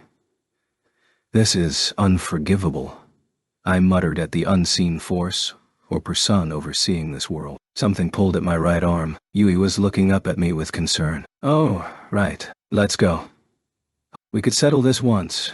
Asuna was safe. It was the only reason I was here after all. The large branch stretched ahead toward the sunset. An artificial path was carved into the center of the wood. What lay ahead was obscured by the growth of leaves, but through them I could see something gleaming and golden, catching the light of the sun. We took off running toward it. Several minutes of incendiary haste and desperation passed, driven by the thought that my long-awaited moment would arrive in just a matter of seconds. It seemed as though my sense of time was lengthening, each tick of the clock an eternity. We pushed through the colorful, oddly shaped leaves and onward down the path. Little staircases went up and down each vertical undulation of the branch.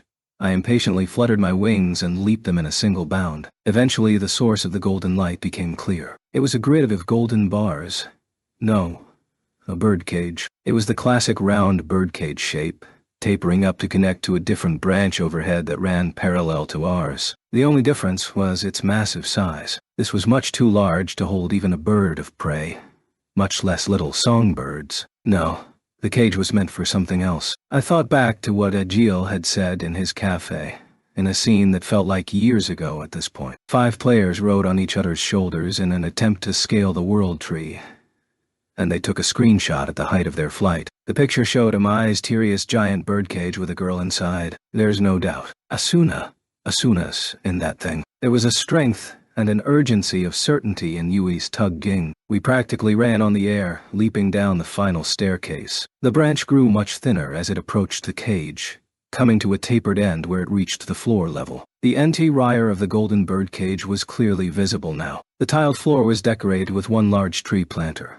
along with a number of small pots with flowers of various types. In the center was a large canopy bed. To its side, a white table with a tall-backed chair, and seated on that chair, her hands folded and head lowered to the table in apparent prayer, was a girl. Long, straight hair.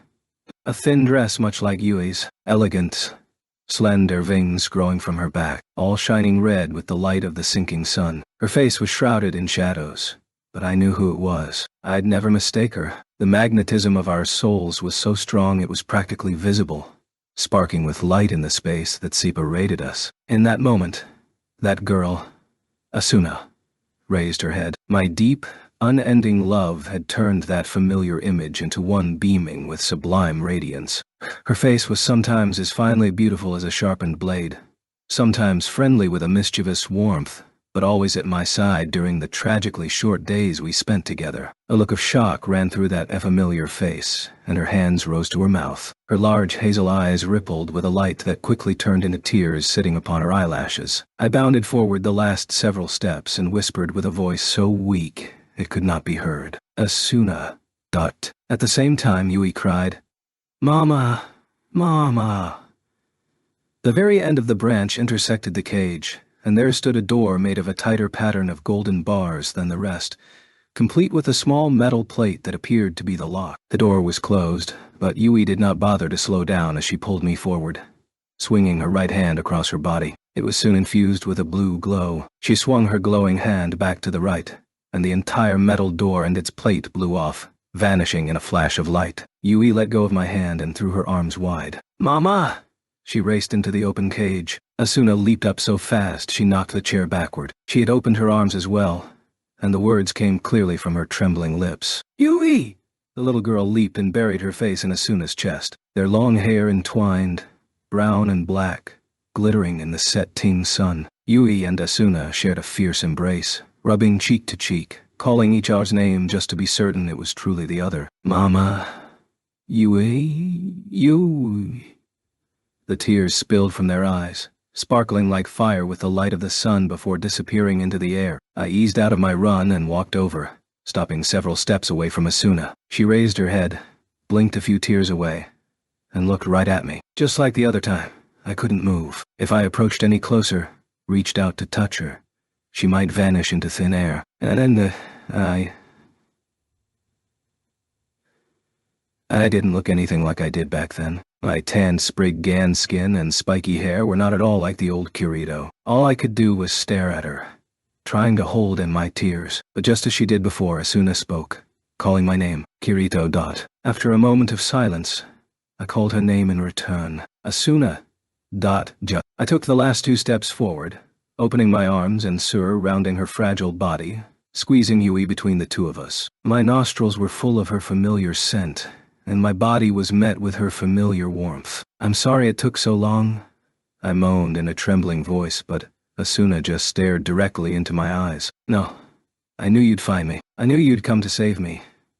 No other words were needed. Asuna and I closed our eyes and each buried our face in the otter's shoulder. Asuna's arms encircled my back and clung tight. Yui panted happily in between us. It's all better now, I thought. If this was to be my final moment, I would gladly burn away into nothing without a single regret. My life was meant to end with that world. I'd kept it going just so I could reach this instant and be complete. No. That's not right. This is where it starts. Now the world of swords and battle is finally over, and we can start a journey together in a new world. Reality. I raised my head. Simon, let's go back to the real world. After our embrace, Asuna and I still held hands, and Yui clung to Asuna's other arm. I looked down at her. Yui, can you manage to log Asuna out from here? She squinted and frowned for a moment, then shook her head. Mama's current status is tied down by some complicated code. I'll need a system console to undo it. Console, I repeated doubtfully. Asuna's voice was tense. I'm pretty sure I saw something like that on the bottom floor of the laboratory. Oh, the lab is the white empty corridor? Yes. You came here through there? Yeah, I nodded. Asuna looked pensive. Were there any weird things? No, I didn't see anything on the way. Well, there might be some of Shugo's henchmen lurking around. I just hope your sword will work on them. Wait, Sugo. Shock and then understanding flooded through me. This is Sugo's doing? He locked you in here? Yes, but that's not all. He's doing terrible things here. Asuna's face was dark with a deep rage, but she shook her head and stopped there. I'll tell you the rest when we get back to reality. Sugo's not at the office right now, as I understand it. We have to use this opportunity to crack the server and free everyone. Let's go. I had plenty of questions to ask, but bringing Asuna back took priority over anything else. I nodded and spun around. Asuna picked up Yui and I grabbed her hand, jogging back toward the blasted outdoor frame. After a few steps, I was stooping over to fit through the frame, and that was when it happened. Someone was watching. I felt a nasty tingling in the back of my neck. It was the exact same feeling I got in Sao when I was targeted. Not by a monster, but by another player with the orange cursor of a murderer. Instantly, I let go of Asuna and put my hand on my sword. Just as I was pulling the hilt, the birdcage was doused in liquid. Then, with a deep-pitched splash, a dark, sticky substance completely covered us. But that wasn't quite it. I could breathe, but the act was laborious. When I tried to move, there was an incredible pressure, like being stuck in a thick, viscous fluid. My body was crushingly heavy. It was agony just to stand. At the same time, the color was draining from the world. The deep red of the sunset that had filled the cage was turning into blackness before my eyes. What is this? Asuna shouted. Her voice was warped as though compressed by incredible water pressure. Deeply disturbed by this phenomenon, I tried to spin around and hold Asuna and Yui safely at my side, but my body would not cooperate. The sheer adhesion of the air clung to me, as though of its own malevolent will. In time, the entire world was total darkness. But that also wasn't entirely true. I could clearly see Asuna's and Yui's white dresses. It was as though every other surface of the world had been painted a perfect black. I gritted my teeth and focused on moving my right hand. The bars of the cage were right next to me. I tried to grab one and pull myself free of the immobilizing space, but my outstretched hand touched nothing at all. It wasn't just an illusion. We had been plunged into an unknown world of darkness. Yui? I was going to ask her for an explanation, but she suddenly writhed in agony within Asuna's arms and screamed, "Ah, Papa, Mama, be careful. Something bad is..." But before she could finish, purple light crawled across her small body. She flashed brightly, and then Asuna's arms were empty. Yui!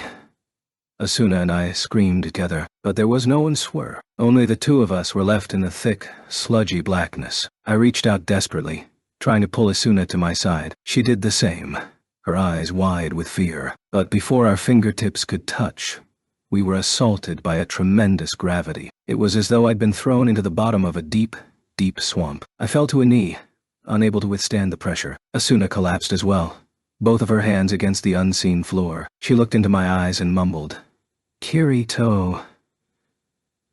I wanted to tell her that it was all right, that I would keep her safe, no matter what. But before I could, a high-pitched, clinging voice echoed triumphantly through the darkness. "And how are you enjoying my new spell? It's planned to go into the next update, but I'm wondering if it might not be a bit too strong."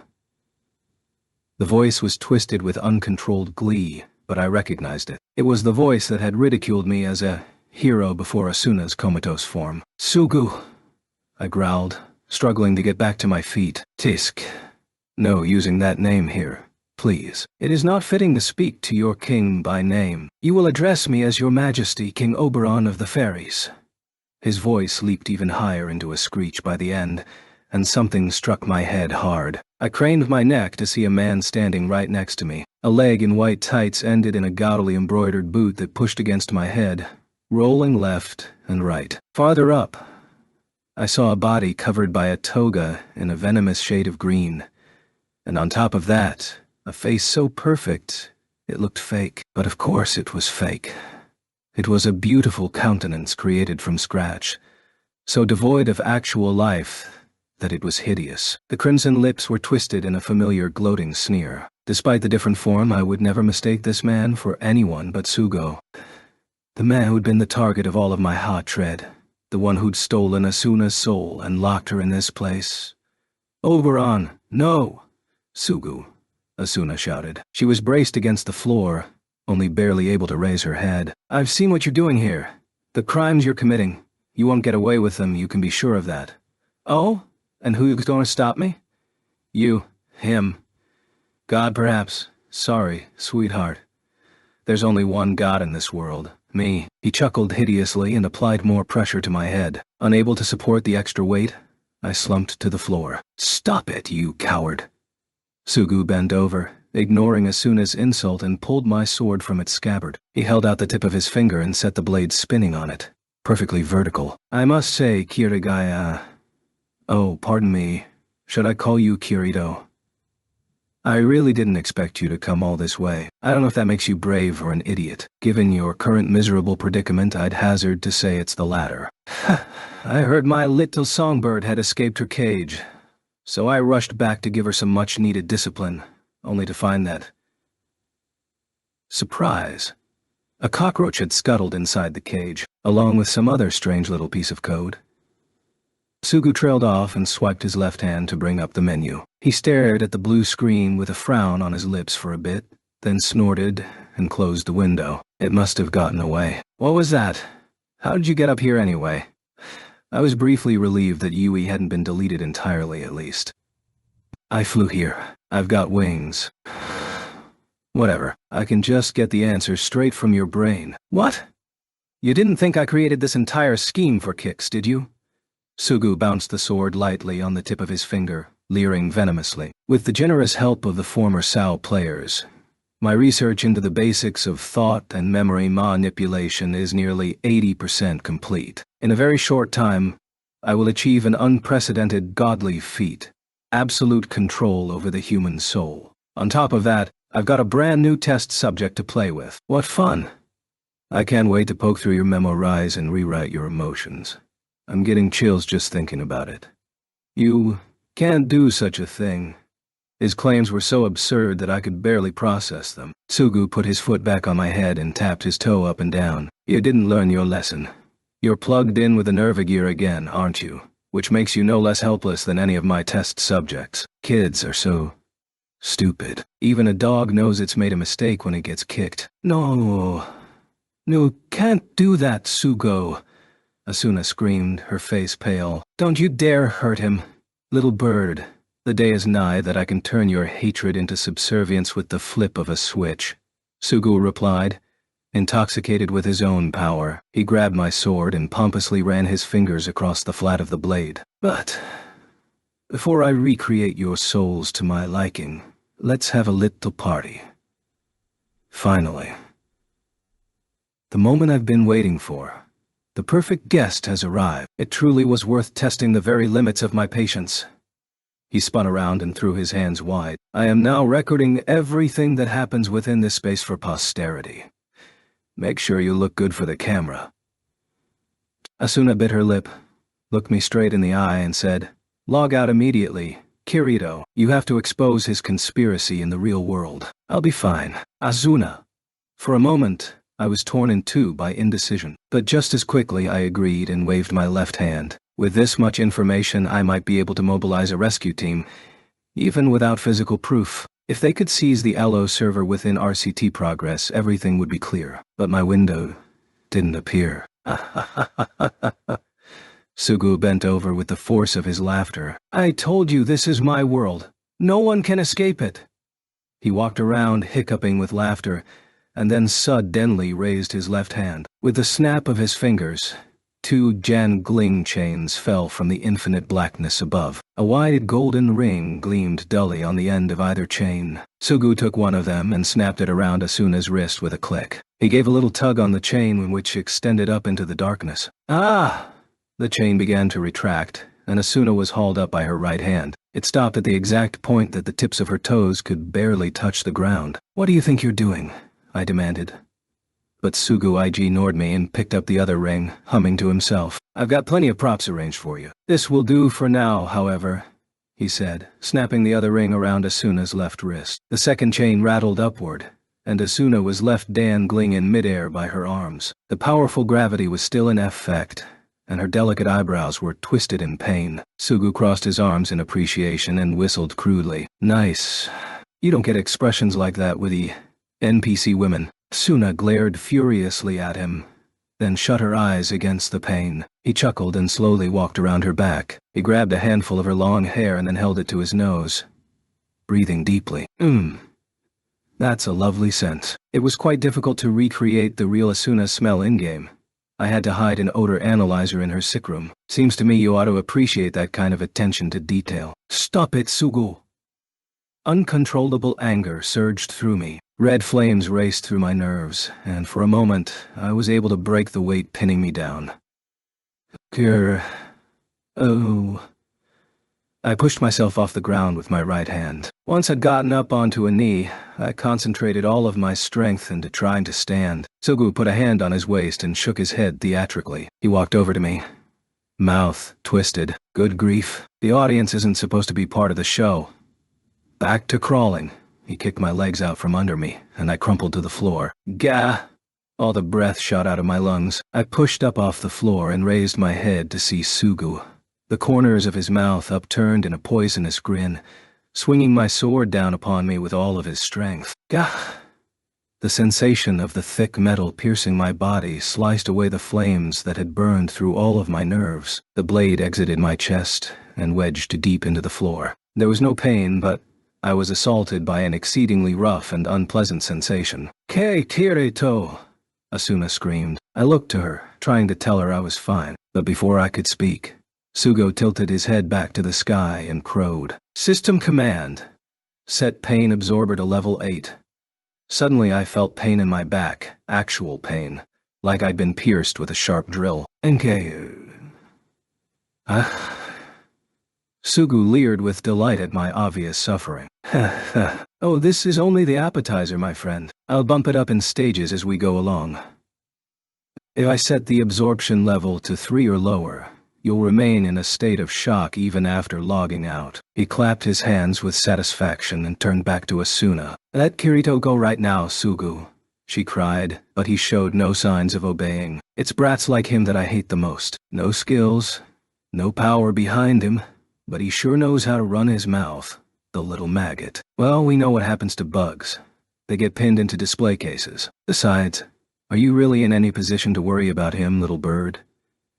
He extended a hand and traced Asuna's cheek from behind. She turned her head, trying to break free, but the powerful gravity kept her from moving. His fingertips ran all over Asuna's face before sliding down her neck. Her features were twisted with disgust. Stop it, Sugu! I shouted, trying desperately to push myself up again. Asuna managed a brave, trembling smile. It's all right, Kirito. I won't let this hurt me. Sugu immediately cackled in his high-pitched voice. That's what I like to hear. How long will you be able to maintain that pride? 30 seconds? An hour? An entire day? Do your best to prolong my pleasure, dear. As he spoke, he grabbed the red ribbon adorning the collar of Asuna's dress and ripped it right out of the cloth. The red fabric flew silently through the air like blood, landing in a limp heap next to me. Pure white skin peeked out from the wide tear in the bodice of the dress. Asuna grimaced in shame, the corners of her tightly shut eyes twitching. Sugu tilted his head in appreciation, smirking as he fondled her skin. His lips opened in a wide crescent, and a vivid red tongue snaked out. I could practically hear the sticky smacking as he licked her cheek. Want to know what I'm thinking about right now?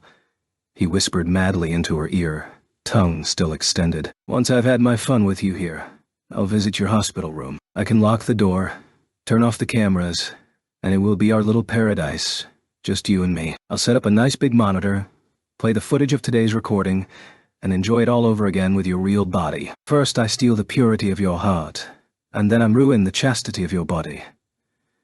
How fascinating. What a unique form of entertainment, don't you think? His falsetto cackling bubbled over, filled the darkness, and died out. Asuna's eyes went wide for a moment, but she bravely knotted her lips. The unstoppable fear turned to 2 clear drops that lingered on her eyelashes. Sugu flicked out his tongue to taste them. Ah, sweet, so sweet. Go on, give me more tears. Blinding white rage burned through my brain. All I could see were sparks. Sugu, you son of a bitch! I screamed, scrabbling wildly in an attempt to stand, but the sword running through me did not budge. I could sense tears forming in my own eyes now. I crawled like a miserable insect, writhing and bellowing. Damn you! I'll kill you! I swear it. You'll die by my hand.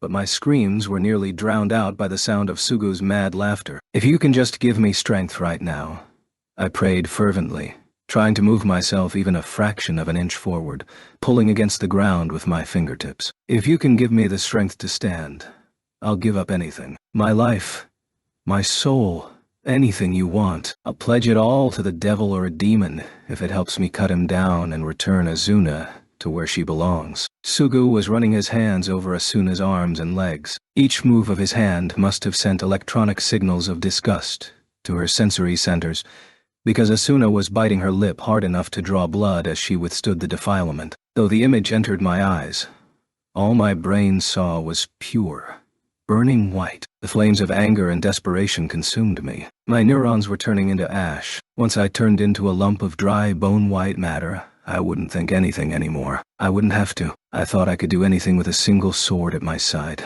I was the hero who stood at the pinnacle of 10,000. The hero who defeated the evil sorcerer and saved the world. It was a virtual world, just a game, developed by a business on basic marketing principles, and I'd imagined it was real, that the strength I found in the game was real strength. Had I been disappointed in the weakness of my actual body once I was released?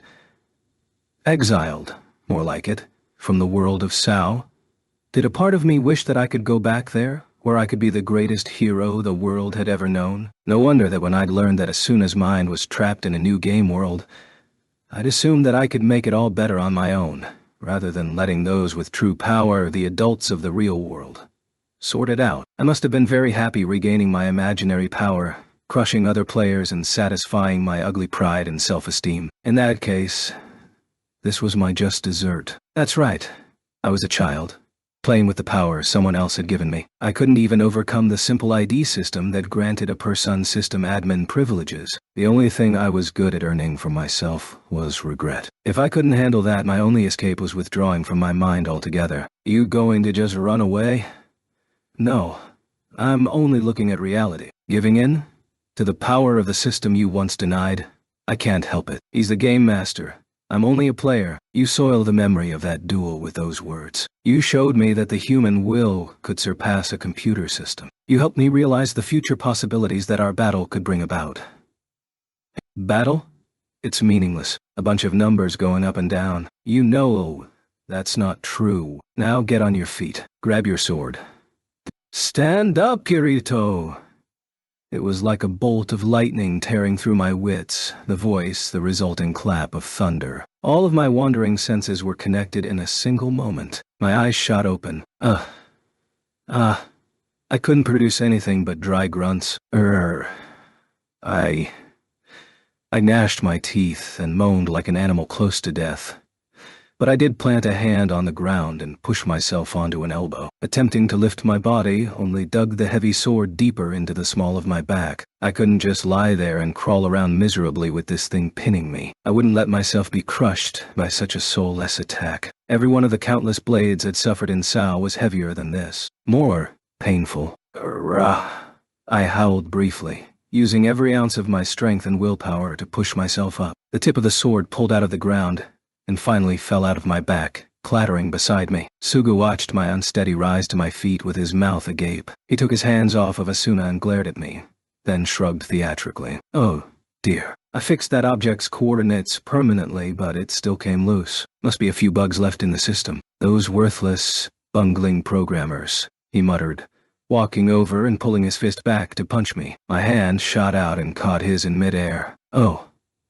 He looked at me with suspicion again. I opened my mouth and spoke a string of commands that had lain dormant in my mind for months. System login. ID. Heathcliff. ... Password. After that came a complex assortment of letters and numbers. Once it was over, the crushing gravity pulling me down finally disappeared. What was that ID? Sugu yelped, teeth flashing. He snatched his fist away from me, leaping backward and swinging his left hand down to open the blue system window. But before his fingers could work the buttons, I entered another voice command. System command. Adjust supervisor privileges. Set ID Oberon to level 1. Sugu's window abruptly vanished. He looked back and forth from the empty space between his hands to my face several times, then swiped his hand again in irritation. Nothing happened. The magic scroll that granted Sugu his Fairy King powers had been spirited away. An ID with a higher clearance than mine? That's impossible. It can't be. I'm the ruler, the creator. I am the emperor of this world. God, he babbled, his voice so high-pitched it sounded like it was playing at double speed. His beautiful features were twisted and hideous. You know that's not true. You stole it. You stole this entire world, and the people left in it. You're nothing but the king of thieves dancing alone on the throne you stole from someone else. Why, you little brat. How dare you speak to me that way? You'll regret this insult. We'll tear off your head and hang it up as a decoration. He jabbed a twisted claw of a finger at me and screeched, System command! Generate object ID Excalibur. But the system no longer heeded Sugu's voice. System command! Obey me, you miserable heap of scrap. Your God commands you. I tore my eyes away from the wailing Sugu to look at Asuna. The dress was nothing more than scraps loosely hanging on her body now. Her hair was tousled, and tear tracks gleamed on her cheeks, but those eyes had not lost their shine. Her hardy soul had not been broken. I'll bring this to an end soon. Just give me a little time, I silently told her as I stared into her hazel-colored eyes. Asuna returned my signal with the slightest of nods. The sight of Asuna's distress lit the fires of rage anew within me. I looked up and said, System command, generate object ID, Excalibur. The space in front of me warped, tiny strings of numbers scrolling past to form a sword. Color and texture flowed upward through it from the tip. It was a beautifully detailed longsword set with a dazzling gold blade. I recognized it as the sword sealed in the very bottom tip of the dungeon at the center of Jotunheim. There was something profoundly distasteful about producing the greatest sword in the game. The stuff of dreams to countless players, with a simple spoken command. I grabbed the hilt of the sword and hurled it at the shocked Sugu. Once he had clumsily caught it, I brought my foot down hard on the pommel of my own sword. It clanged loudly and spun up into the air. I swiped my hand horizontally as the sword fell back to the earth, and caught it perfectly. With the point of my massive dark blade pointed directly at Sugu, I issued my challenge. It's time to settle the score between the King of Thieves and the so-called hero. System command. Pain absorber to level 0. What? That command had raised the sensation of virtual pain to an infinite amount. Panic flashed across the face of the Fairy King despite his golden sword. He faltered a step, then another. Don't chicken out. He never backed down from any situation. Akihiko Kayaba. Kaya. He blanched when he heard that name. Kayaba. Heathcliff, so it was you. You've come to ruin everything again. Sugu waved his sword in the air and screamed in a voice like tearing metal. You're dead. You kicked the bucket. How are you still interfering with my life after death? You always did this. Always did this.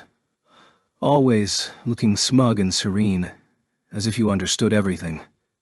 Stealing everything I ever wanted from under my nose. He jabbed the point of his sword at me and continued, You little cretin. What would you understand? Do you have any idea what it was like to work under him, to compete and be compared to him at every turn? I do. I lost to him in a fight and had to be his servant. But I never wanted to be him. I'm not like you. You brat.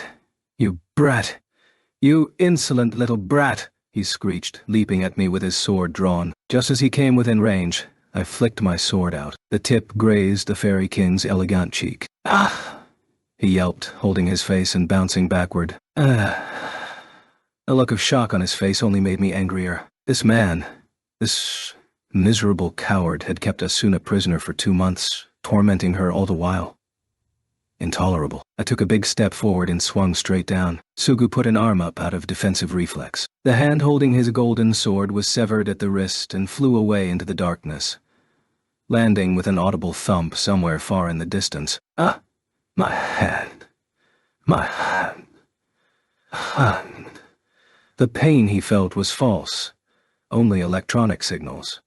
But as far as his brain knew, it was real agony. Yet, it was not enough to satisfy me. It couldn't possibly be enough. Sugu bent over, clutching his maimed arm. I took a hearty swing at his green-clad torso. G.B. Wua!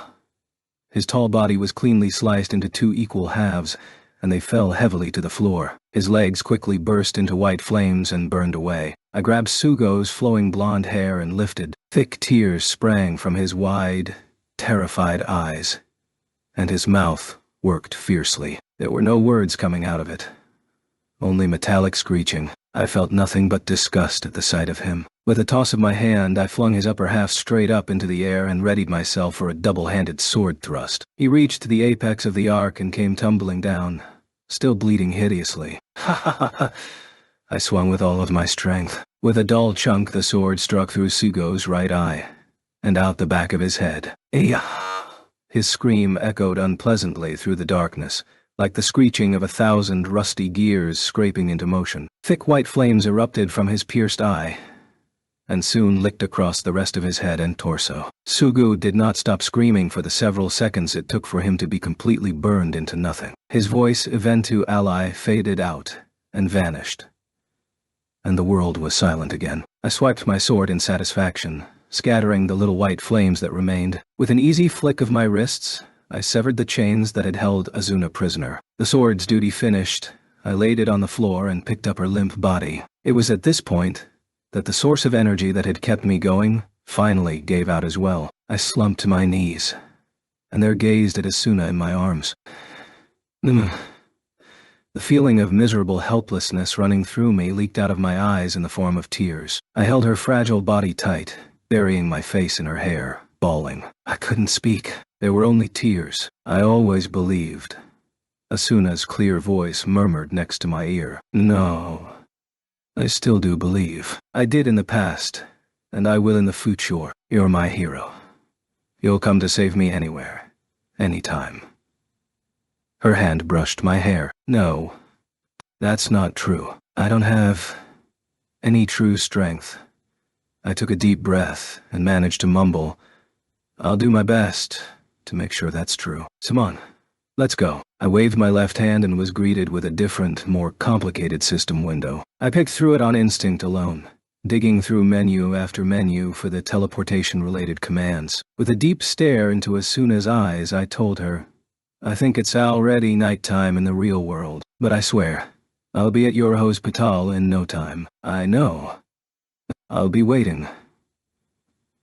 I want you to be the first person I see with my real eyes. She smiled, and with a distant gaze as calm as still water, she whispered, So, it's finally coming to an end. I'm going back to the real world. That's right. You'll be so surprised at everything that's changed. Shut You'll have to take me all over and show me a good time. Yeah. I will.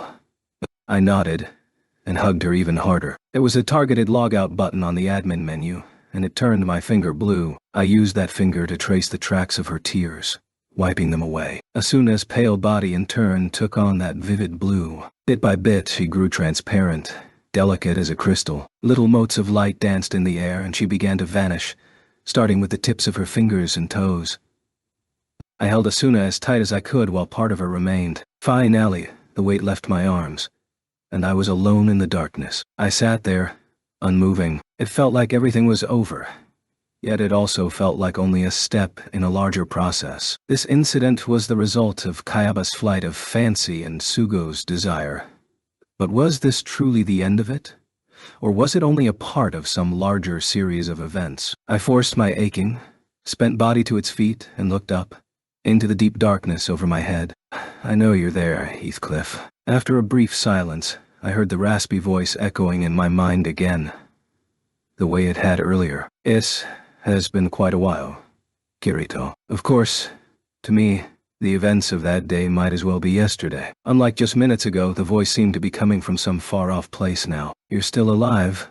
I asked. The voice responded after a brief pause. You could say that, but you could also say the opposite. I am an echo of Akihiko Kayaba's mind, an afterimage. Well, you make as little sense as he did. I guess I ought to thank you.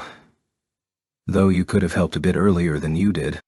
Hey, there seemed to be a tinge of chagrin in the silence. I apologize for that. It was only just recently that this program was reassembled and reactivated from its many hiding places within the system, just at the moment that I heard your voice. Also, your thanks are unnecessary. Why?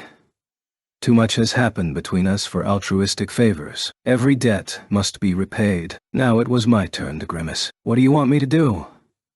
Out of vast darkness fell something silver and shining. I reached out and caught the object. It was a small, egg-shaped crystal. Faint light flickered within it. What's this? The seed of the world. What? You will understand when it blooms. I leave its fate in your hands. Delete it. Abandon it. But if you do happen to feel any emotion toward my world other than hatred... He let that statement hang. After a long silence, he said a brief farewell. I must be going. May we meet again, Kirito. And just like that, he was gone. I put the sparkling egg into my front pocket, confused. After a few moments, I had a sudden thought. Ii, are you there? You okay? Abruptly, the world of darkness shattered around me. The orange light that had dyed the entire world before our confrontation ripped through the veil, bringing a breeze with it that blew away the blackness. I had to close my eyes against its radiance, and when I could open them without pain again, I was inside the birdcage. Directly ahead, the sinking sun was releasing its final dying rays of light. I was alone, with only the sound of the wind for companionship. Yui? I asked again. A light coalesced in the space before me, and a black-haired girl popped into existence. "Huh!" she cried, throwing her arms around my neck. "You're all right. Thank goodness." Yes. My address was about to be locked, so I retreated into the Nervigir's local memory. When I connected again, you and Mama were both gone. I was so worried. Say, where is Mama? She's back in the real world. See, that's truly wonderful. Yui closed her eyes and laid her cheek against my chest, a shadow of sadness in her face. I gently caressed her long hair. She'll come back to see you very soon. But I wonder, what's going to happen to this world? I murmured. Yui grinned. Well, my core program is in your Nervigir. Not this realm. You can be with me forever. Oh, but there's something strange about all of this. What is it? There's a very large file being transferred to the Nervigir's local storage. It doesn't seem to be an active process, however. I said curiously, but I didn't bother to wonder about it for very long. There was more pressing business at hand. Well, I've got to go see Mama. Okay, Papa Doc. I love you. Yui squeezed me with all of her tiny strength, tears welling in her eyes. I rubbed her head and swiped my hand for the menu. For a moment, I stopped to view the world as it lay shrouded in sunset. What would happen to it now? this world with its false king.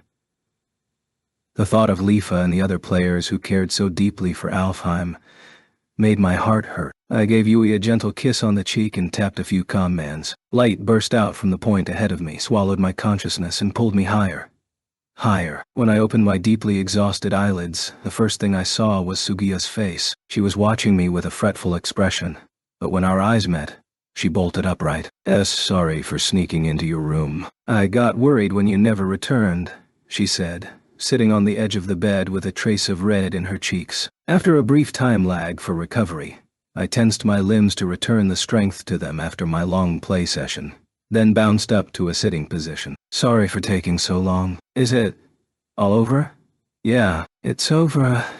It's all over, I murmured, staring into nothing. I couldn't possibly tell Suguha that I'd nearly been taken prisoner again, and this time in a prison without a victory condition to free me. The time would eventually come to explain it all to her, but I didn't want to cause her any unnecessary concern for now. This sister of mine, my only sibling, had already saved me in more ways than I had words to express. My new adventure began in that deep forest that night when I happened across the girl with green hair, and she'd been at my side for the entire long journey. She'd show me the way, explained the world's customs, and swung her sword to protect me. Thanks to her guidance, I'd met 2 leaders within the game, without whose help I would never have broken through the wall of Guardian Knights. I realized upon reflection that I'd been helped by a great many people, but first and foremost, by the girl in front of me now. Lifa had helped Kirito, and Suguha, Kazuto.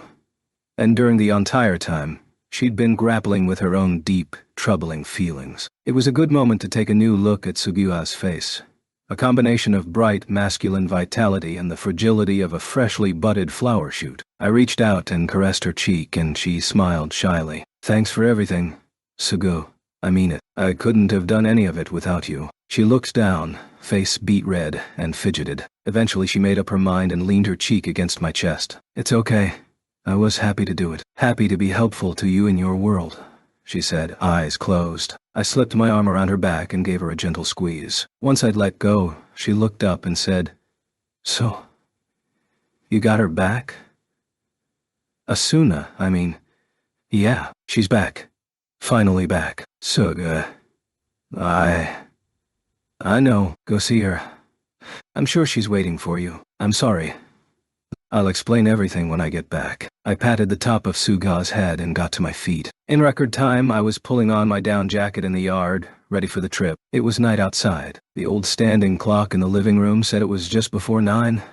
Well, after visiting hours. But if I explained the circumstances at the nurse's desk, they would surely let me in. Suguha trotted over and offered me a nice, thick sandwich. I gratefully stuffed it into my mouth and descended into the yard. Brr, it's cold. I hunched my shoulders. The chill seemed to pass right through my jacket. Suguha looked up at the night sky and said, Oh, snow. Who? There were indeed 2 or 3 large snowflakes glittering through the air. For a moment, I considered using a taxi, but decided that racing on my bike was a quicker trip than walking out to the main road and trying to find a cab. Be careful. Say hi to Asuna for me. I will. I'll give you a proper introduction next time. I waved goodbye to Suga, hopped onto my mountain bike and started pedaling. The trip across the southern part of Saitama Prefecture went by incredibly fast with my single-minded bicycle sprint. The pace of the snow picked up, but not enough to pile up on the side of the road, and, thankfully, that kept the amount of traffic on the streets low. I wanted nothing more than to be in Asuna's hospital room as soon as possible. But there was a part of me that feared it as well. I'd spent every other day for 2 months visiting that place and knowing only deep disappointment. I would take my sleeping prince's hand, so still I was afraid she'd turned into a sculpture of ice, and call out to her, knowing full well she would not hear. As I raced down streets so familiar that I knew where all the potholes were, I couldn't shake a part of me that wondered if my discovery of her in the land of the fairies, the vanquishing of the false king, and the severing of her chains were all nothing more than hallucinations. What if, several minutes from now, I visited her room to find that she was not awake? What if her soul had already left Alfheim and gone not to the real world, but to some other, Unknown place. A terrifying chill ran down my back that had nothing to do with the snow pelting my face in the darkness. It couldn't happen. The system that ran the game of real life would not be designed so cruelly. My thoughts writhed and tangled, but I kept pedaling. After a ride on the main route, I headed into the hills. The deep, block-pattern treads of my tires chewed the asphalt in its light layer of sherbet snow. I kicked the pedals into a higher gear. Eventually, the shape of a large, dark building came into view. Most of the windows were black, and the blue guiding lights around the helicopter landing pad on the roof blinked like ghostly wisps floating around a castle of darkness. At the top of the final hill was a tall fence. I rode along the perimeter for another minute until the front entrance came into view, flanked by tall gateposts. Because this was a special cutting-edge hospital that did not take emergency patients, the gate was shut tight, and the guard box was unattended. I passed the main entrance en route to the parking area, where a small employee gate to the grounds had been left open. I left my bike in the corner of the parking lot, too impatient to bother locking it up. The parking lot was completely empty, lit only by the orange sodium vapor streetlights. The only thing moving was the silent snow, painting the world white around me as it fell. I ran, my heavy breathing creating dense clouds of vapor. When I was halfway across the vast parking lot, I was about to pass between a tall, dark van and a white sedan when a silhouette emerged from behind the van and nearly collided into me. I was about to apologize as I avoided the figure, until the menacing gleam of something sharp and metallic swiped out at me. A sharp burning sensation burst across my right forearm just below the elbow, and a great number of white things spilled into the air. Not snow. Fine, tiny feathers, the lining of my down jacket. I stumbled backward, only managing to stay upright by leaning against the rear of the white sedan. I stared, stunned, at the black silhouette standing 6 feet away. It was a man wearing a dark suit. There was something long and white in his right hand. It glowed in the dull orange light. A knife, a large survival knife. But why? I could sense the man, standing in the shadows cast by the tall van, examining my freezing face. He spoke, his voice ragged and quiet as a whisper. "You took so long, Kirito. What if I'd caught a cold?" That voice, that high-pitched, wheedling voice. Sugo, I murmured in a daze. He took a step forward, and the orange light of the street lamps hit his face. The hair that had been so neatly styled at our meeting several days ago was wild and bedraggled. There was a shadow of a beard on his pointed chin, and his necktie hung loose around his neck. But most of all, I noticed the bizarre look in his eyes through the metal-framed glasses he wore. Almost immediately, I realized what was so strange about it. His narrow eyes were bulging wide, the pupil of his left eye dilated and trembling in the low light, but his right pupil was constricted tight, the exact same spot that I'd pierced in our fight atop the world tree. "That was so very cruel of you, Kirito," he growled. "The pain won't go away. Not that I'm worried. I've got plenty of drugs for that." Sugo reached into his pocket and removed a few pills that he promptly tossed into his mouth. He crunched them heartily and took another step forward. By now I'd finally recovered from the shock and managed to speak through dry lips. "You're finished, Sugo. You can't hide something that huge. Give up and face justice." "Finished? How so?" "Nothing is finished. True, Rex-ET may be useless now, but I'm going to America. There are plenty of companies who want me over there. I've got plenty of data from my experiments. If I can use them to complete what I started, I can be a true king. A god. The god of real world." He's gone mad. No. This man had probably broken long before. I just have a few things to clean up first. "For starters, I'm going to kill you, Kirito," Sugo muttered, expression locked in place. Then he lunged toward me, stiffly jabbing his knife at my stomach. I barely evaded. An attempt to leap off the asphalt with my right foot was aborted when snow stuck in the sole of my shoe caused me to slip and crash to the pavement. I landed hard on my left side, the breath shooting from my lungs. Sugo gazed down at me with his mismatched eyes. "Get on your feet." The tip of his expensive leather shoe stomped into my femur once, twice, and again. Hot pain shot through my spinal cord deep into my brain. The impact rattled my wounded arm, which throbbed painfully. It was only then that I realized he'd actually cut my arm, not just the sleeve of my jacket. I couldn't move. I couldn't speak. The terrible murderous pressure of Sugo's survival knife, a good 8 inches long, froze the blood in my veins. Kill me. That knife? Only fragments of thoughts could find purchase in my scram-bled wits. All my circuits were busy imagining, over and over, that fateful moment when the thick knife silently invaded my body, delivering the fatal blow. It was the only thing I could do. The throbbing in my right arm turned to a burning numbness. Black liquid was dripping from between my jacket sleeve and winter gloves. I imagined all the blood in my body flowing out of me. Death. Not based on numerical hit points, but true, actual death. Simone, stand, get up. Sugu kicked my legs repeatedly. Mechanically. What was it you were saying to me back there? About not running? Not being a coward? Settling our score? How brave and bold you were. His whispering was laced with the same madness I'd heard in the midst of that suffocating darkness. Don't you understand? Little boys like you who only know how to play video games have no real power. You're scum. The garbage of society. And yet you had the audacity, the temerity to ruin my plan. There can be no punishment but death. Death is the only solution.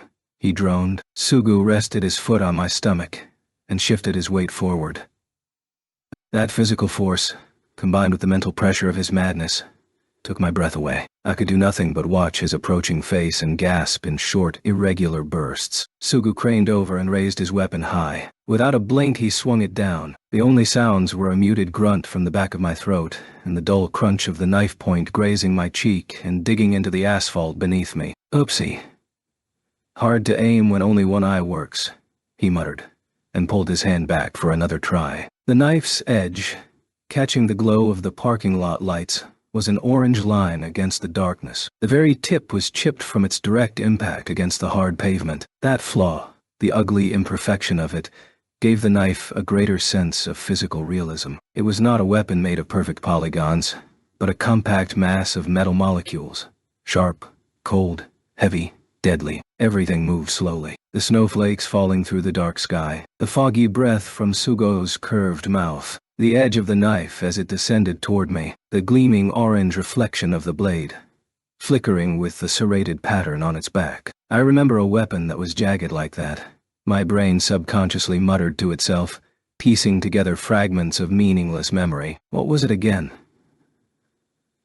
A dagger-type item sold in one of the cities around the middle of Aincrad. It was called a swordbreaker. The back was serrated like a saw to parry the enemy's blow, with a small bonus chance to break their weapon. I was intrigued enough to put my dagger skill in an empty slot and try it out, but I was never satisfied with its meager attack power. The weapon in Sugu's hand now was smaller than that, not even large enough to be called a dagger. In fact, this would hardly be labeled a weapon.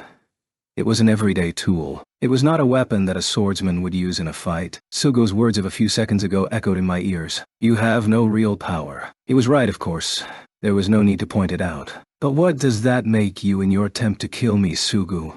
A master knife wielder? Do you know how to fight? I stared at the bloodshot eyes behind Sugu's glasses. Ayun. Gosh, Nat. But there was something else as well.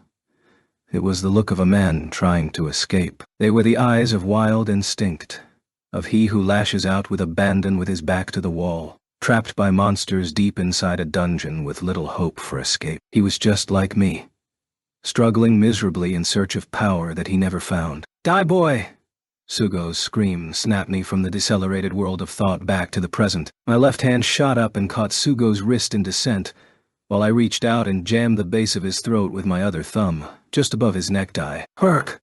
He yelped, lurching backward. I lunged and grabbed his wrist with both hands, scraping the backside against the frozen asphalt. He screeched and relaxed his grip. The knife clattered to the ground. Sugu lunged for the blade, screaming wheezily like some kind of whistle. I pulled back my right leg and planted a stomp with the sole of my shoe against his chin. From there, I scooped up the knife and got to my feet. Sugu!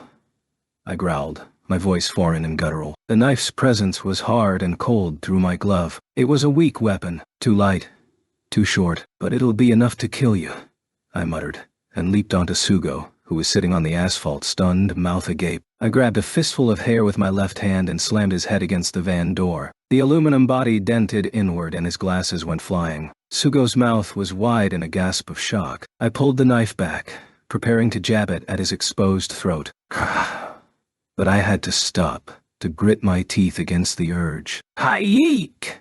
Yeah! Sugo was emitting the exact same high-pitched squeals that I'd heard in Alfheim not even an hour ago. He deserved to die. He deserved to be judged. If I brought the knife down now, everything would be over at last. Finished. The decisive separation of winner and loser. But I was not a swordsman anymore. The world where skill with the sword decided everything was a relic of the distant past now.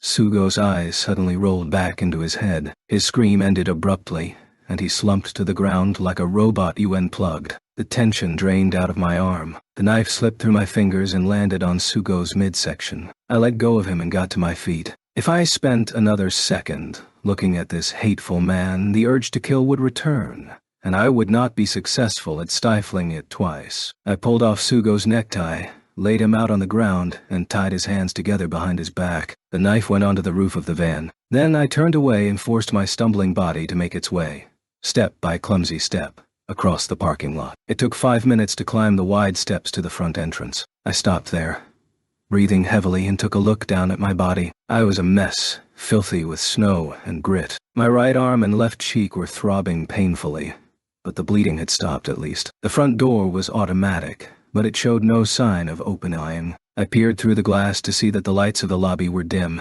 but it was brighter back at the reception counter. Fortunately, there was an unlocked glass push door on the left side that offered me a way in. The interior of the building was silent. I walked past rows of benches lining the spacious lobby. The counter was unattended, but I could hear laughing coming from the nurse station behind it. I prayed that I could make my voice heard.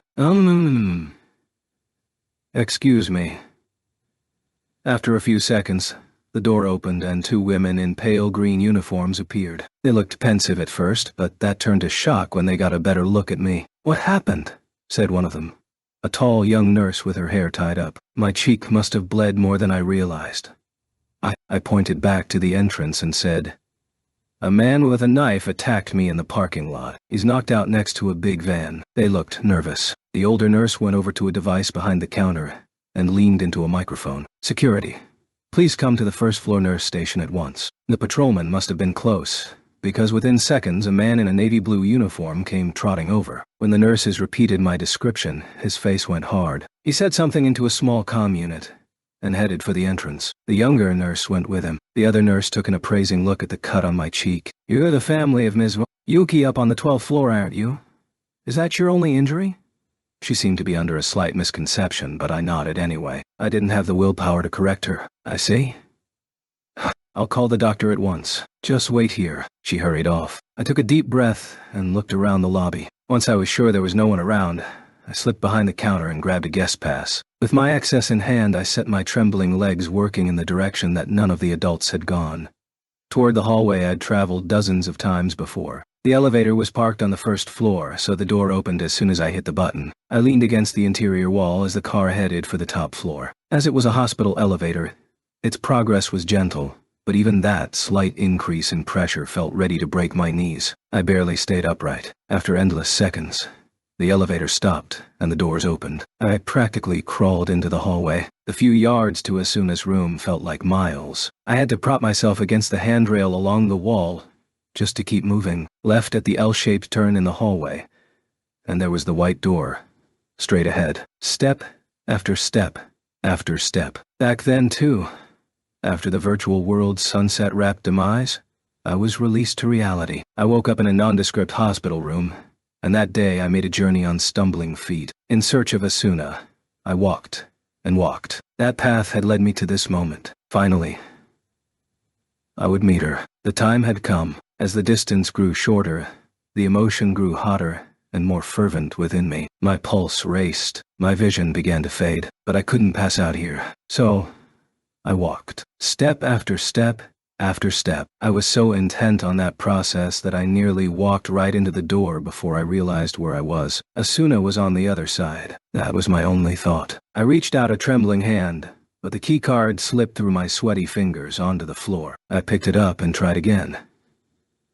successfully sticking it into the slot on the metal plate. Breath held, I slid it back out. The light on the plate changed color. A motor whirred, and the door opened. The scent of flowers drifted outward. There were no lights on inside, only the faint white glow of the outside illumination reflecting off the snow. As usual, the room was split through the middle by a large curtain. The gel bed was on the other side. I couldn't move. I couldn't continue. I couldn't speak. A sudden whisper sounded in my ear. Go on. She's waiting. I felt a hand push my shoulder. Yui? Subia? Someone's voice had saved me in 3 different worlds. I picked up my right foot and brought it down, then my left, then my right again. The curtain was right ahead. I reached out and grabbed it, pulled. The white veil rolled aside with a sound as gentle as the breeze over a field. Ah! The sound escaped from my throat. A girl, wearing a thin white hospital gown that looked almost like a dress, was sitting upright. She faced the dark window, her back to me, and the quiet glow from the falling snow shone in her long, lustrous hair. Her thin arms were resting in her lap, holding a shining, blue, egg-shaped object. Her nerve gear, the crown of thorns that had held her priz owner for so long, was finally silent, its job finished. Asuna, I said, my voice a whisper. She jumped, stirring the flower-scented air, and turned. The hazel eyes that looked at me were still full of the dreamy light of one awakened from a long, long sleep. How many times had I imagined this moment? How many times had I prayed for it? A smile floated to her pale, graceful lips. Kirito, Dada. It was the first time I had heard that voice. It was quite unlike the one I'd heard every day in Aincrad. But this voice, actual vibrations in the air that hit my actual eardrums en route to my brain, was many times more wonderful. Asuna took her left hand off the nervigear and reached out. It was trembling slightly. Even this act was exhausting to her. I took her hand as gently as I could, as though holding a sculpture of snow. It was painfully thin and frail, but warm. The warmth of our contact seeped into us, as though to heal all wounds. All the strength went out of my legs, and I had to lean against the edge of the bed. She brought her other hand up to touch my wounded cheek, tilting her head in question. Yeah. The final, the true final, battle just finished. It's over. And at last, tears sprang to my eyes. The wetness dripped down my cheeks, onto her fingers, shining with the light from the window. I'm sorry, I can't really hear yet, but I know what you're saying, she whispered, rubbing my cheek with care. Just the sound of her voice shook my soul. It's over. It's finally over. I've finally met you. Shining silver tears streamed down Asuna's cheeks as well, and dripped off her chin. Her wet eyes stared deeply into mine, as though attempting to tell me everything within her mind. It's nice to meet you. I'm Asuna Yuki. I'm back. Kirito. I held in a sob and responded. I'm Kazuto Kirigaya. Welcome home, Asuna. We leaned forward and brushed lips, lightly. Then again, harder. I put my arms around her fragile body and held her gently. The soul travels from world to world, from this life to the next, and it seeks others, calls out. Long ago, in a big castle floating in the clouds, a boy who dreamed of being a warrior and a girl who loved to cook met and fell in love. Those two are gone, but after a long, long journey, their hearts met again. I gently rubbed Asuna's back as she sobbed, watching out the window with tear-blurred eyes. Beyond the falling snow, which was coming down harder than before, I thought I saw 2 silhouettes standing together. A boy in a black coat, with 2 swords crossed over his back. A girl in a knight's uniform, red on white, with a silver rapier at her waist. They smiled, held hands, and walked off into the distance. 9. That's all for today's class. I'll be sending you files 25 and 26 for homework, so make sure you complete and upload them by next week. An electronic chime mimicking the sound of a bell signaled the end of the morning classes. The teacher turned off the widescreen monitor and the mood in the classroom relaxed. I used the old-fashioned mouse plugged into my computer unit to open and view the downloaded homework files. The wall of text that popped up made me sigh. I unplugged the mouse, flipped the screen closed, and tossed them both into my pack. The sound of that chime was dangerously close to the bells of the chapel in the town of beginnings on the first floor of Aincrad. If that was by design, whoever had put together this school had a sick sense of humor. None of the students in their matching uniforms seemed to notice or care, though. They chattered happily, leaving the classroom in small groups and heading for the cafeteria. I closed the zipper on my backpack and was slipping it over my shoulder when the boy who sat next to me looked up and said, "Going to the cafeteria, Kazu? Save me a seat, yeah?" Before I could respond, the student on the other side of him grinned and piped up, "Nah, man, today's Kazu's audience with the princess." "Oh, right. Lucky sap. ... Yep.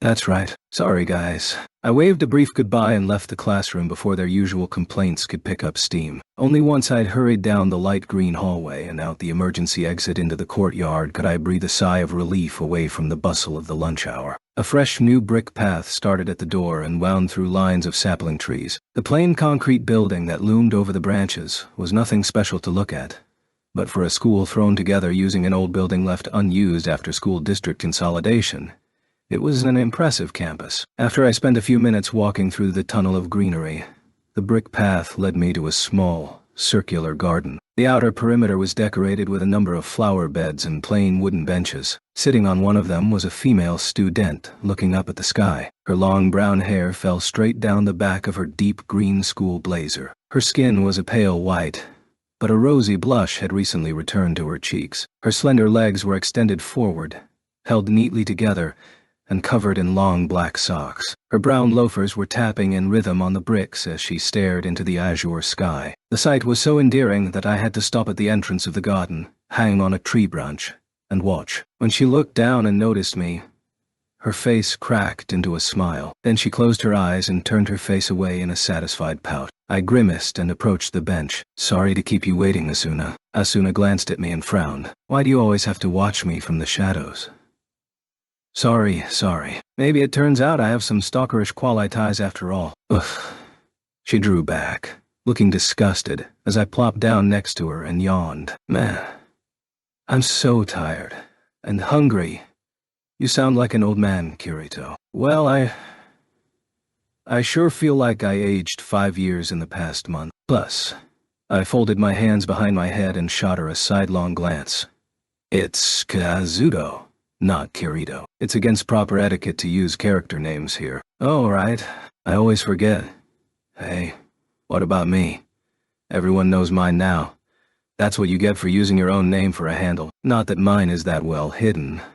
All the students at this special school were former players of Sword Art Online who had been in middle or high school at the time of the incident. The actual Orange players who had actively engaged in murder within the game were forced to submit to at least a year of counseling and monitoring for the sake of their mental health. But there were many players, including me, who had been forced to attack others out of self-defense, and there was no official record or means of determining who had engaged in crimes like theft or extortion, so it was considered taboo to mention one's name within Aincrad in order to avoid the settling of old scores. On the other hand, our faces were the same as had been in Sao. Asuna was discovered as soon as she stepped into the school building, and among some of the old high-level players, my nickname was Calm Mon Knowledge. Naturally, it was impossible to expect that everything could be swept under the rug as though it never happened. The things that happened over there were real, not a dream, and every person here would have to find their own way to come to terms with those memories. Asuna was holding a woven basket in her lap. I reached over and took her left hand in both of mine. It was still too thin, but it had filled out quite a lot since the day she'd awakened. Her physical rehab had been quite fierce in order for her to make the start of the school term. She'd only recently been able to walk without crutches again, and she was still forbidden from any exercise, including running. I visited her in the hospital after her awakening just as often as before, and it had been agonizing to watch her struggle to walk with the supports. Teeth gritted and tears in her eyes. I rubbed her slender fingers over and over, remembering how hard it had been. Kirito, duh. I looked up. There was color in Asuna's cheeks. "Are you aware the cafeteria looks directly down onto this garden?" "What?" Sure enough, on the top floor of the building over the tops of the trees were the tinted windows of the cafeteria. I let go abruptly. "Honestly," she sighed, then turned away in a huff again. "Forgetful people don't get to have their lunches." I'm sorry." I apologized profusely for several seconds, until Asuna finally smiled and opened the basket sitting in her lap. She pulled out a round object wrapped in kitchen paper and handed it to me. I hurriedly opened the paper to find a large hamburger with lettuce jutting out from the sides. The scent hit me directly in the stomach, and I jammed it into my mouth. Diff. Waver. I chewed ravenously, swallowed to clear my throat, and then gave Asuna a wide-eyed look of surprise. She smiled and said, "You remember it? How could I forget? It's the hamburger we ate at the Safe Haven on the 74th floor.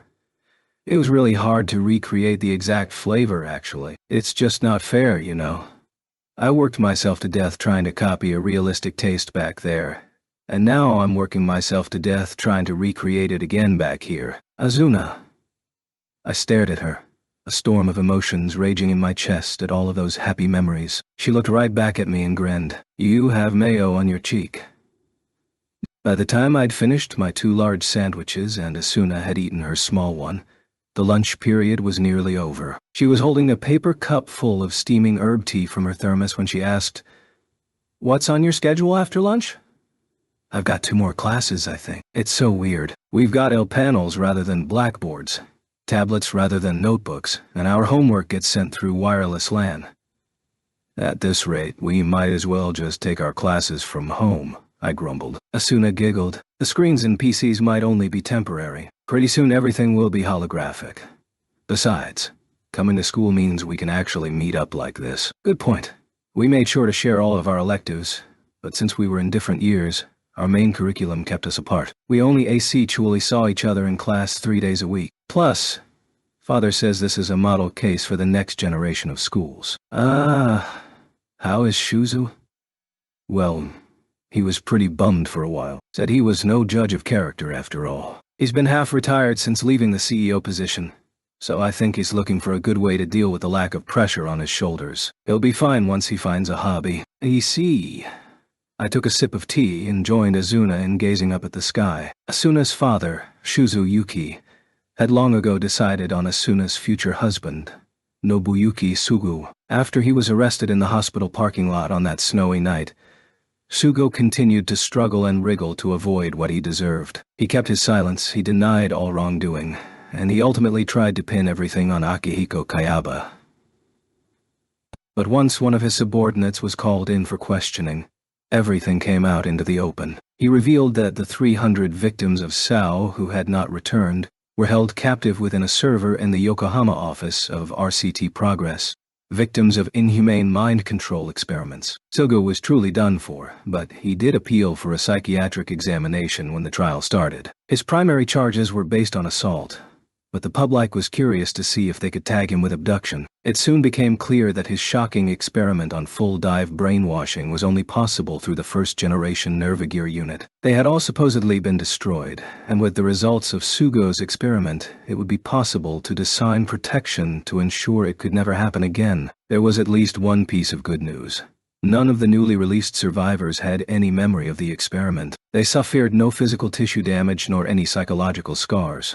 So with the benefit of proper recuperation and counseling, all 300 would be able to re-assimilate into society. But RCT Progress and Alfheim Online, if not the VMMO genre as a whole, suffered a fatal blow. Society was already wary enough after the Sao incident, so when Alo came along, the implicit promise to consumers was that the incident had been the work of a lone madman, and the VMMO concept itself was still safe. But as Sugo's handiwork, the public opinion was that any VR game could be used to commit a heinous crime. Ultimately, RCT Progress was disbanded, and RCT itself feared heavy losses. But with the changing of the guard in senior management, the company was attempting a recovery. Alo was shut down, of course, and 5 or 6 other VMMOs in service, though losing only a slight number of members, were taking massive heat from the public sphere. Most speculated that they would all eventually be cancelled as well. It was only through a surprise twist of fate that this state of events was overturned by the seed of the world Akihiko Kayaba left to me. The issue of Kayaba must be addressed. It was 2 months ago, in March 2025, that the suspicions were confirmed. Akihiko Kayaba had indeed died with the collapse of Sao in November 2024. For the 2 years that he ruled over Ankrad as Heathcliff, Kayaba had been staying in a secluded mountain cabin deep in the woods of Nagano Prefecture. Of course, his personal Nervigear had no deadly shackles built into it, and he was able to log out whenever he wanted, but there were records of continuous login time of up to a week as he carried out his guild leadership duties. Assisting him during those times was a fellow researcher and graduate student at the industrial college he'd been affiliated with, even as he worked at Argus. Both she and Sugo had been students at Kayaba's lab, and by all outward appearances, Sugo had both respected Kayaba and felt a powerful rivalry toward him. Sugo had pursued the assistant romantically as well, a fact I learned from her after she was released on bail last month. I forced the agent from the emergency response team to cough up her email address and, after much careful consideration, sent her a message claiming that I didn't want to blame her for anything. I only wanted to ask some questions. Her response came a week later. The woman's name was Rinko Kujiro, and she traveled to the city from her home in Miyagi to meet me at a cafe near Tokyo Station. Kayaba had decided, even before he put his plan into motion, that he would die when the world of Sao collapsed. However, his choice of method was quite bizarre. He used a modified full-dive machine to perform a high-powered scan of his entire brain, frying it in the process. The odds of the scan working successfully were only 1 in 1,000, she claimed. I found her to be both fragile and yet inwardly tough at the same time. If all went according to his plan, he would be copying his memories and thoughts in the form of digital code so that he could exist within the network as an electronic brain. I grappled with this information a bit, but eventually told her that I'd spoken with Kayaba's consciousness in what had once been the Sao server, that he'd spared me in Asuna and left something with me. She looked at the ground for several minutes, shed a tear, and said, "I visited his mountain retreat with the intent of killing him, but I couldn't do it, and because of that, many young people lost their lives. What he and I did cannot be forgiven. If you hate him, please delete what he gave to you. But if you do happen to feel any emotion other than hatred, Kirito." Hello, Kirito? About today's IRL meetup. The elbow in my ribs brought me back to my senses. Sorry, I was spacing out. No matter which world we're in, when you get lost in thought, you really have no idea what's going on. Asuna shook her head in exasperation, then unleashed a smile like a ray of sunlight and plopped her head against my shoulder. With a most unladylike sound, I sucked the last remnants of the strawberry yogurt drink through my straw. We were seated against the west-facing cafeteria windows at the third table in, at least as measured by the adjoining southern wall. Kiko Ayano, who was sitting across from me, looked peeved. "Can't you drink that any quieter, Liz? I mean, Rika." "Well, how else am I supposed to? Oh, geez. Can you believe how close Kirito's sitting to her?" A boy and girl were sitting shoulder to shoulder on the bench down in the courtyard, which was only visible through the tree branches from this exact table. Aimless, right in the middle of school? Hey. And you don't think it's rude to spy on them? I gave Keiko a glance and remarked, "Remind me again who was just watching them very intently a moment ago." Silica? Silica, the dagger wielder, also known as Keiko, or should that be the other way around, went bright red and shoveled her shrimp pilaf into her mouth to avoid having to respond to that. I crushed the empty drink pack and tossed it into the trash can several feet away, then rested my chin on my hands, sighing dramatically. Shh. If I'd known this would happen, I wouldn't have agreed to that 1-month ceasefire. That was your idea, Liz. You said we should give them a month to enjoy their company. You should have known this would be the result. You have rice on your cheek. I sighed again and stared up through the skylight at the clouds passing overhead. Kirito had sent me an email out of the blue in mid-February. I don't know how he got my address. At first I was shocked, but then I heard the bell inside my head ring, signaling the start of round 2. I headed to his meetup spot, where he told me something even more shocking. He'd gotten himself wrapped up in that shocking Olo incident, and not only that, Asuna was a victim of it as well, though that was a secret from the public. Asuna wanted to see me, so naturally I rushed to visit her. When I saw how tender and fragile she looked, like a pale snow fairy, I felt that familiar urge to protect her that I'd experienced so many times in Incrad. Fortunately, she was getting better by day and was able to start school along with the rest of us. Even once we were standing side by side again, I couldn't force myself to see her as a rival. She was still more of a little sister who needed my help. So another friend of mine who was in love with Kirito decided to form an alliance with me. The alliance to let them be lovebirds until the end of May. And yet, I sighed for a third time and popped the last bite of BLT into my mouth then looked to Silica. Gonna go to the IRL meetup? Of course I am. Lee. Soguha is coming too. I can't wait. I've never met her in person before. You've got quite a nice relationship with Lifa. I smirked at her. Must be because you have so much in common, both being little sister figures. Grrr. She grimaced, chowed down the last of her pilaf, and returned to the smirk. Well, Liz, I guess that makes you the older sister now. Our glares sent sparks flying. A few moments later, we both looked up at the clouds and sighed together. The ugly black door of Agil's Dicey Cafe was adorned with an ugly sign that said reserved in ugly handwriting. I turned to Suguha and asked, have you ever met Agil, Sugi?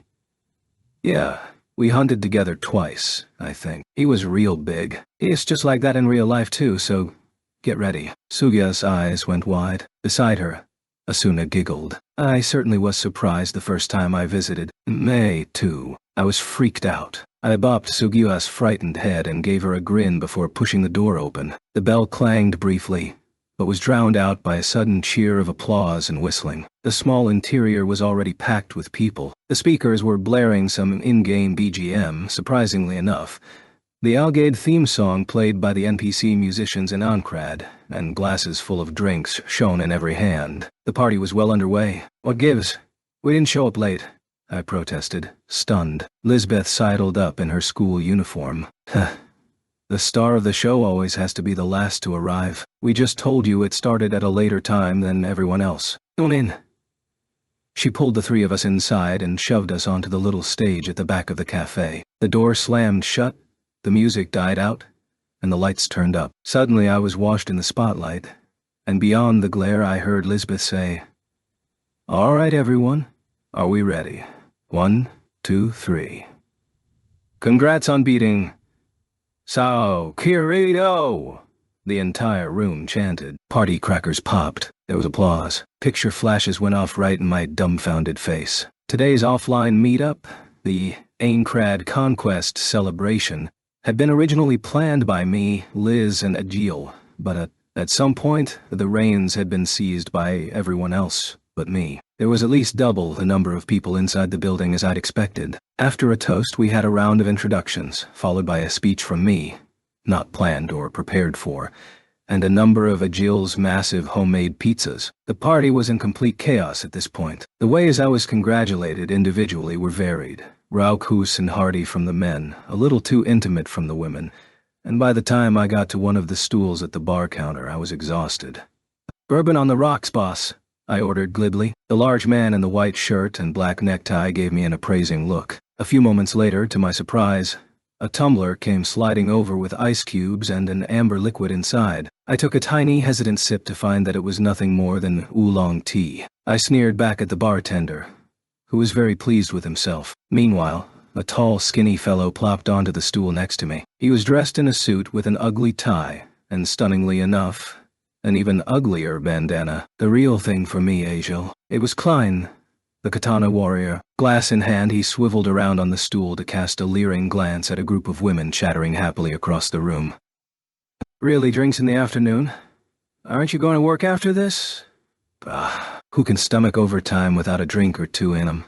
Besides, hot damn, he continued, staring goonishly at the girls. I rolled my eyes and tossed back a mouthful of iced tea. I had to admit it was a pretty nice sight.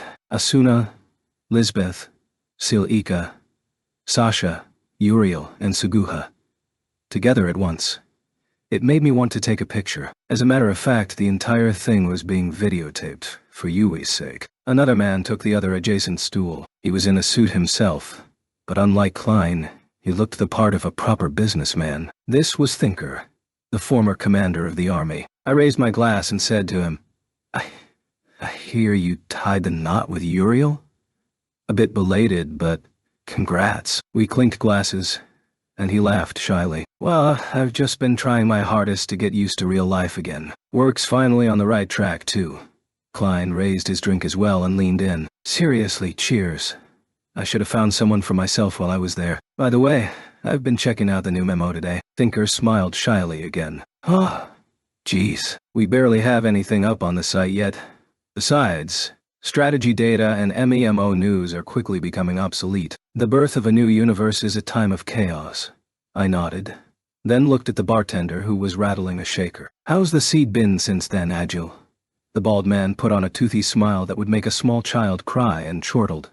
It's incredible. We've got about 50 mirror roars up, downloads in 6 figures now, and nearly 300 functioning servers running. Akihiko Kayaba's thought simulation program had left me the seed of a world. A few days after meeting with his former assistant, I had Yui transfer the massive file from my NerveGear's local storage to a memory chip and brought it to Agel's bar. He was the only person I knew with the skills to help that seed take root. Naturally, there was hatred within me for Kayaba and his floating castle world. His game of death killed several people I thought of as friends. It was for their sake, for the memory of their terror, as well as my girlfriend, that could never forgive Kayaba for what he did. But unfortunately, I couldn't deny that somewhere within that great loathing there was an ounce of empathy for him. With true life and death, he had created another reality. I was desperate to escape that world, but I also loved it. Somewhere deep within my heart,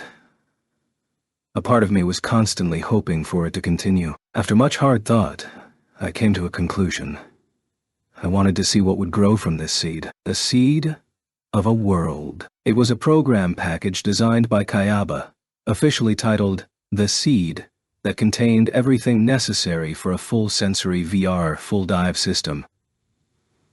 Not only had he downsized the Cardinal system, which controlled and managed the SAO server, into a compact size that even a small server could run, he even packed in the development suite necessary for all the software game components. In other words, anyone who wanted to create their own VR world, as long as they had a server with a good enough Kinect ion, could download the package, design 3D objects or utilize others' creations, and run the program to create their own world. Developing a program that managed the input and output for all 5 senses was incredibly difficult. In essence, every VR game in the entire world was based on some form of Kayaba's Cardinal system, at incredible licensing cost. With the end of Argus, control of the program transferred to Real RCT, and with the end of RCT progress, a new buyer was needed. But the cost of the software and the social stigma of the VR genre were enough to drive off any company rich enough to afford it. To most observers, the genre was bound to die off. Into that void stepped the seed,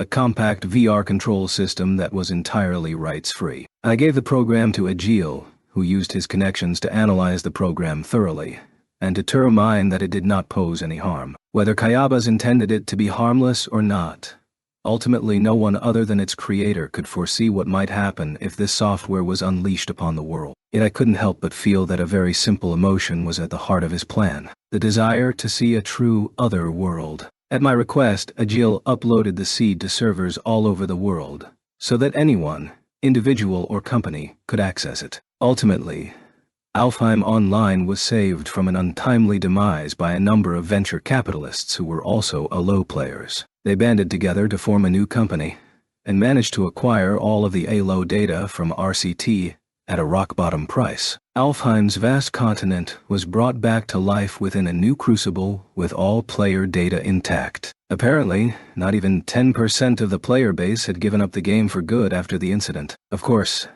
Alfheim was not the only world brought to life. From companies without the funds to afford the astronomical licensing fee down to single individuals, hundreds of new developers appeared, running their own VR game servers. Some charged fees and some didn't. These games gradually found themselves aligning and connecting to one another, leading to the formation of some meta rules widely accepted across the spectrum. There was even a common agreement that a character created in one VR game should be easily convertible across all game worlds. The seed's functionality didn't stop merely at games. Education, communication, tourisms, servers offering new experiences popped up by the day, giving birth to an ever greater variety of worlds. The day was coming soon when the total size of combined VR worlds eclipsed the land area of Japan itself. Thinker smiled and spoke with dreamy eyes. I honestly think we're witnessing the birth of a new world. The term MRPG is too narrow to describe it. I actually want to come up with a new name for my website,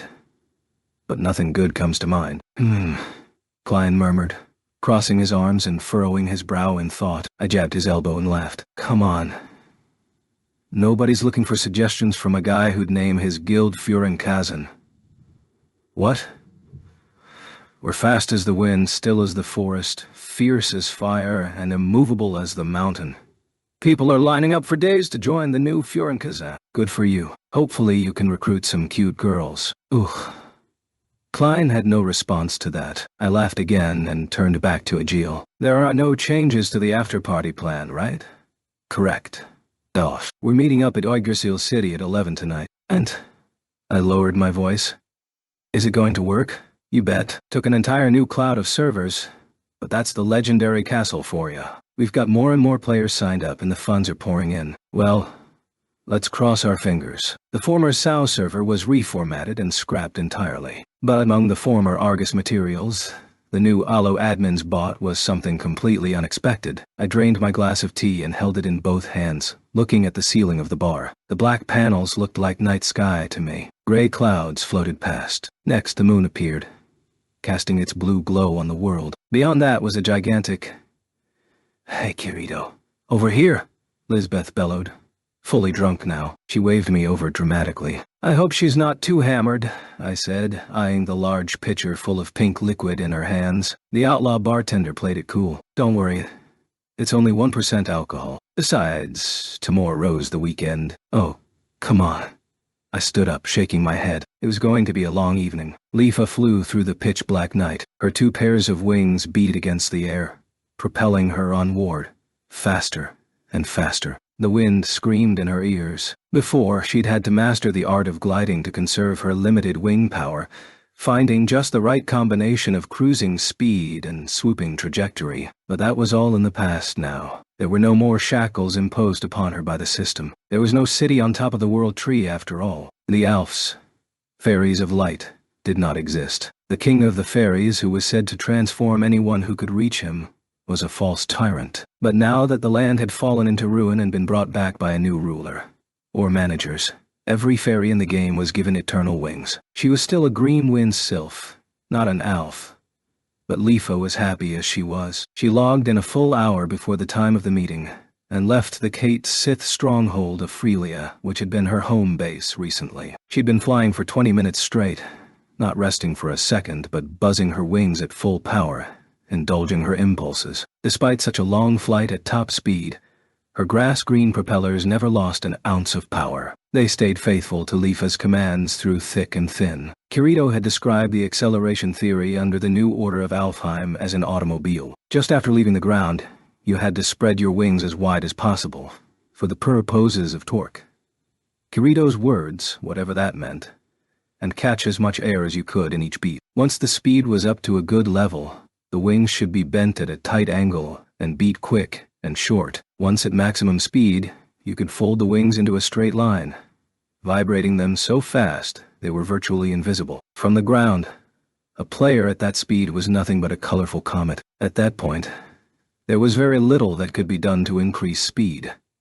It depended entirely on the flyer's will and guts. Most would slow down from either instinctual fear or mental exhaustion. Last week they'd held a race across Alfheim, which was highlighted by a dead heat between Leafa and Kirito that she won by a hair at the very end. They demolished the competition so badly that the prospect of a second race was unlikely at this point. That was so much fun.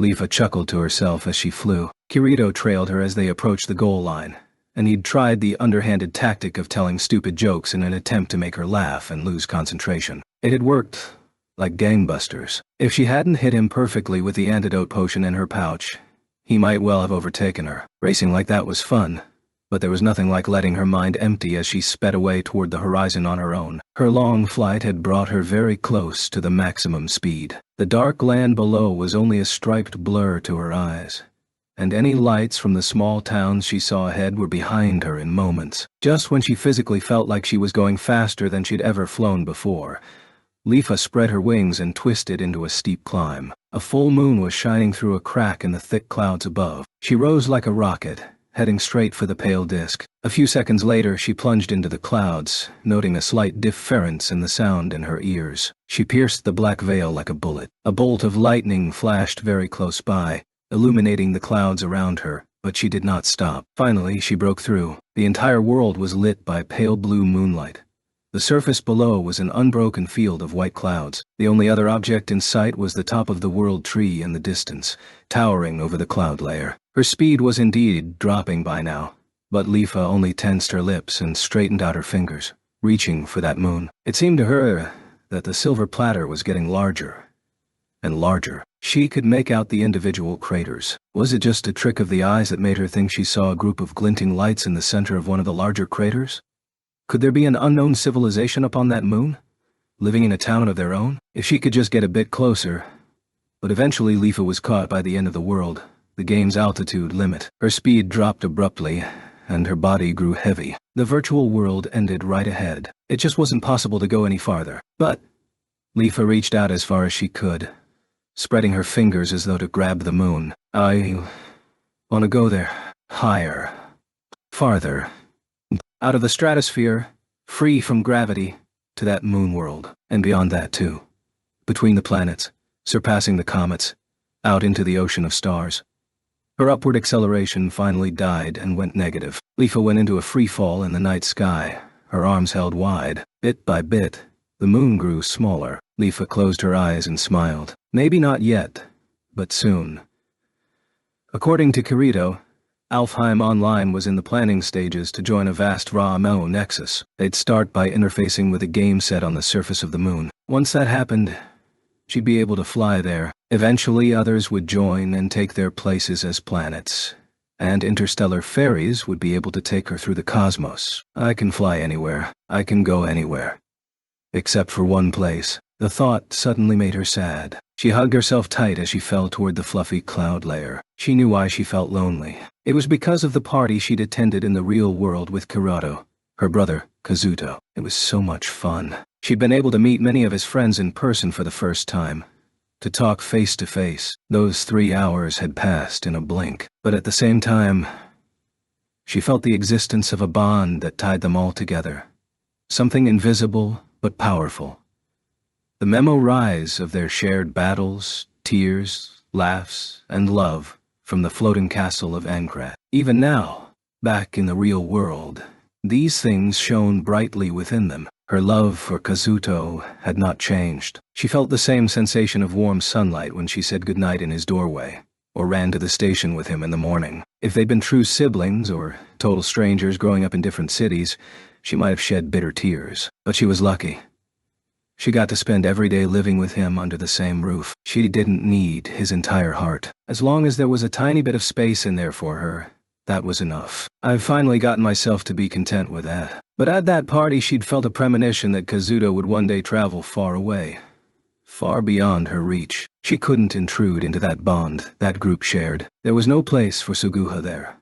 She held no memories of that castle. Leafa curled into a ball and dropped like a meteor. The clouds were very close. The meeting place was in the new Yggdrasil city, built into the top of the world tree. She needed to spread her wings and begin gliding soon. But the coldness sealing her heart prevented her from doing so. The cold wind brushed her cheek, stealing the warmth from her breast. She sank deeper, deeper into the dark sea of clouds.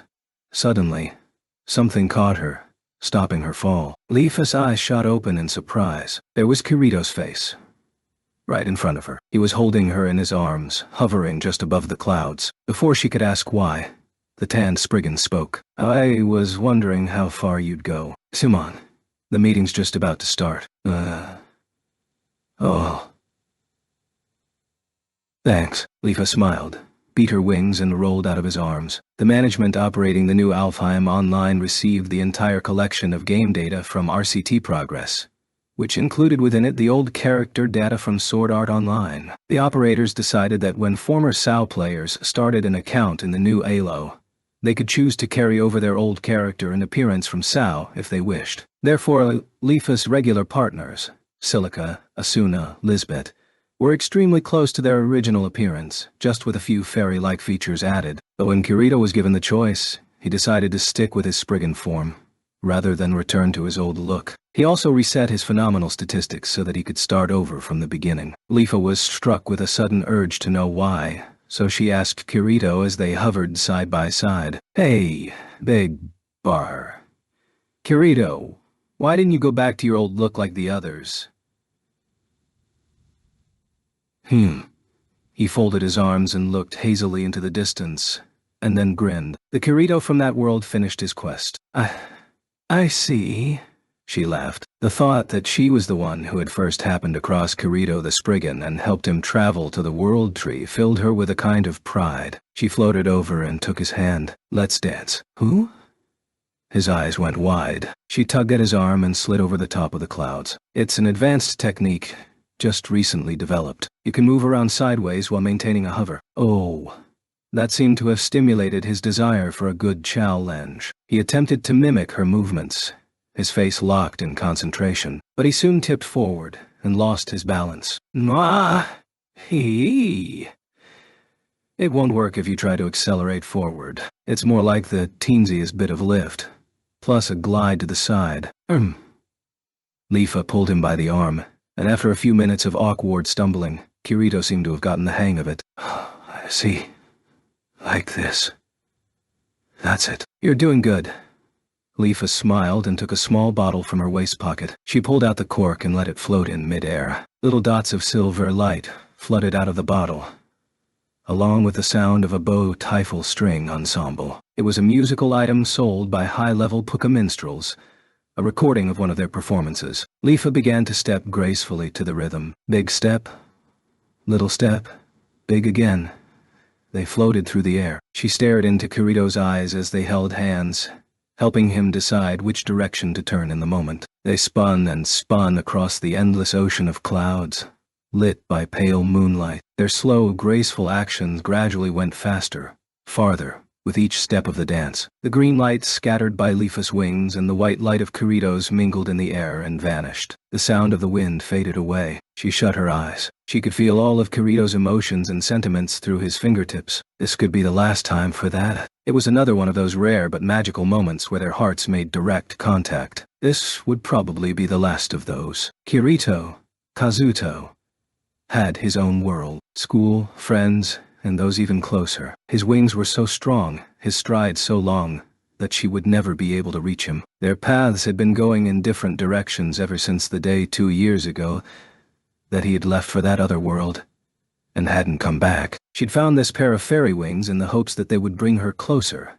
but half of the hearts of Kirito and the others were still within that floating castle of Fantasy. Scientific progress had made the world of the imagination impossibly real. It had surpassed the construct of a simple game and made the virtual into reality. But people are not built to live in many realities. Kazuto had experienced too much joy, sadness, and love in that other world. The world of dreams, a place Suguha herself would never visit. She felt tears squeezing through her shut eyelids. Leafa, Kirito said into her ear. She opened her eyes and looked at his smiling face. The music coming from the little bottle faded out, and the bottle itself quietly shattered into nothing. I'm going to go back home for today, she said, letting go of his hands. Huh? Why? Because she felt the tears return. It's just too far away from me, the place where you and everyone else are. I can't reach you there. Sugug.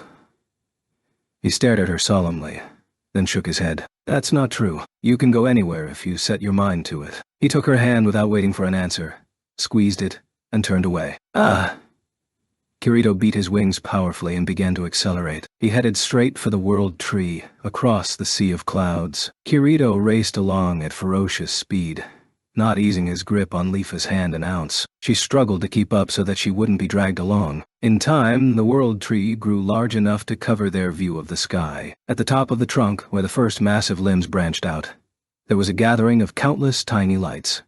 Yggdrasil City. Kirito flew toward a tower in the center that stood taller and brighter than the others. Just as they got close enough to discern between the lights beyond open windows and the lights hanging from street lamps, a great pealing of many bells sounded. It was Alfheim's signal for midnight. The sound emitted from the great hollow space within the trunk of the tree, wherein an elevator between Alnay and Yggdrasil City had been installed. From there, the sound traveled across the entire world. Kirito spread his wings to come to an abrupt stop. Whoa! Leafa wasn't quick enough to react, and she would have collided with him if he hadn't stretched out his arms to snag her. We didn't make it in time. Here it comes. She looked at him, uncomprehending. Kirito smiled and winked, pointing to a stretch of sky above. She turned around in his arms and looked up at the night sky. The gigantic full moon was glowing with a cold blue light, but that was all. It's the moon. What about it? Look closer. He gestured higher. She squinted. Along the upper right curve of the silver circle, a tiny piece was missing. She looked harder. An eclipse? But nothing like that had ever happened in Alfheim, to her knowledge. The black shadow stealing over the moon grew and grew, but the shape itself was not a circle. It was like a triangular wedge, digging farther and farther into the sphere. A low growl hit Lifa's ears. Something was echoing heavily. Gong, gong. It shook the entire atmosphere, as if emanating from a great distance. The shadow was now blocking out the moon entirely, but the moon's light, wrapping around, did still dimly illuminate the contours of the triangular shadow. Larger it grew, larger and closer.